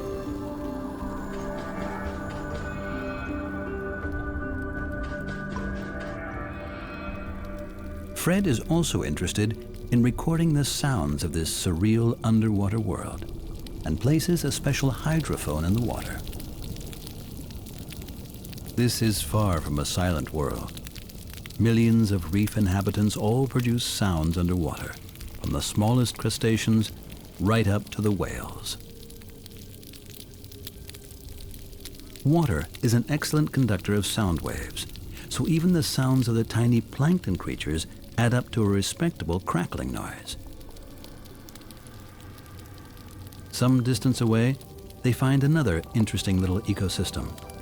A small damselfish is tending its algae garden.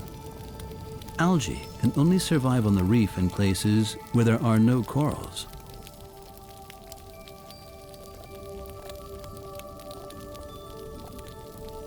Everywhere else, algae are almost instantly eaten.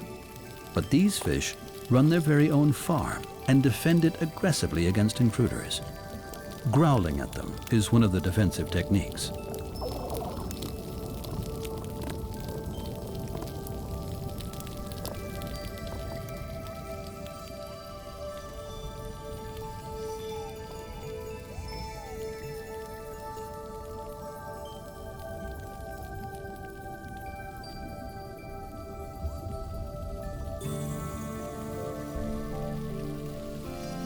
These convict surgeonfish are busy spawning. They've gathered here because the favorable currents in the channels between the islands carry the freshly laid, fertilized eggs to the open sea.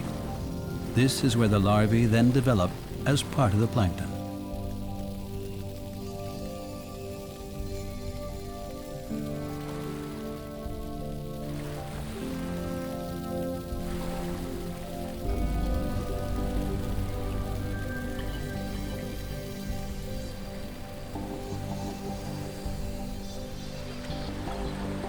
Four o'clock in the afternoon. Clouds begin to darken the sky once again. Filmer des animaux, c'est toujours. It's never easy to film animals. We have to pay attention to a lot of things. The weather, the animals. But there are a lot of things we can't plan ahead, including if there'll be any animals, if this is their season. The weather is always important. At the moment, there's a tropical storm. It's been raining for 3 days now, and the wind is really strong. It's raining around the atoll and the lagoon, and the rainwater's draining into the lagoon, which means the visibility in the water is not good. All of these factors combined make our work very difficult. But today, luck is on their side. The weather improves again, and the team can start another dive. They want to check out a number of locations in the reef channel to see which animals are active here.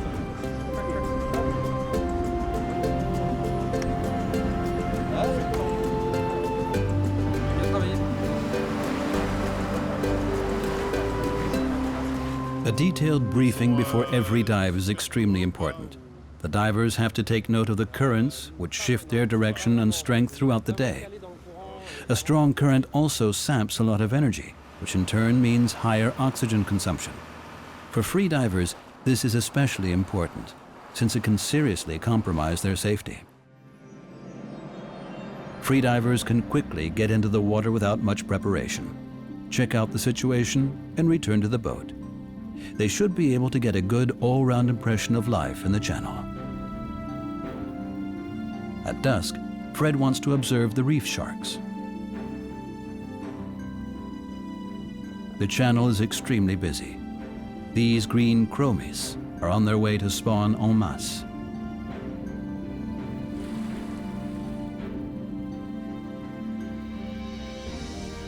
Gray reef sharks rest and sleep in a large shoal. They're waiting for nightfall to patrol the reef in search of prey once again. Until then, they rest, suspended by the current in the channel. Sharks don't have swim bladders, so without actively swimming, they sink. But the water currents in the channel help suspend them without much effort on their part.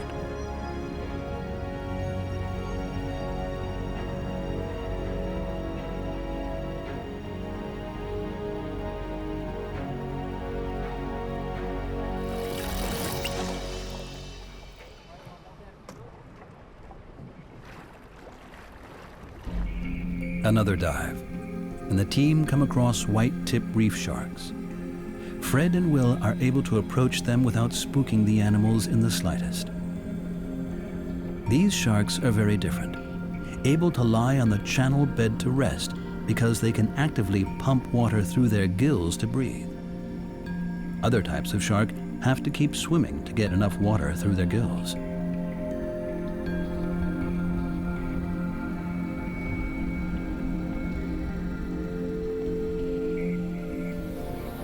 Then one of the largest animals in the ocean makes an appearance. Manta rays can grow to have a wingspan of over 7 meters. This gentle giant is now in full feeding mode. Despite their size, they feed on some of the smallest animals in the sea. In the twilight of the fading day, many larvae drift in from the open sea to get into the lagoon. Ideal feeding conditions for the manta rays, which can each filter as much as 140 kilos of plankton from the water every single day.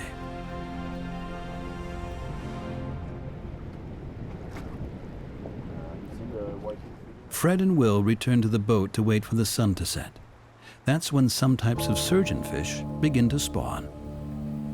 The divers take a look around the exit of the reef channel. The noise generated by the reef creatures is constant and accompanies the divers on their excursions.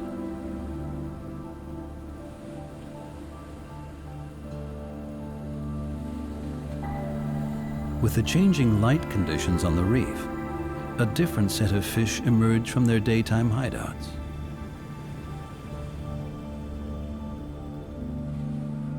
These white-spotted surgeonfish have come here from the upper part of the reef to spawn.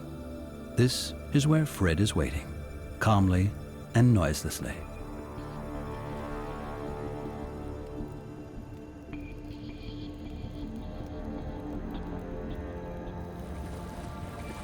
A spawning frenzy ensues. The females swim upwards and expel a cloud of eggs. The males follow quickly to fertilize them. In the twilight, white-cheeked surgeonfish show off their elaborate mating dance. Filefish, too, have gathered to spawn.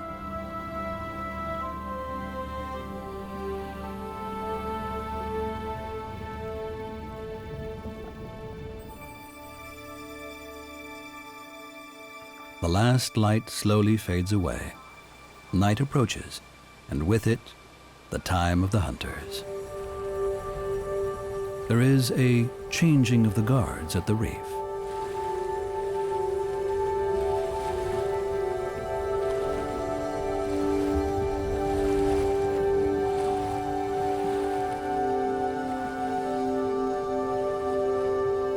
The fish shoals that gathered to rest and seek protection from daytime hunters are now ready to turn stalkers themselves. Time for day-active animals to seek suitable hideouts.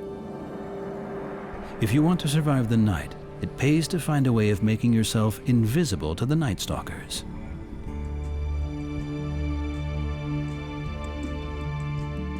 The divers prepare for their last dive of the day, an expedition right into the heart of the nighttime reef of Fakarava. Christian Pétron explains some of the extraordinary ways fish try to outwit their nemesis. Certain types of fish, like the parrotfish for example, protect themselves at night with a cocoon. It's a transparent layer of mucus that hides the scent from predators. There are a lot of sharks here, and with their sense of smell, the white-tip reef sharks spend their nights looking for sleeping fish. So the parrotfish is using this mucus cocoon to stop hunters being able to smell it. Olfactive peut avoir des chances de ne pas être repéré par un requin. The change from twilight to nighttime happens quickly in the tropics. C'est très intéressant parce que on voit des animaux qu'on n'a pas. This is really interesting Durant la journée. because now we see animals that spend their days sleeping. Qui dorment, on peut les approcher, les toucher. When they're sleeping, we can take nice pictures and film them easily because they don't flee. Donc tout ça c'est intéressant. But at night, you can see mussels and big crustaceans. For example, there are a lot of reef crabs, like these big red crabs here. These are animals you only get to see at night. It's not frightening to dive at night because we know what we're doing and we know the area. At the beginning, it can be a little unsettling to come here and see the great whites. C'est vrai que c'est toujours un peu inquiétant.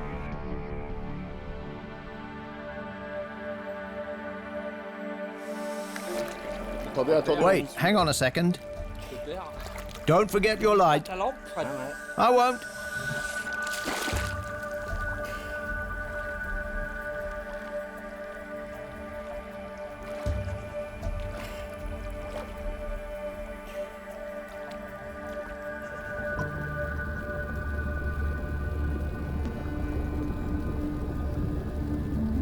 Underwater, visibility is now extremely limited, and the divers have to use lights to find their way.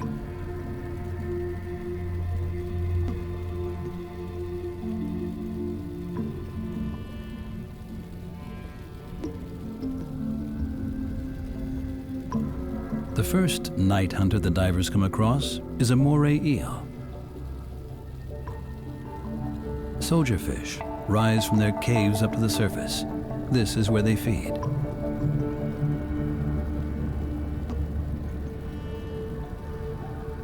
Sleeping fish now have to worry about nurse sharks, and the seemingly placid groupers show their true colors.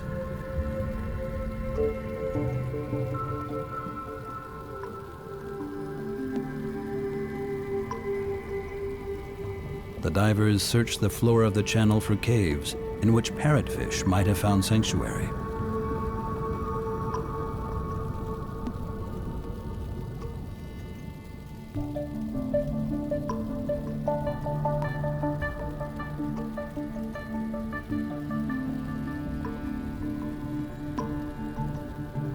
They do well to withdraw deep into the caves to avoid becoming somebody else's dinner. This parrotfish is sleeping deeply, its protective mucus cocoon clearly visible.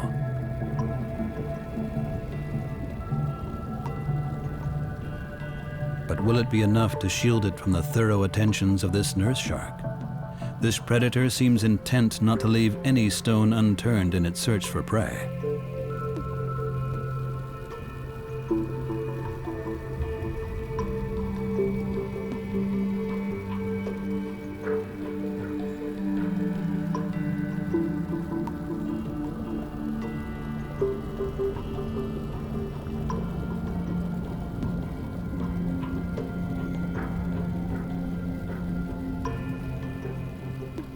Once again, the freedivers are able to approach and observe both the hunters and the hunted without spooking the animals.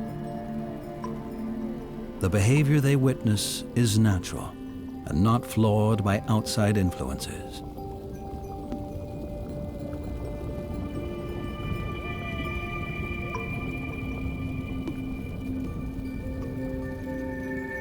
Sun corals live in these caves.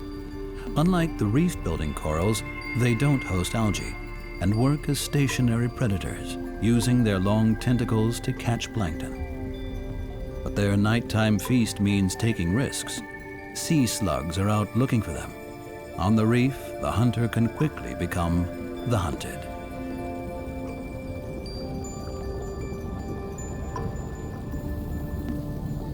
It's time for the divers to finish their expedition. It's been an exhausting day, spending 24 hours with the inhabitants of the coral reef. The sheer diversity and density of life on these reefs throughout the different stages of a single day has been overwhelming. In places like Fakarava, it becomes clear just how important it is for humanity to conserve these last few Edens left on Earth.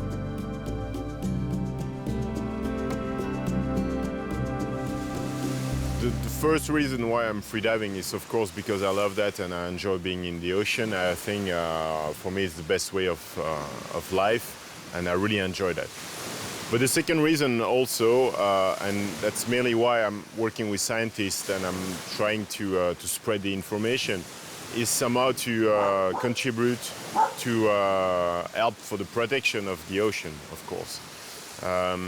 Even though I think it's getting urgent to do something, if not too late, I think it's important to contribute. That's my contribution.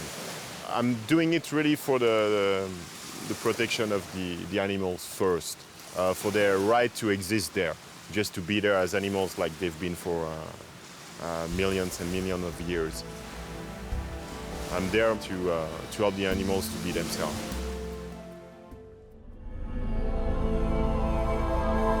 In the realm of the blue sun, entering the world of weightlessness. Floating freely in an endless ocean like a fish has been a dream of mankind since the beginning of time. A dangerous realm, the habitat of fascinating creatures which even today are still mysterious. A realm of beauty and variety with infinite colors and shapes.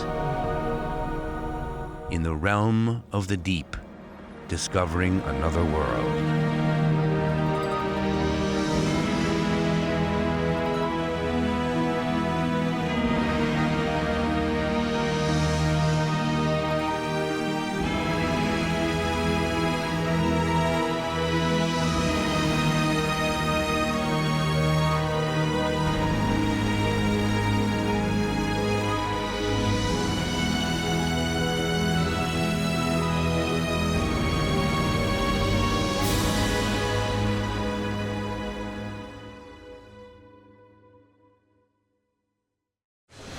Extraordinary team starts out. The freedivers, Frederic Buyle, William Winram, Pierre Frolla, and the underwater cameraman Christian Pétron want to show the world that they can approach the inhabitants of the oceans nearer than anyone ever before. Their equipment is just a diver's mask and flippers, no diving tanks and safety cages. These divers trust the inhabitants of the deep to accept a peaceful visit to their realm.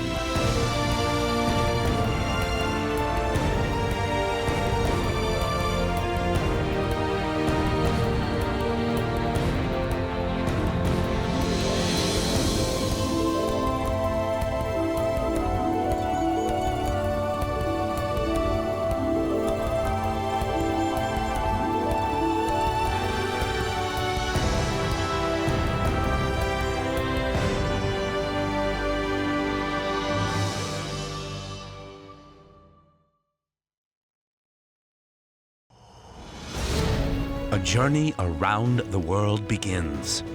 It leads them to the coast of Mexico, to the hunting ground of the great white shark. The expedition continues to the unknown beaches of the Pacific islands of French Polynesia, a world where miniature islands are lost in the endless blue ocean.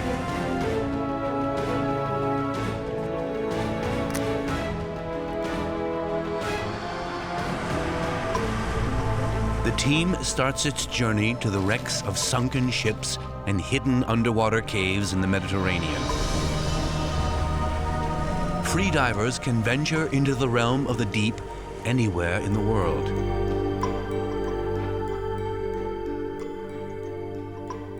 In my opinion, freediving is the best way to explore the underwater world. Because when you freedive, you don't have a lot of equipment, you don't have the tanks, you don't make bubbles. You're silent, you don't make any noise. So that allows you to follow the fish, to observe the fish, and to see things you will never be able to observe in another kind of diving. And that's the big advantage of freediving.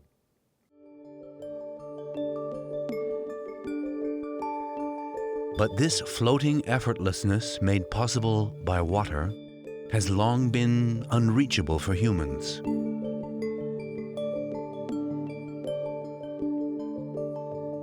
Diving technology allows them to remain under the water longer and deeper, but all the heavy equipment makes them foreigners in the underwater world.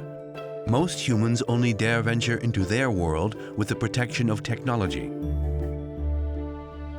But what if sheer will made a completely new experience of the underwater world possible? If man forgets about his fear of the deep? Where are his limits?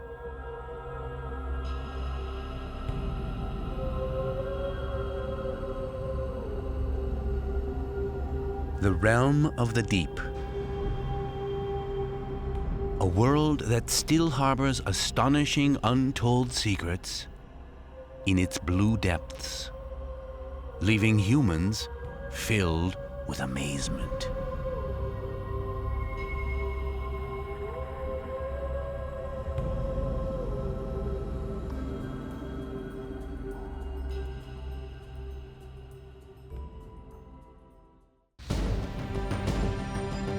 The Earth, a blue planet. 71% of the globe is covered by water. The heartbeat of the Earth is felt by many living things around the globe. Its ebb and flow. The Mediterranean, it has shared its riches with people for thousands of years. However, there are only a few places where a diversity of species has survived. To save them, natural reserves were created like here at the island of Porquerolles. Underwater, the visitor is confronted with a myriad of different landscapes. Rocky mountains are dissected by light valleys covered with seagrass. The free diver Frederic Buyle lives and works here. He is an underwater photographer. The exceptional diver can remain more than 5 minutes underwater without disturbing the fish with the noise made by a pressurized air tank.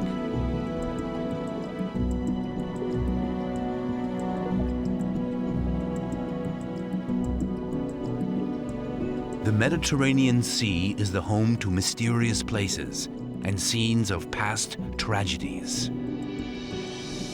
Wrecks of sunken ships. The sense of mystery and danger surrounds them. The Donator was a freighter that hit a mine and sank after the end of World War II. The huge wreck lies between the island of Porquerolles and Porquerolles. The current between the islands creates a spectacular abundance of life.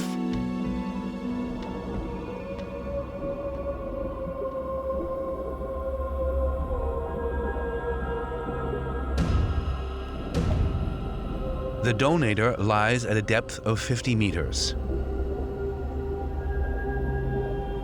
This dive is a serious challenge for the free divers. Just to get here and back, they have to cover over 100 meters on a single breath.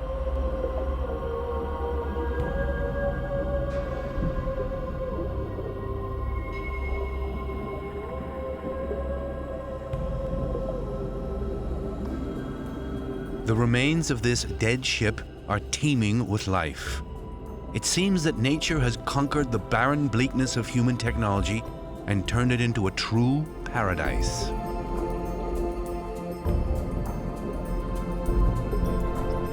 The colors revealed by the spotlights are incredible.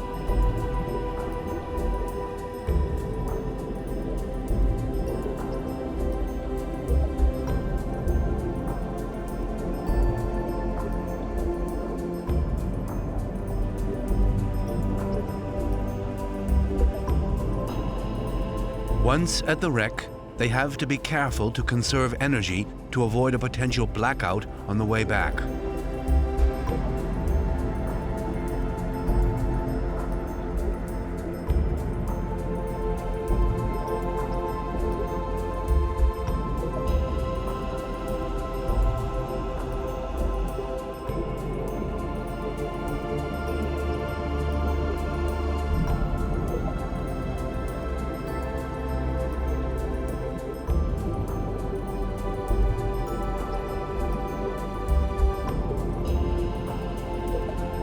Reefs are like underwater islands in the blue expanse of the ocean.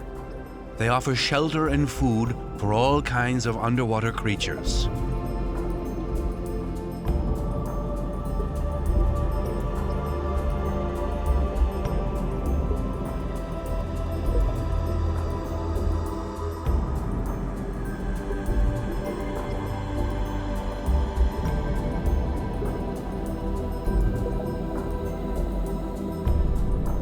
Underwater peace and quiet prevails.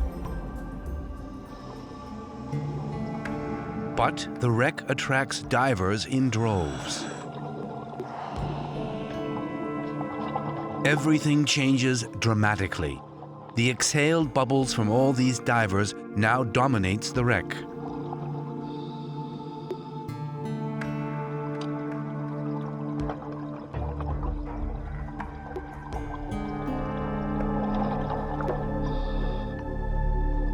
The fish retreat. Thanks to modern technology, more and more people dare to venture into ever greater depths without sufficient experience. This is quite dangerous, since a problem at a depth of 50 meters can quickly become perilous.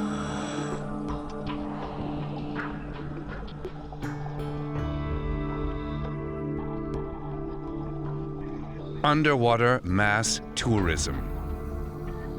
For Fred, there is nothing left to see here.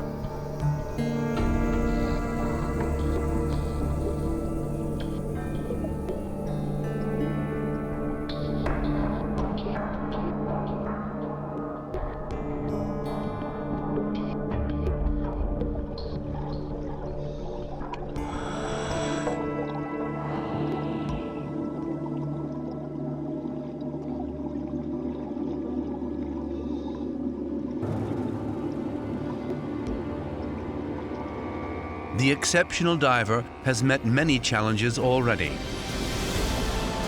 However, Frederic Buyle has one of his biggest adventures ever in store in the Mediterranean.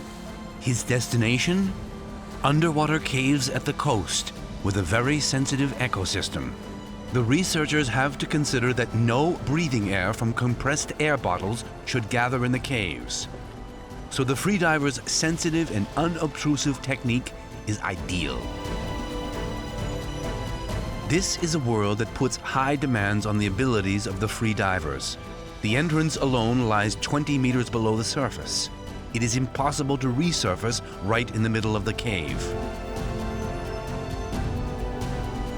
William Winram, Frederic Buyle's friend and also one of the world's best free divers, will come along and film him on this adventure.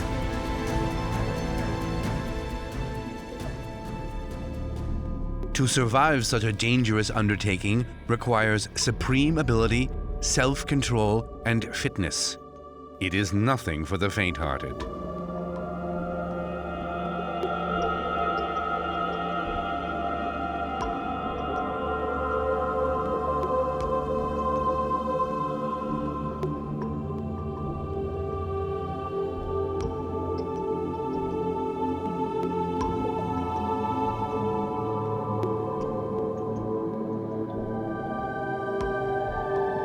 Whoever thinks that there is no life in these dark and cold caves is definitely wrong.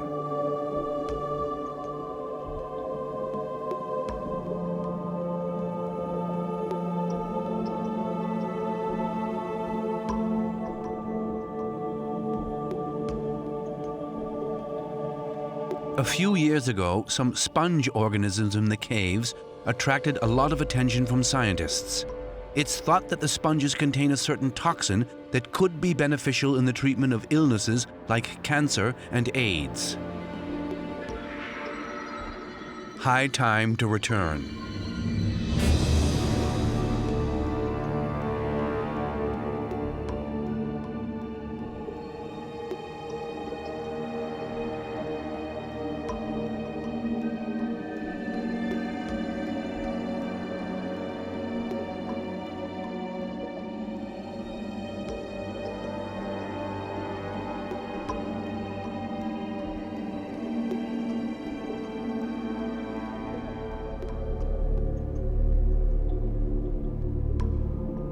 Getting stressed here could be fatal. Some freedivers are able to reach the incredible depths of over 200 meters in the open ocean and stay underwater for over 7 minutes. But these are record-breaking dives. This incredible ability is a result of extreme physical training and incredible self-control to overcome the breathing reflex.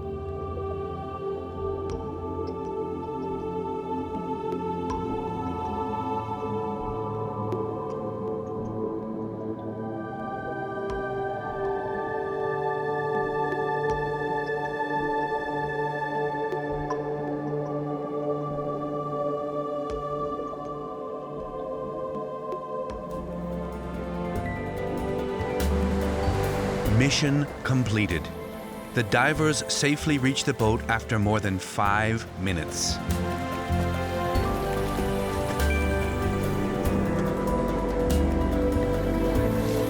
The next destination is waiting more than 16,000 kilometers away.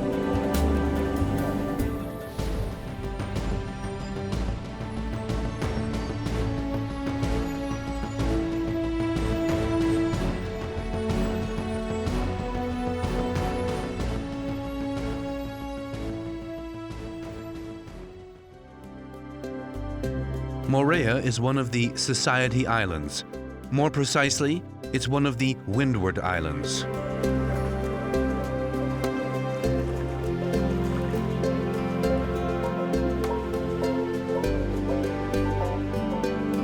Its bigger neighbor is Tahiti.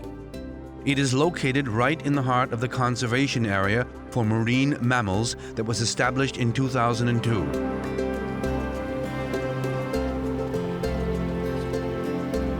With green volcanic peaks that provide an unrivaled view of the surrounding ocean, Moorea is an island that captures the essence of a tropical idyll. The bright turquoise bays with their deep, clear waters are lined with a protective fringe reef that reaches right around the island.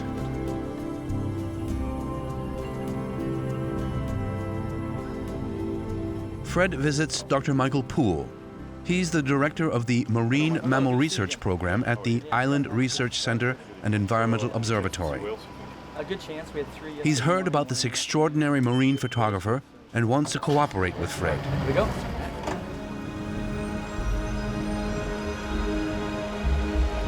Dr. Poole was one of the driving forces behind the setup of the whale and dolphin sanctuary.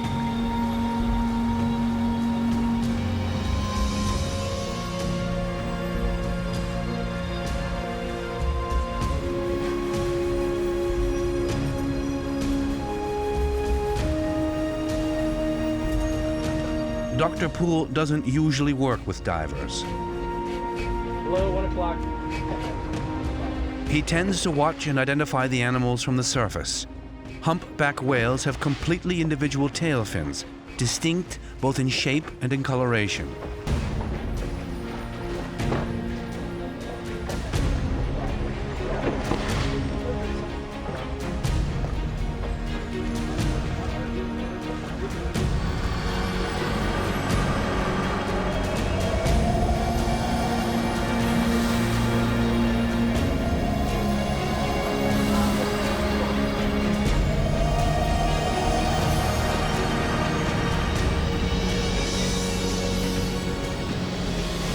Occasionally, the whales give spectacular, even acrobatic performances.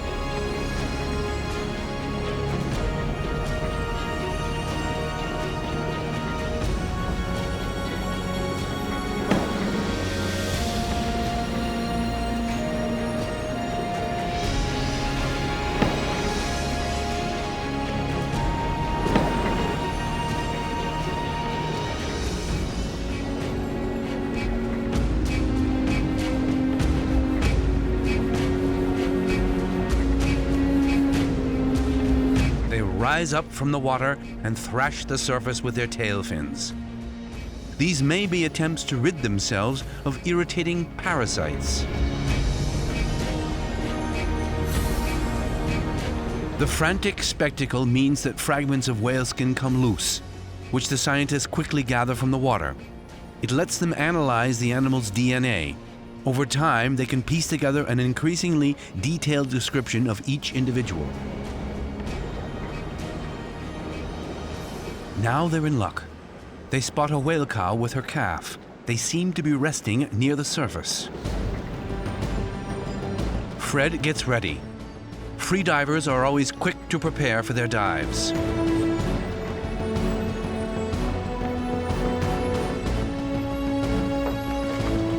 Fred always makes the first exploratory dive on his own.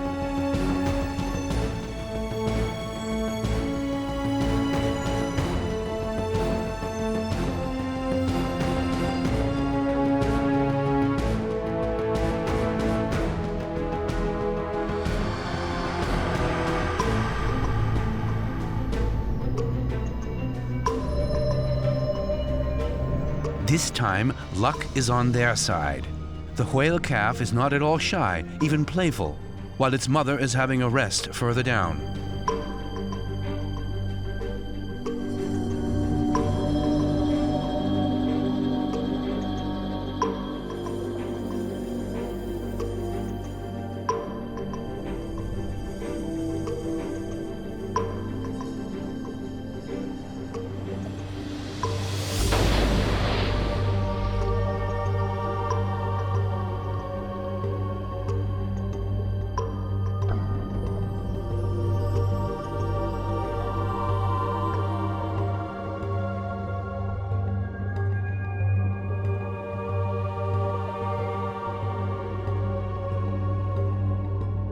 The whale mother keeps still in the deep. Looking towards the surface, she keeps an eye on her baby, still being very curious and playful.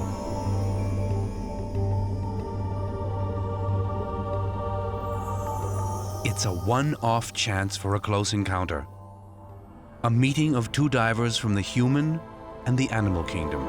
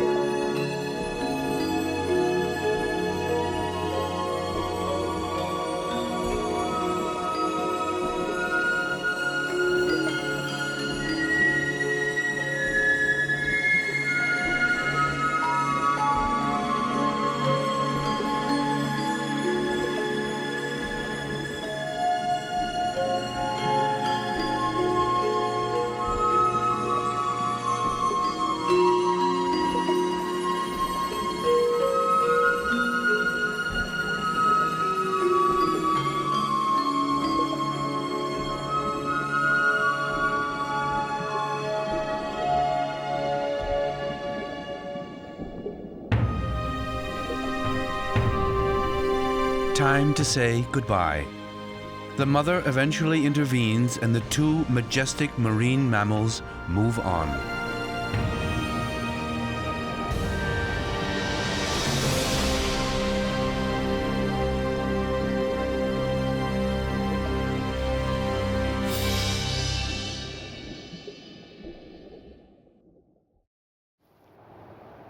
Photographs like these can only be taken underwater.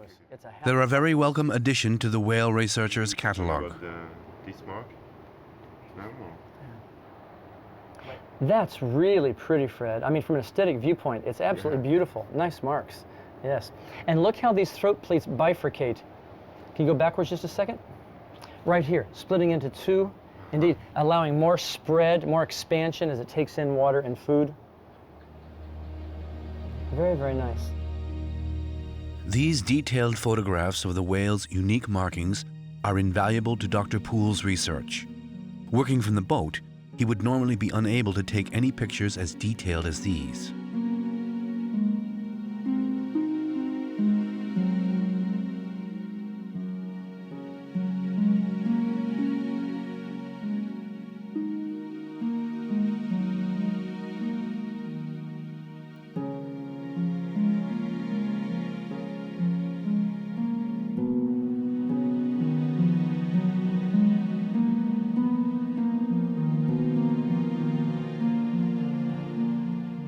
We can actually identify whales not only by their tails, not only by their dorsal fins, we can identify them by their cleats. They are different for every individual. Great photograph, Fred. Yeah, truly, really nice. Let's see if we can sex the individuals. It would be nice.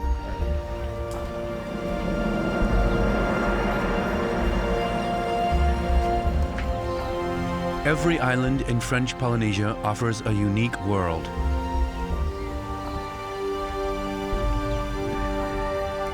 Moorea, with its mountains and crevices, is a complete opposite to the flat atolls only 400 kilometers away.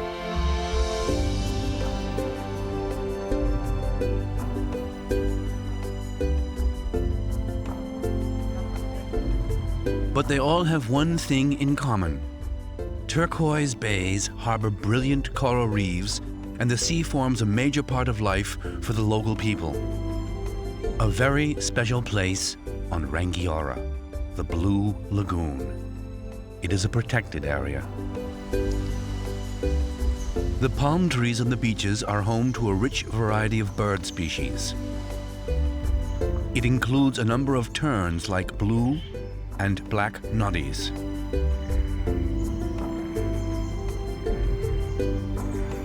Even the violet lorikeet, which has vanished from the majority of South Pacific islands, still survives here. Fred is heading towards the Blue Lagoon, a remote and very special place. The Blue Lagoon is also a nursery for sharks. Young sharks need protection against strong currents and large predator fish, which could be a danger here at the atoll. The lagoon is difficult to reach. In this sheltered bay, the sharks have little to fear and grow up in relative safety.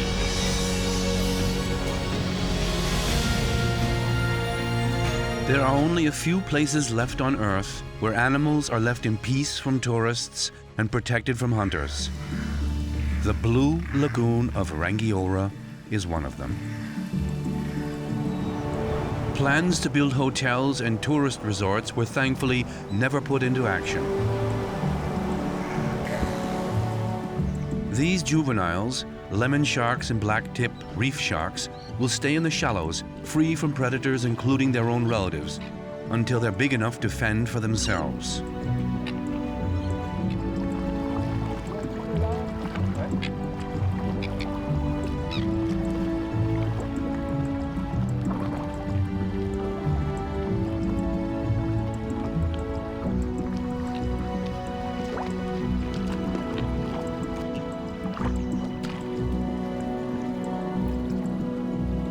The French scientist Johann Murier tries to find out more about the life cycle of sharks.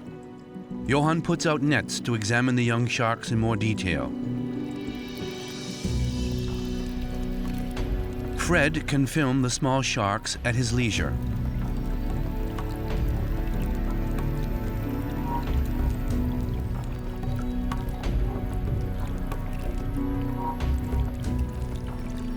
At birth, these sharks are around 60 centimeters long, but by the time they reach adulthood, they'll have grown to around 3.5 meters.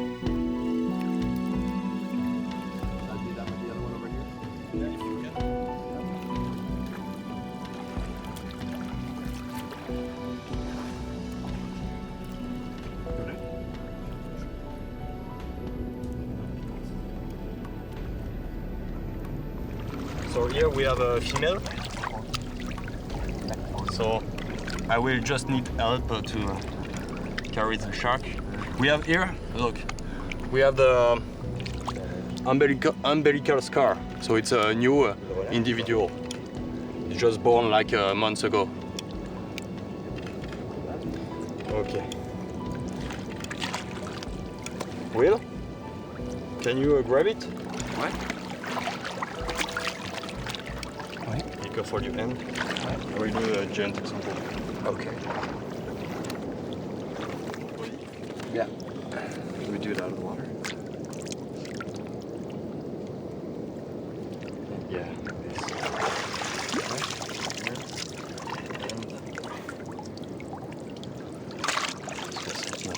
Okay. Okay. So it's 69 centimeter. Now I will take a genetic sample. Taking it from here, from the tail.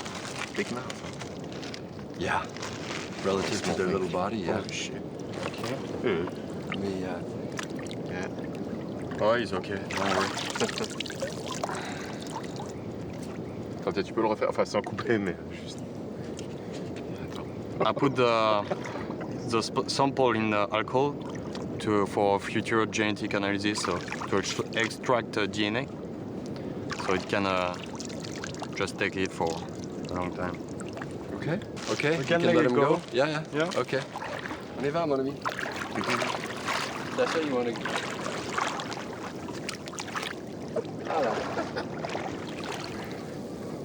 It's beautiful. It's like the big one, but in small. Huh? It's, yeah. Really look like the real Beautiful thing. little creatures. Their eyes are amazing. Adult lemon sharks are only found outside the bays beyond the coral ring.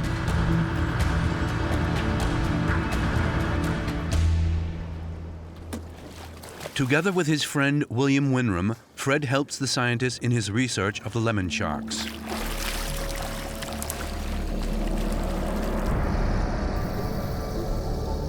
Lemon sharks are impressive animals. They're among the biggest sharks in the ocean. Grown animals look scary, but so far there has been no known fatal accident.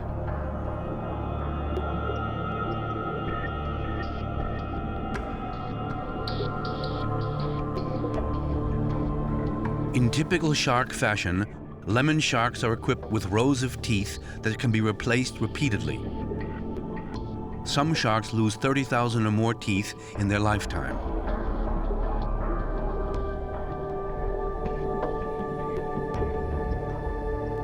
Other kinds of shark are also inquisitive and approach the divers. They are gray reef sharks and black-tip sharks that have become curious as well.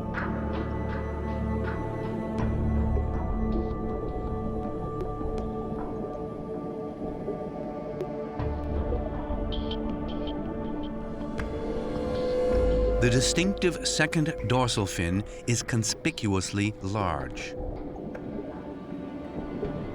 The freedivers want to attach transmitters to the sharks in order to gain more information on their territoriality. The marine biologist hopes that they come closer than he can with his noisy diving equipment.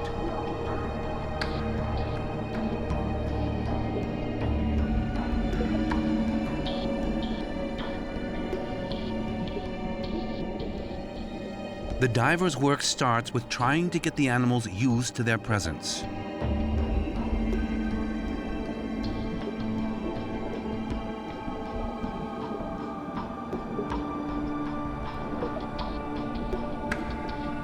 Lemon sharks have very few natural enemies. The only threat comes from a select few other shark species, or, chillingly, their own kind.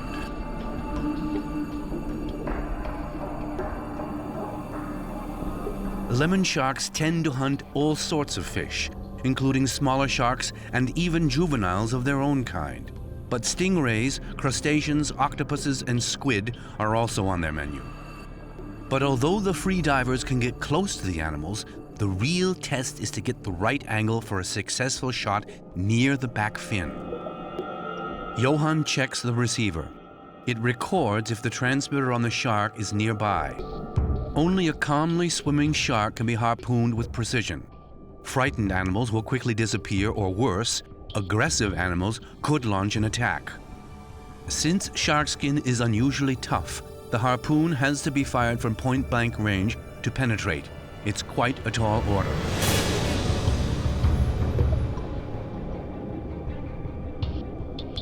The transmitter is well placed. Johan documents the tag.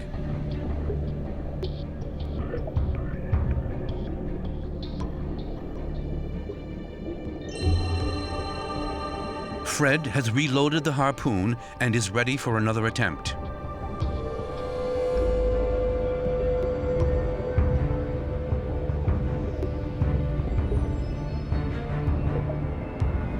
He's in luck. A big female makes for an ideal target.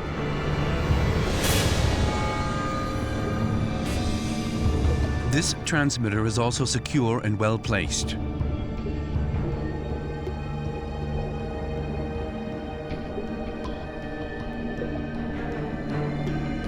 In the next few years, the researchers will find out where the lemon sharks spend their time, if they have a preference for certain locations, or if they spend their time spread out right around the atoll.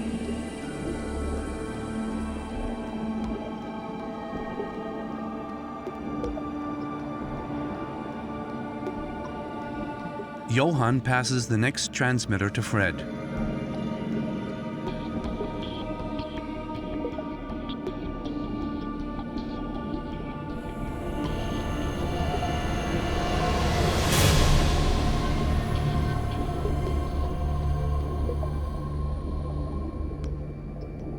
The mission is complete. It's been an all-around success.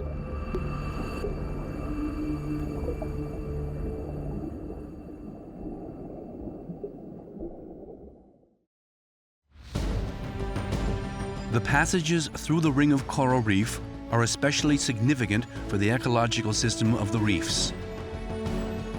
The current through the coral reefs makes them vital passages.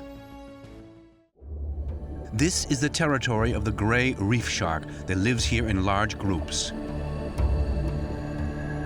Divers have to remain vigilant. Other sharks are ready and waiting. Gray reef sharks.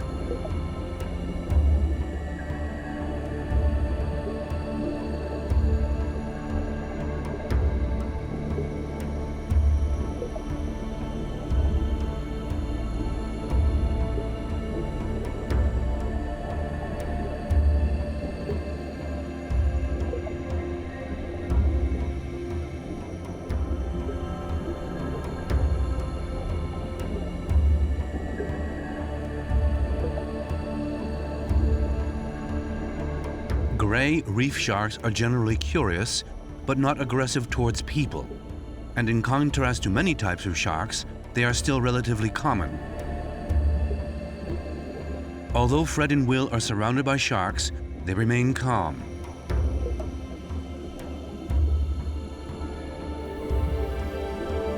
Their controlled movements and noiseless presence means the sharks are relaxed and allow them to stay nearby.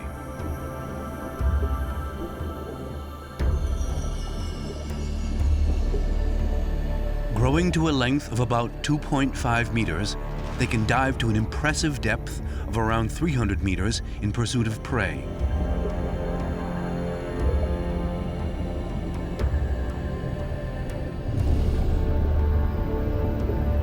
These sharks are not just hunters, they're also prey, and their predators include the great hammerhead. Perhaps their presence means that the team has a good chance of finding the hammerheads. Where the passage opens towards the sea is the habitat of the large shark species. The lemon shark, the tiger shark, the big hammerhead shark, and the silvertip shark.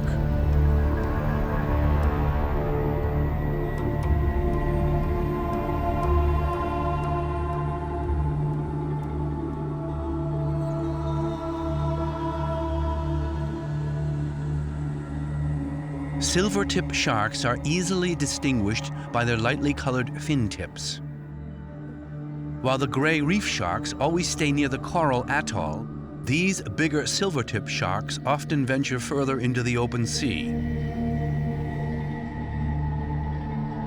Fred and Will make sure never to turn their backs to the predators. As long as they can maintain eye contact and don't give the sharks a chance to launch a surprise attack, they're safe. It is certainly a lot easier to observe these sharks since they are very curious and approach the divers.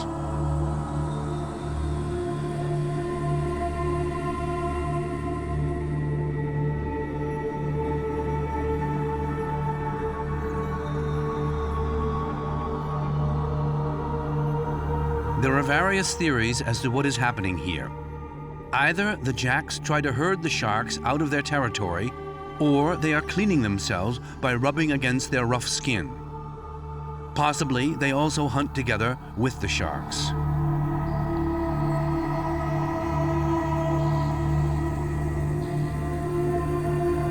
The sharks want to find out if it might be worth launching an attack, and they invest a lot of time to weigh up the situation.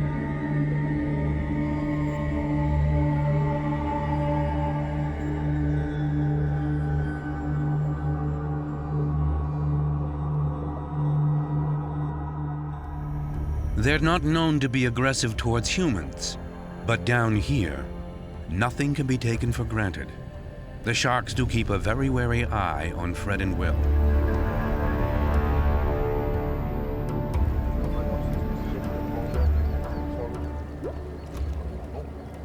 Two great hammerhead sharks were sighted here, at the coast of Rangiroa. Fred and Will don't want to miss the opportunity to watch such a rare animal.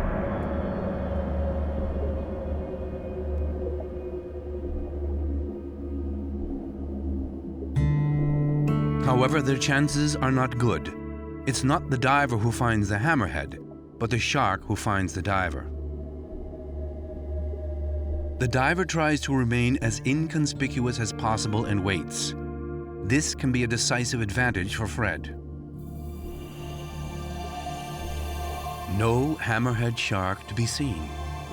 They are solitary hunters, and despite their enormous size, they are very shy.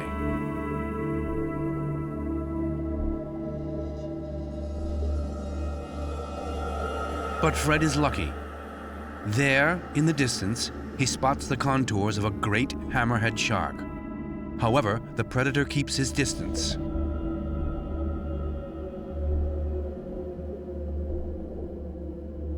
Now, remaining calm is the motto. No movement is to irritate the shark.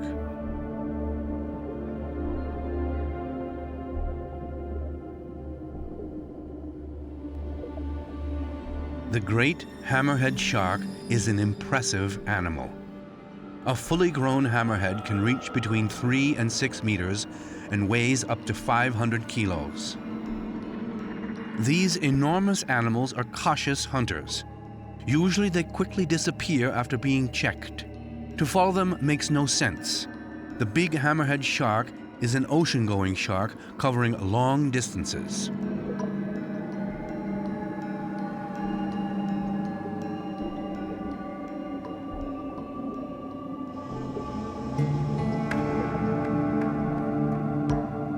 Fred remains motionless to see if the animal is going to come any closer.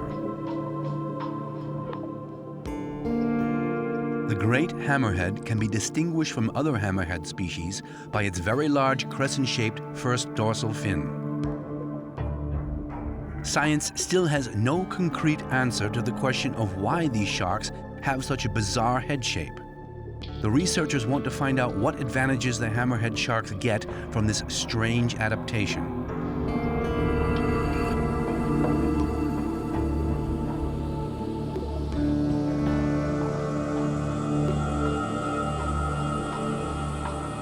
An encounter with this hunter in the endless oceans is a great stroke of luck for a diver.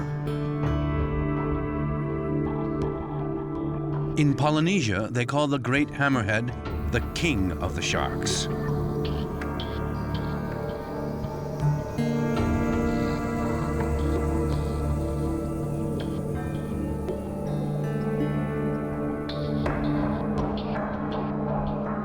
Suddenly, another impressive member of the shark family gets near. A tiger shark, and this one is not at all shy.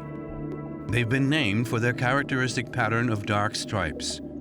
They can reach an astonishing length of over 5 meters. Their size alone commands respect. Since tiger sharks can be really curious, they are not shy around humans.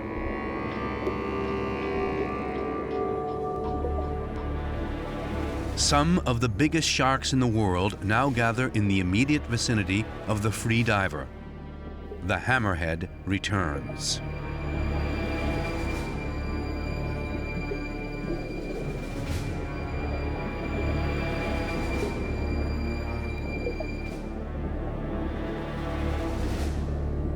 Some scientists think the head shape provides aerodynamic advantages.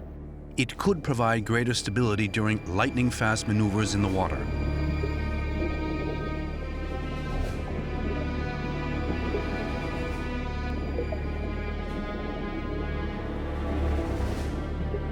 Hammerheads have also been observed using their heads to pin rays to the ground before eating them. The extreme width of their heads could make it easier to receive the electromagnetic signals of their prey. Or perhaps the hammerheads are able to build up three-dimensional impressions of their surroundings through their sense of smell. But all of these theories have yet to be confirmed.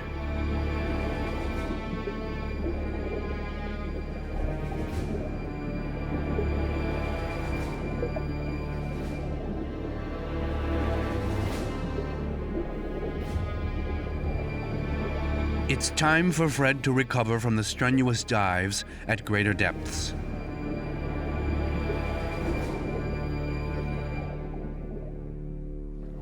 But sharks not only live in the deep. White-tip sharks are only rarely found in the vicinity of the coastline. They are easily identified because of their high, strongly rounded dorsal fins.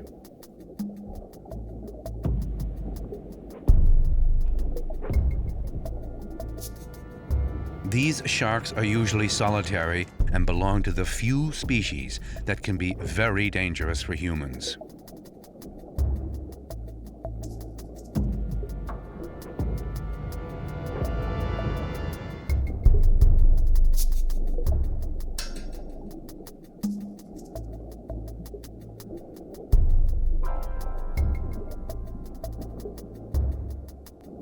But adults only rarely come across people, since only the juveniles stay within easy reach of the coastline.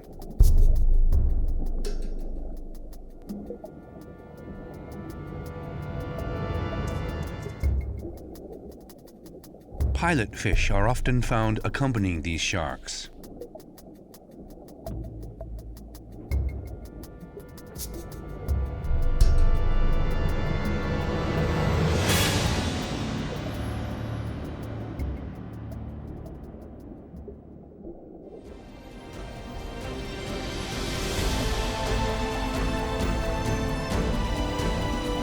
Fakarava is the second biggest atoll of French Polynesia.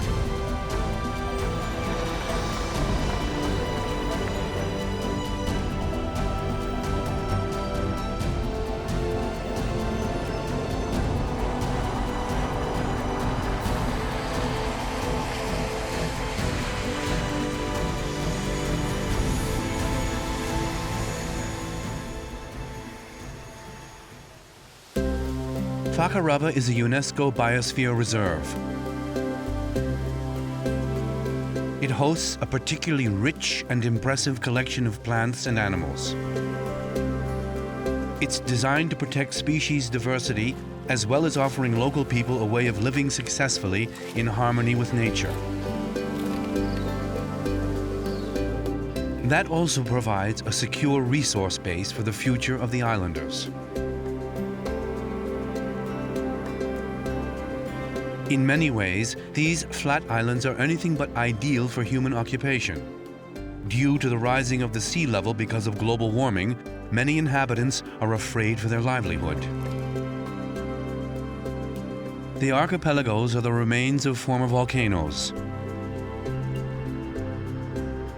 These have long since sunk, and only the coral ring around them has remained.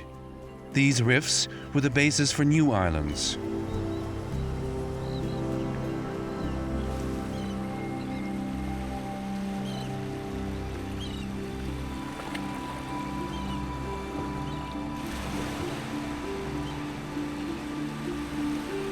Black-tip reef sharks are often seen around the coral reefs of the South Pacific. It shouldn't worry divers that they are often found in large numbers. Like many types of sharks, they are quite curious and often approach humans underwater.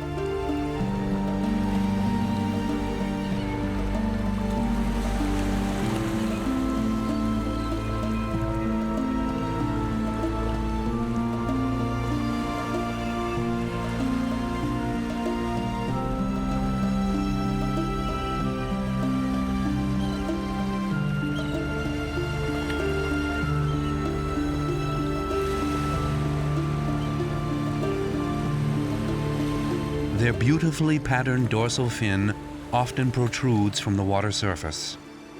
So-called shark suckers use the sharks as a means for transport.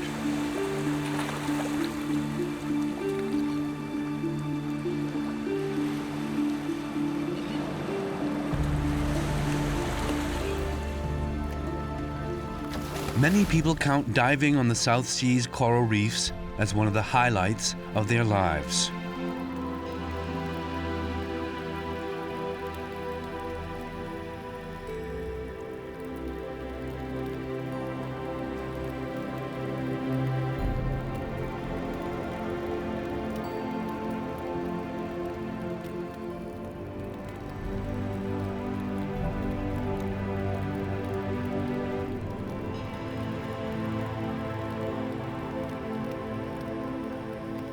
Coral reefs are often called the rainforests of the sea.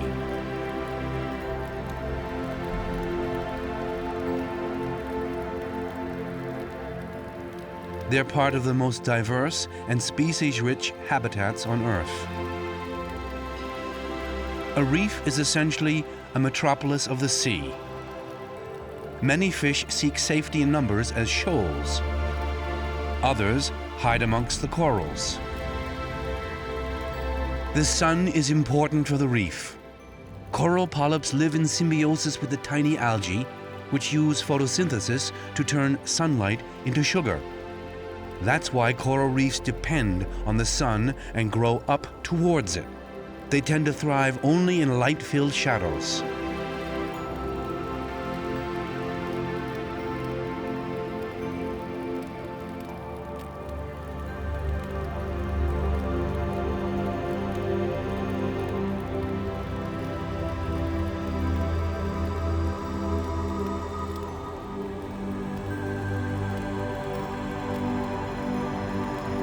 The reefs form the basis of highly complex ecosystems.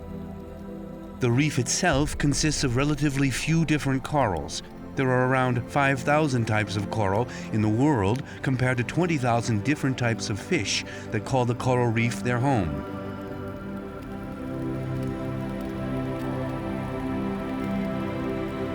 Despite the serene impression, this is no paradise.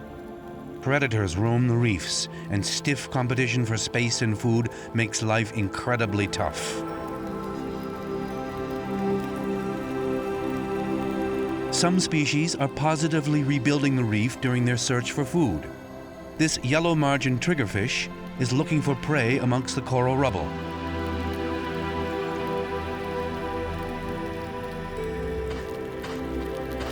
This wrasse also leaves a trail of destruction behind on its quest for a tasty morsel.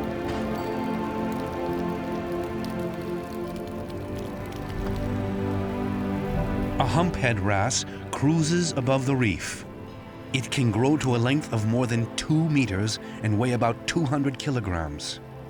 It creates even more of a stir when it searches for food among the corals.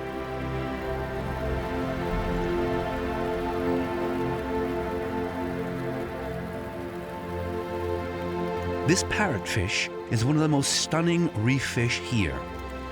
Using its tough beak-like mouth, it works on the corals to get to the algae inside.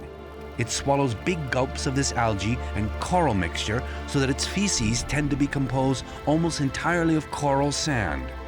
The result is that parrotfish are almost exclusively responsible for the sand found on the reefs.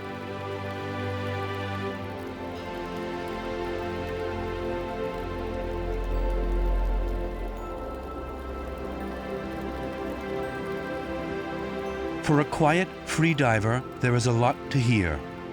The underwater world is not a quiet world at all, and fish are by no means silent.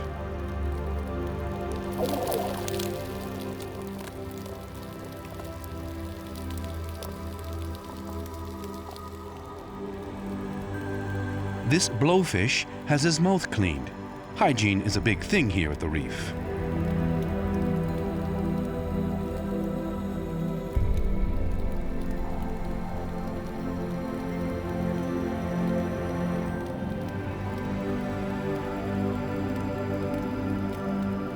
Fred also finds a rare hawksbill turtle nearby. They're usually very shy, but this one doesn't seem to feel threatened by Fred's presence. It is busily looking for food, mainly sponges that live amongst the corals.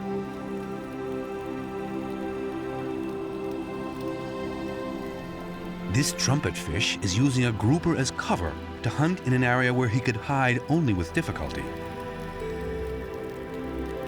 Coral reefs worldwide are especially threatened by the rising temperature of the oceans caused by global warming. This causes the so-called coral bleaching when corals die. If the reefs die, the diversity of species will decrease and complete ecosystems will collapse. Here in Fakarava, we can still admire an intact, complex ecosystem. This trumpetfish is cleverly disguising itself as part of the stingray.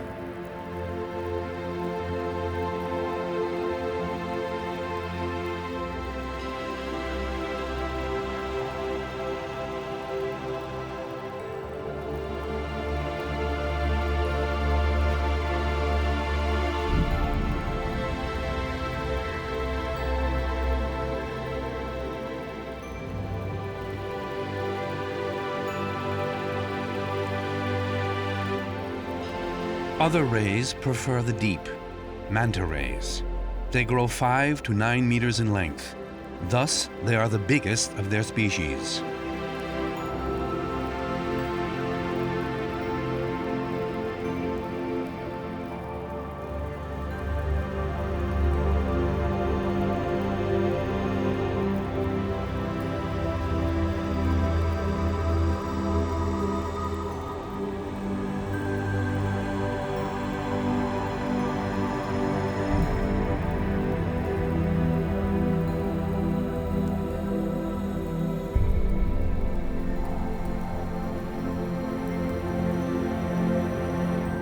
They are harmless giants. The majestic manta rays have found a swarm of small larvae which they scoop from the waters.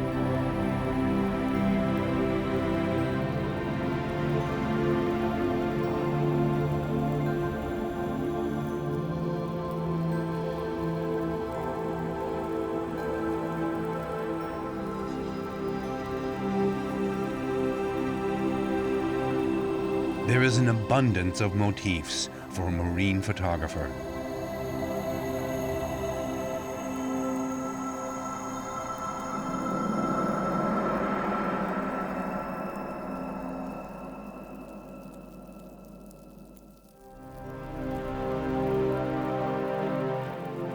Then the divers receive other visitors, mammals, just like themselves.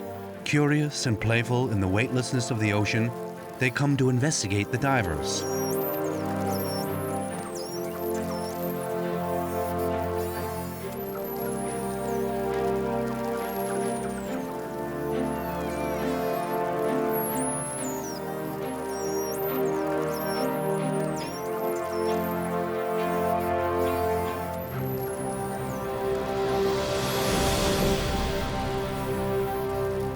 Dolphins are essentially perfectly adapted free divers. They can hold their breath for up to 15 minutes and reach incredible depths of up to 300 meters.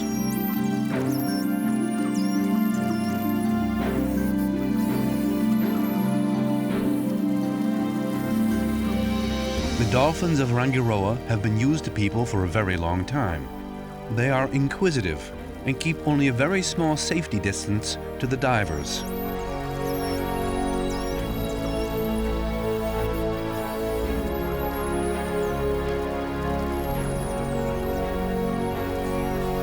Humans have always been fascinated with the dolphin's playful group behavior and curious nature. And while many shark species also prey on their own kind, dolphins are very sociable animals.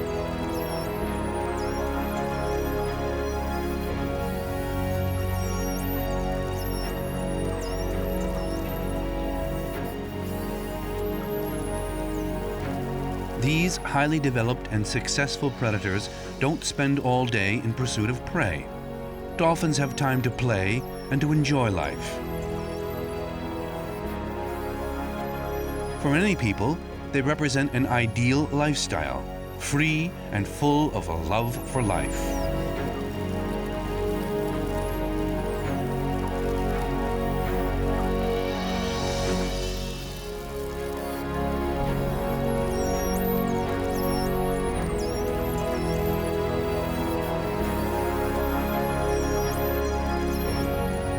They decide how long they want to spend time with people. Then they vanish again in the wide expanses of their underwater home. A group of barracuda patrols the cliff edges. Just like sharks, they have a fearsome reputation for humans, but reports of actual attacks are few and far between. Yet they are imposing fish, reaching lengths of up to 2 meters, equipped with a set of sharp-edged, fang-like teeth. Young barracuda are often found in large groups in open water, but adults tend to be loners.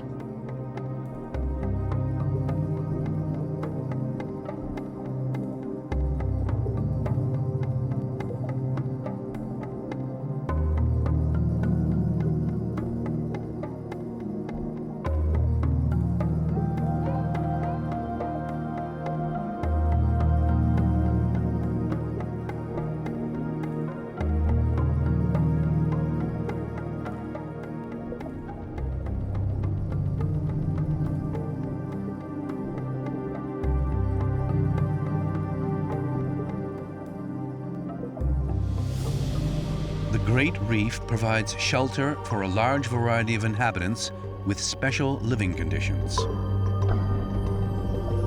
In contrast to other shark species that have to be in constant motion for water to run through their gills, enabling them to breathe, white-tip reef sharks are able to pump water to their gills while resting on the seafloor.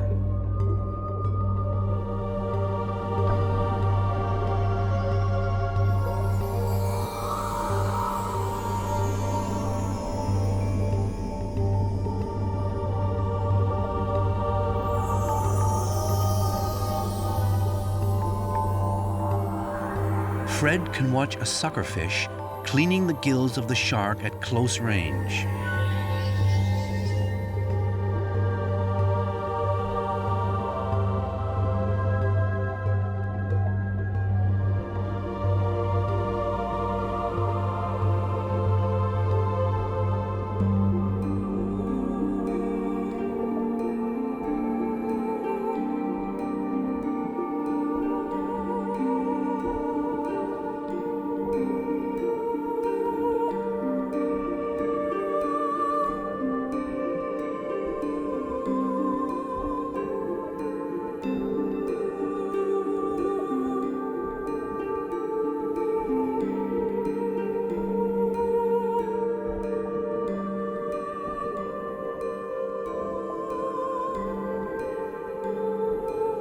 saying goodbye to the South Sea's coral reefs. However, the biggest and most dangerous adventure still lies ahead for Fred. The island of Guadalupe, 250 kilometers from the Mexican mainland, isolated in the open sea. It takes at least a day to reach it by boat. The seabed plunges to a depth of about 1.5 kilometers here in front of the coast.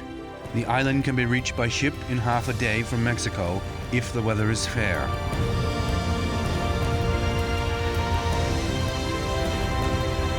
The team is supported by Pierre Frolla from Monaco, a former freediving world champion as well.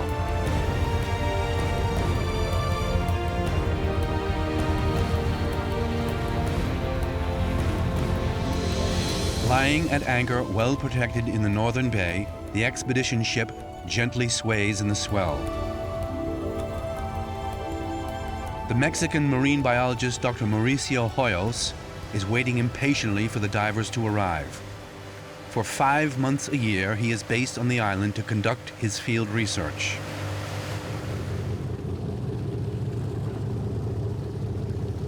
Hi Fred, how are you? Fine, you? How was the trip? Good, huh? Good condition, flat sea, no waves, comfortable.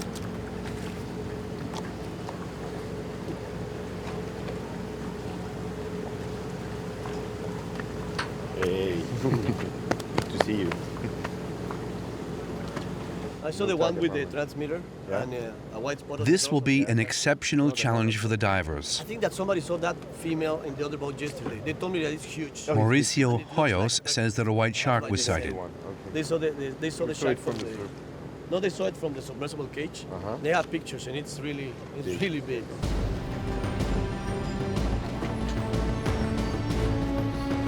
It's the first time ever that humans try to dive with the giants of Guadalupe.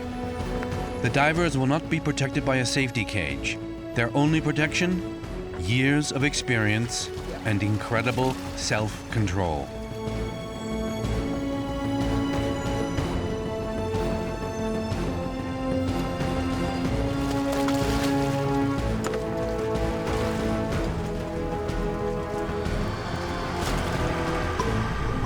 No one knows exactly what will happen once the 3 free divers are in the water. Christian Pétron readies his camera. If you are diving, you have to hold your breath, because if you emit these bubbles, the shark is going to go away. When we were diving yesterday, and the shark was really close to us, but when it heard the bubbles, it was away from us. We wanted to take pictures, but we couldn't because we were with the bubbles. But with free diving, it's perfect because no sound. So I think that the shark doesn't feel like threatened. The 3 free divers work together. Each one covers the back of another. Should any sharks materialize, they don't want to be taken by surprise. Should they swim far below them?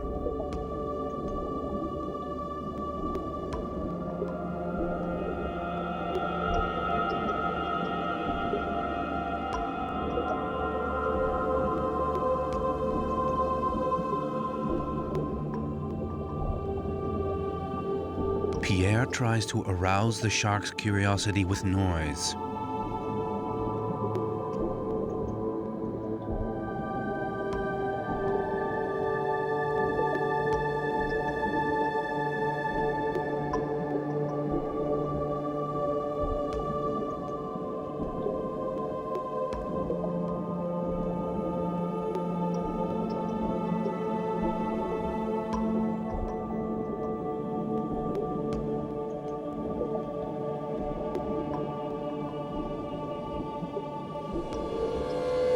Suddenly, they catch a glimpse of movement far below. The shadow doesn't approach them. William decides to turn the tables on the shark and approaches it. How will the predator react? But the shark doesn't accept the challenge. Once again, he vanishes into the blue of the ocean.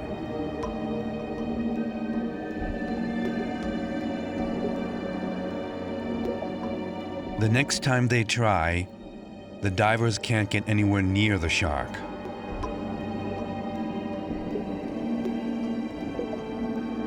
This killer could make short work of each of the divers with just a single bite. But it cautiously stays away. He decides how close they can come.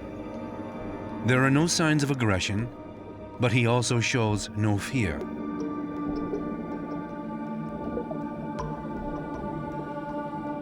Against all expectations, this first shark encounter has exposed the great whites as cautious, even shy animals.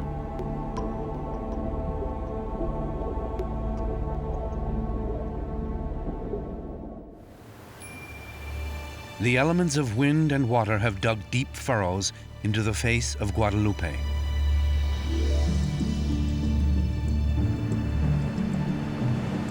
As inhospitable as this isolated island may seem, for some creatures it is paradise and a safe haven.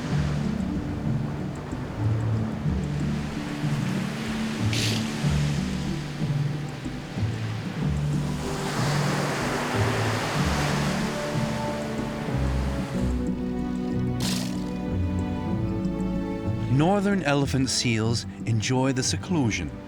It has saved them from certain extermination at the hands of greedy hunters. At the beginning of the last century, they were already considered extinct.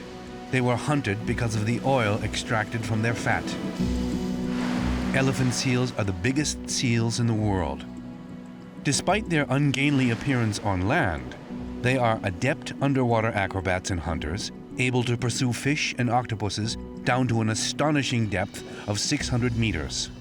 But out in the open ocean, hunters can quickly become the hunted. This seal has been the recent victim of a vicious attack, a shark attack. Blood traces show where the injured animal returned to land.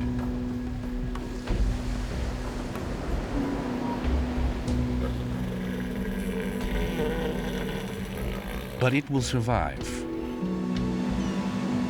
They're not entirely without protection in the water.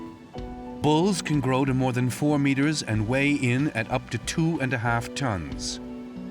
No easy prey for a white shark. Their blubber acts like a shield, not only against the cold, but also against the jagged teeth of the great white shark.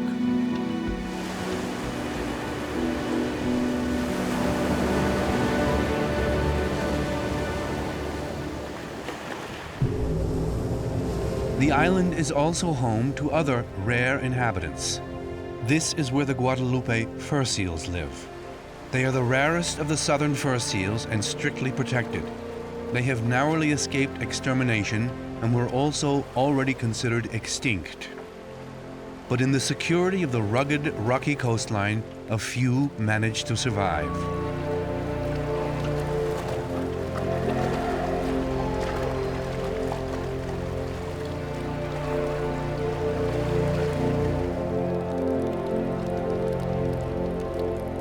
Once underwater, the inhabitants of Guadalupe are in their real element.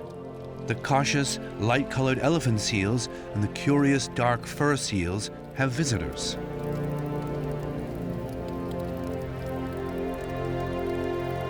The elephant seals tackle the encounter with the divers slowly.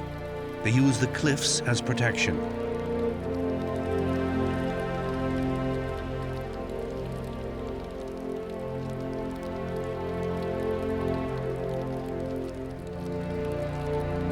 Good news. The population of elephant seals is growing continuously, so the northern elephant seal is not seriously endangered any longer.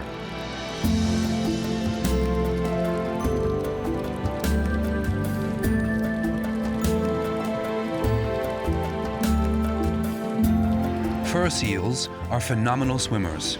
They show no fear and approach the divers at close range. The team are probably the first humans they've come face to face with for a very long time. Perhaps they see the divers as animals similar to themselves, and they wouldn't be far wrong.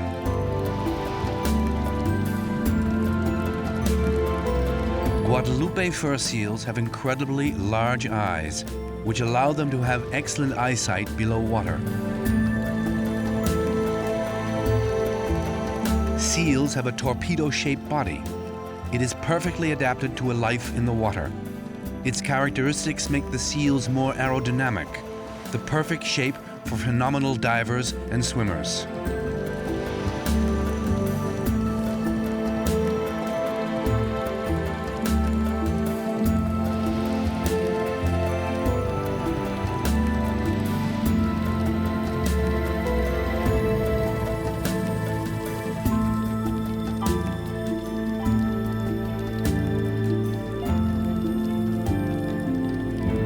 Today, the island of Guadalupe is a strictly protected nature reserve, so the colony was able to recover.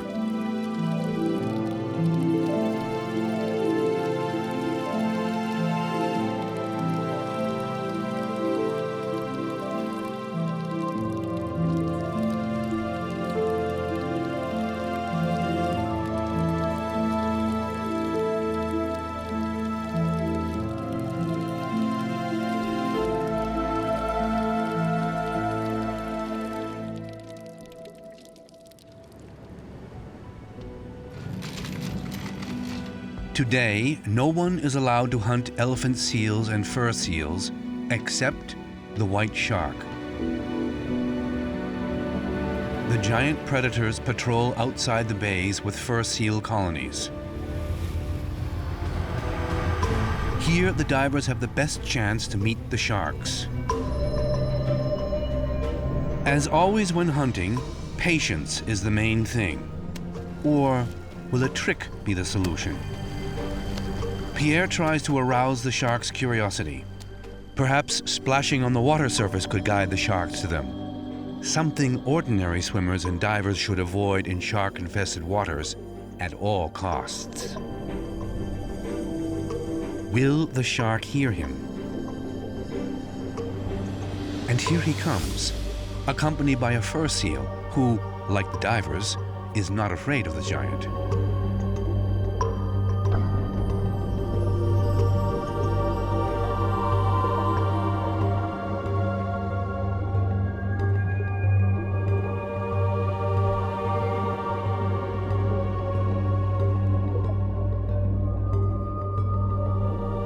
But the divers don't want to wait at the surface. Just one of the free divers will try to approach while the others watch his back. The cautious tactic pays off.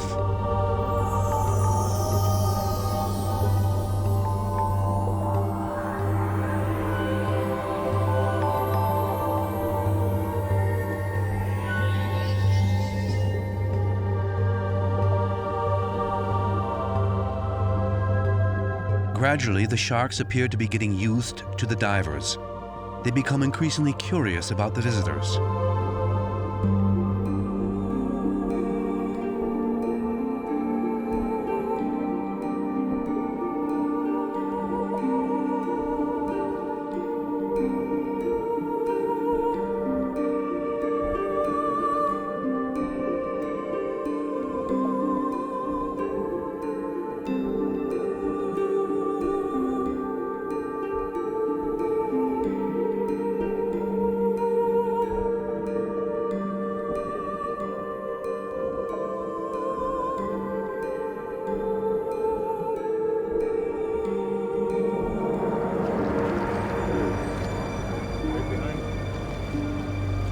But the divers have to remain vigilant. The shark right in front of them isn't always the only shark around. William, right behind you.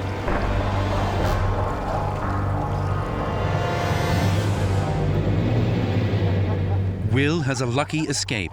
Out here, just one moment of unwariness could cost a diver his life.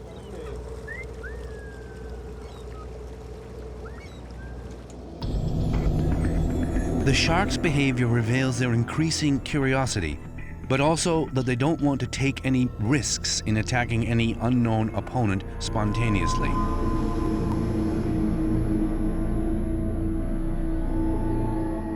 Only watching them without prejudice allows one to look at them without fear.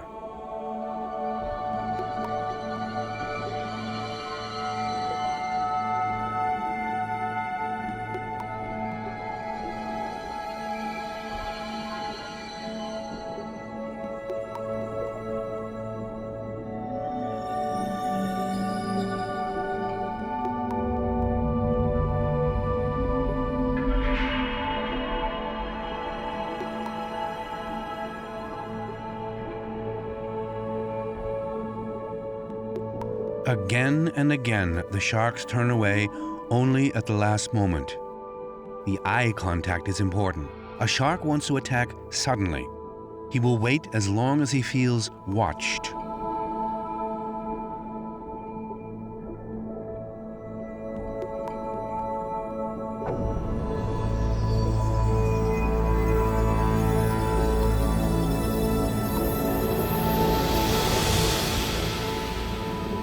Gradually, the divers manage to get extremely close to the sharks.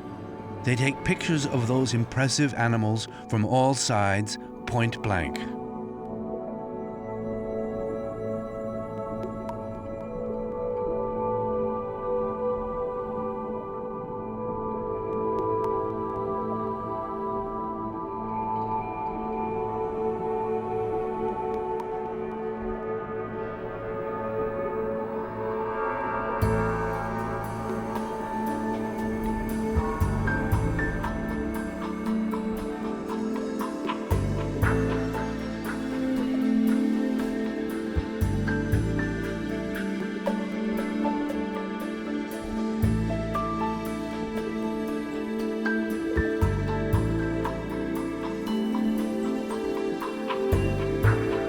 For a long time, it had been assumed that the sharks spend most of their time in coastal waters to hunt sea lions and seals. But with the help of high-tech satellite transmitters, it has become clear that they undertake incredible journeys of several thousand kilometers. During these long-distance migrations, they tend to stay at depths of 300 or 500 meters. But so far, scientists have only been able to observe them near the water surface. The rest of the sharks' lives remains a mystery.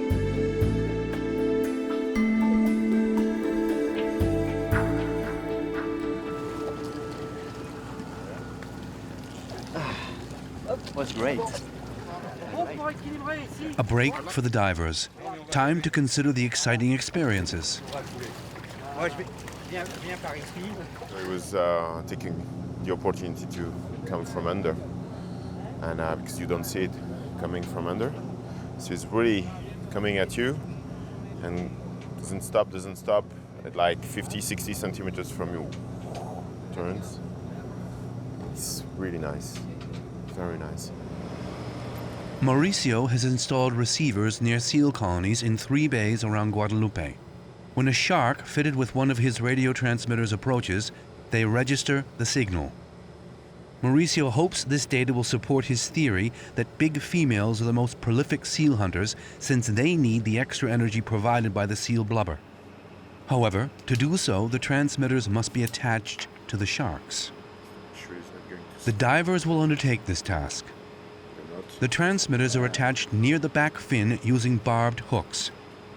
Fred, Will, and Pierre carefully prep the string that attaches the transmitter to the barb. The transmitters are very expensive, and losing any would mean a serious blow to the entire project. To penetrate the tough shark skin, they have to be shot from a harpoon. The last and most important dive begins.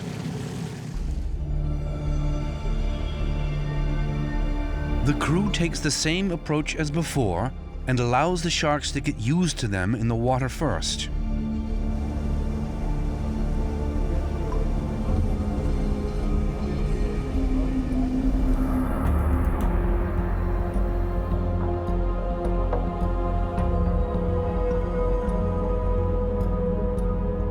The plan is for Will to take a photograph before Pierre tries to tag the first shark. Everything is going according to plan. Pierre manages to get into an ideal position to shoot his harpoon, but then he hesitates. The chance passes. Fred explains what happened. It's one shark with like tags, but like it's not acoustic tags or something. No, but with parasites? Yes. Yeah, maybe it's the feather, it was from a satellite transmitter. So now it has just the parasites, I think. So you want us to tag that one? Yes, if you are sure that it's not an acoustic, it's not an acoustic, right? We will be sure, but it doesn't seem to be an acoustic. Maybe it's just the feather with the parasites. Yes. Yeah. Okay. Again, the divers try to reach the ideal shooting position. But Pierre realizes the danger. Will is right in front of the shark. If the shark gets aggressive, Will would be extremely vulnerable. Pierre has to let the shark go a second time. But an experienced hunter knows patience is at the top of the list. The divers take their time. Perhaps the shark has noticed some tension among the team. Perhaps the long and unfamiliar harpoons have spooked him. He is very cautious.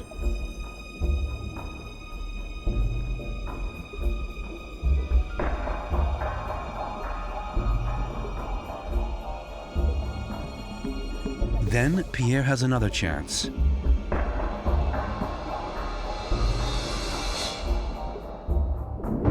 It's a good hit, but the hook didn't bite. The transmitter drops along the line into the depths. The shark has been spooked for good and disappears. Will has found another target and prepares to shoot while Pierre retrieves his transmitter.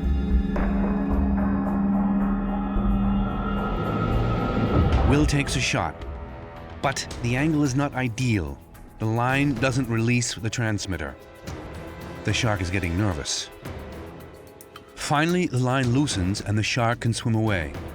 But Will is lucky.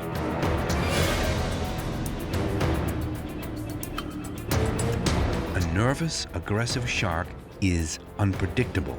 This could have ended very badly. But the transmitter is fixed and well placed. Now everything goes smoothly and the team manages to tag 2 large females.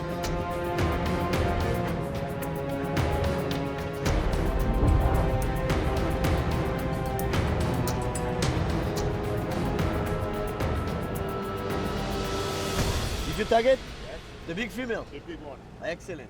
It's a female, right? Huh? It's a female. Oh yeah, it's huge. Excellent. Where are the other tags? photos Left and right. Perfect. Oh, the other shark is She's here. not there, she's back. Excellent. Can you take a picture with the transmitter on it? Yeah. William has video, Okay. and now I'm going to take pictures. Excellent. This shot was perfect. The transmitter is securely in place and releases the line immediately.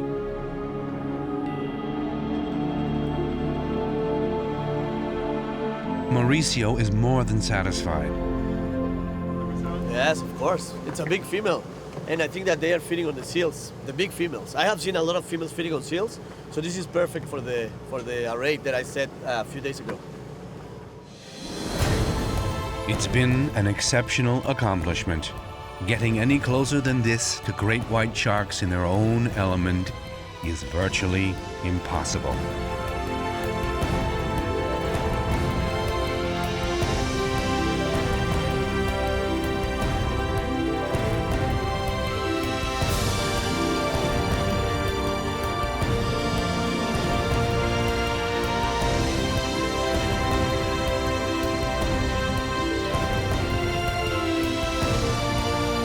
The journey into the realm of the deep comes to an end.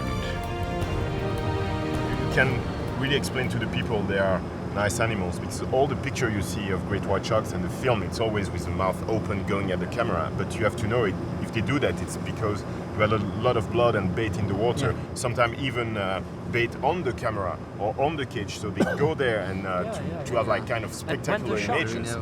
But when they don't have bait, they're just curious. They want to see what we are, and they stay for 15, 20 minutes, then they are gone. But they never open the jaws. The only time where I was a little bit worried is when William tagging the shark. When I saw the shark, I say, oh my God, il tag une passage. But oof, it's gone. But it's only time I was very worried because the shark was shy. Humans have to take care about sea life, and the watermen we are have to show that shark is not dangerous. He's curious and he lives in the sea. He's in his place. So we have to respect that. We are just visitors. Yeah.